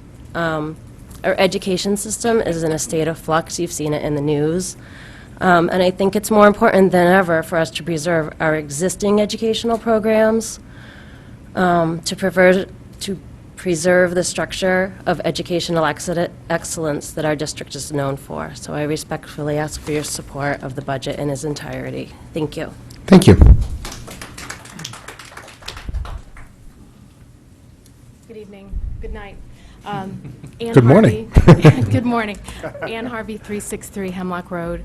I echo the previous statements. I don't want to be repetitive. But as many of us in this room are sort of Uber volunteers, I like to think that I speak for the kind of the silent majority of parents who can't make these meetings, partly because they've got so many things going on, but also partly because they might be new to the system and they really don't understand that it's not a given that there's support for budgets. And I don't think that's a naive point of view. I think you can be financially savvy, as many of us are in Fairfield County. That's not a distinction. But I think you can be fiscally prudent and financially savvy and still support our wonderful administrators, our fantastic superintendent, who we're so lucky to have. But so many of our parents don't understand why we are trying to rally them every year to support the schools. I think it's kind of a given that just happens. So I guess I'm just asking for your leadership and to send the message that it's not inevitable that the budget will be cut at each stage in the process. That's how parents feel, but I think with your leadership you can turn that around. Thank you. Thank you very much. Anybody else?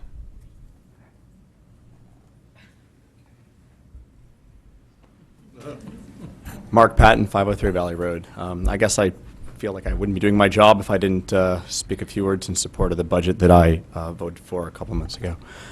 I echo the previous speaker's comments a bit. I just came from a Jennings PTA meeting that I spoke at, an informal meeting. And parents do feel that the budget inevitably feels like it has to get cut at every stage, and it's a shame that tends to happen year after year. It's not my first rodeo. It's none of your first rodeos. We've been down this road for a number of years. I just like to say one thing for the $400,000 or $404,000 additional cut that's been proposed by the First Selectman's office. That obviously we're going to have to figure out where that money is going to come from, and I'm concerned, as many of you were, that technology with the new testing is is going to be affected. And for the first time in many years, we can't just cut the technology budget again, because now we really need it. There's just no other way to go through these testings without that technology. And just hope you consider that. Thanks. Thank you, Mr. Patton, and thank you for your service to the town as well.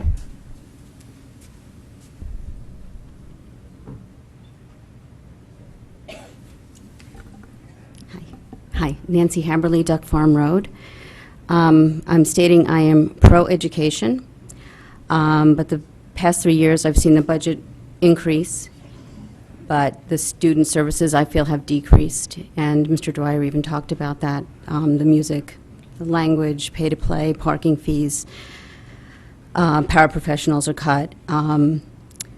So I am kind of echoing what Mr. Flynn and Mr. Walsh are kind of asking for.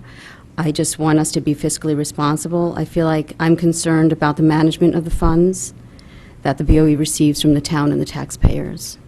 And I think we need to consider that. Pro-education. But I think education needs to educate. Thank you. Thank you very much. Anybody else?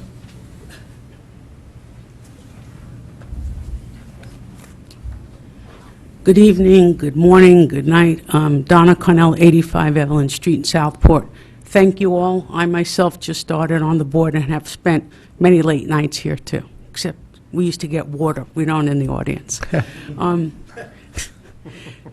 Thank you all, and I think there were some great questions and probing and even answers the board might have wanted to ask, and we just don't always have the time to do it because of the constraints. I think it's important that we spend fiscally prudent, we look at things, we evaluate.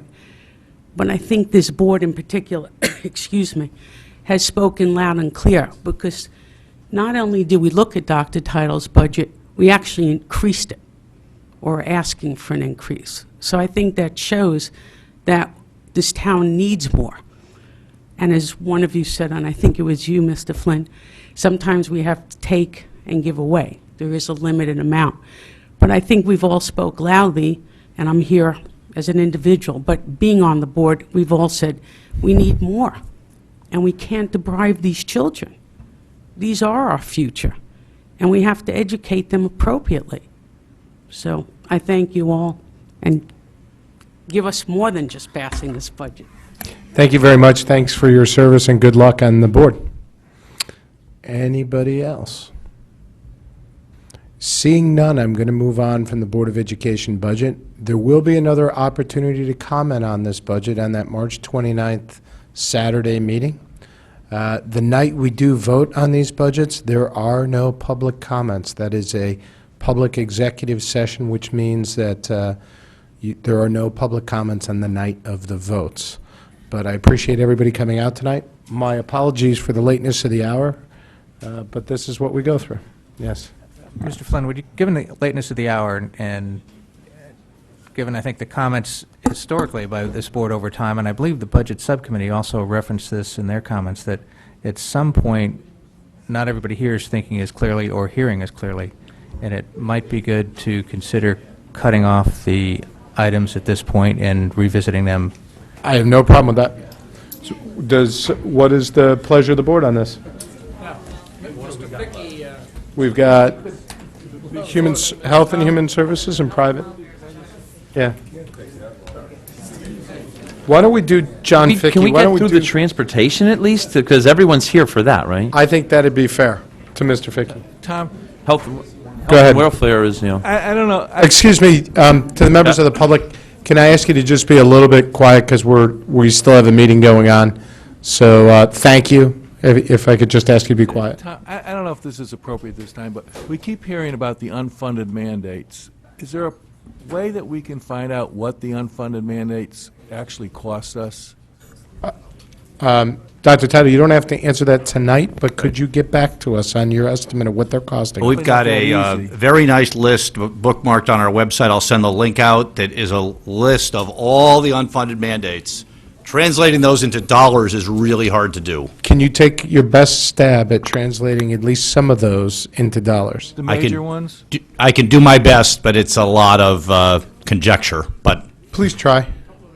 Yeah, we'll come up with some ones that'll elucidate the, Yeah. right. Mostly it's Andrea. Yeah, so you have nothing to do between 2 and 5 a.m. Right. Is that all right? Yeah. Yeah. Yeah, Can that's a big one. For Mr. Fickey, can we do private transportation? I happen to agree with Mr. DeWitt. Let's do that one so he doesn't have to come back, and then we can punt on the other one. Yeah. Health and welfare is. Lindy, can you point me to the right page in this? It's in the purple budget book. Yep. 170, I think.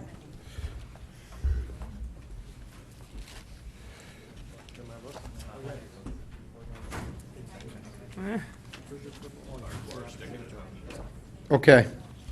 Mr. Fickey, please go right ahead. Do you have any comments? The private school transportation covers the 9 private schools in Fairfield. I think it might be 10, another one coming, but at this point, I have no official word. So there's nothing in this budget to deal with that school if they do come online. It's maintained the same number of buses for a couple of years. It's at 33, covering the same schools.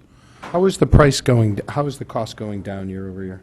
Well, it goes by the way that the grid is set up. If the transportation is shared from timetables, 1, 2, or 3 tiers, depending on how it goes. We do have Notre Dame High School, I believe, going in a little early so that their buses can be shared with Assumption School, just to save money, primarily. One of the other reductions in this is one of the special needs students that was at St. Catherine's has come back into the district. So you don't have the cost So here? we don't have the cost here. It's on, it's in the district budget. Got it. Another reduction was the estimated fuel costs. Twig Holland got some really good pricing on fuel. Substantial. And we're not sure, there's still, I think, May and June's contracts that need to be purchased, but right now we're at a very good price. John, if I And- might, just to clarify, this is the first year that we're doing the contract, the fuel separately than the overall bus, so there's not a whole lot of history in terms of what that is, but... Right. First student gave us a number of, I think, 204 or 214,000 gallons, and they gave us past history, but this year we're also into like a 50% new fleet of equipment, so the usage should be down, or at least at that same level. Okay. And then it's divided out by the 3, the special ed, the private school, and the public school. Mr. DeWitt, you had a question? Well, a comment on the fuel. Twig's good, but I don't think she reduced it to half, so. Is it the new equipment?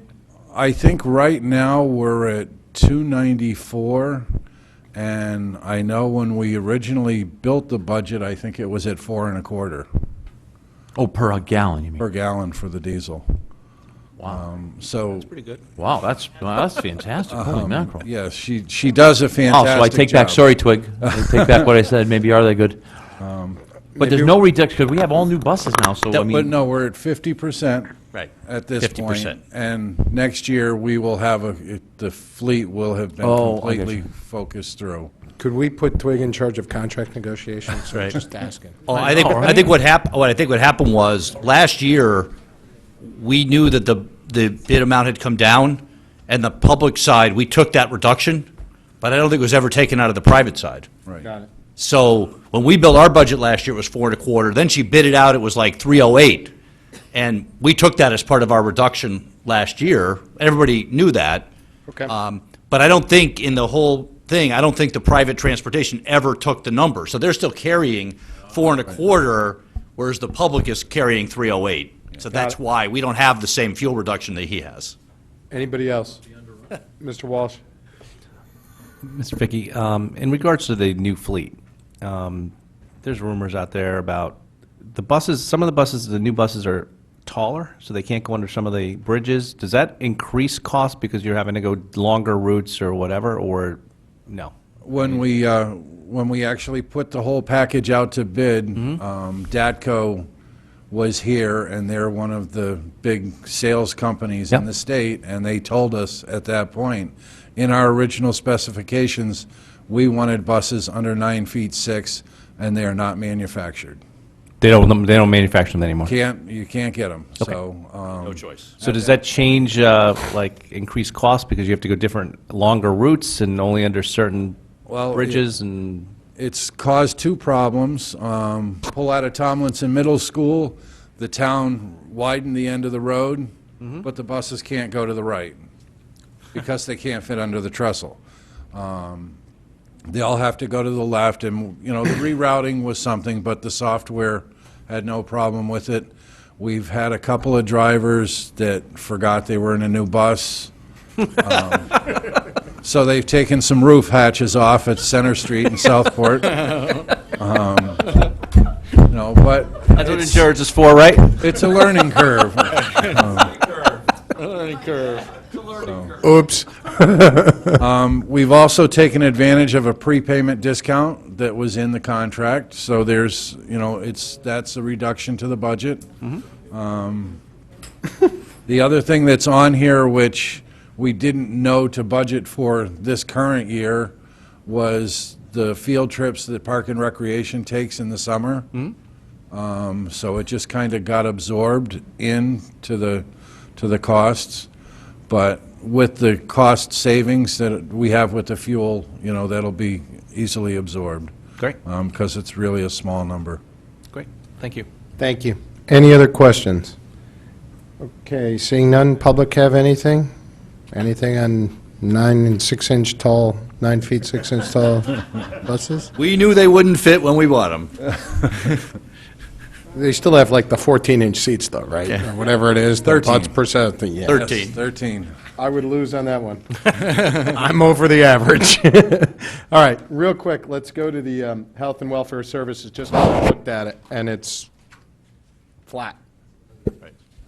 See, I'm reporting on a budget that has no increase. Isn't that good? You buried it all in the other one, I understand. Well, you know, I had to say, no, it can't be perfect.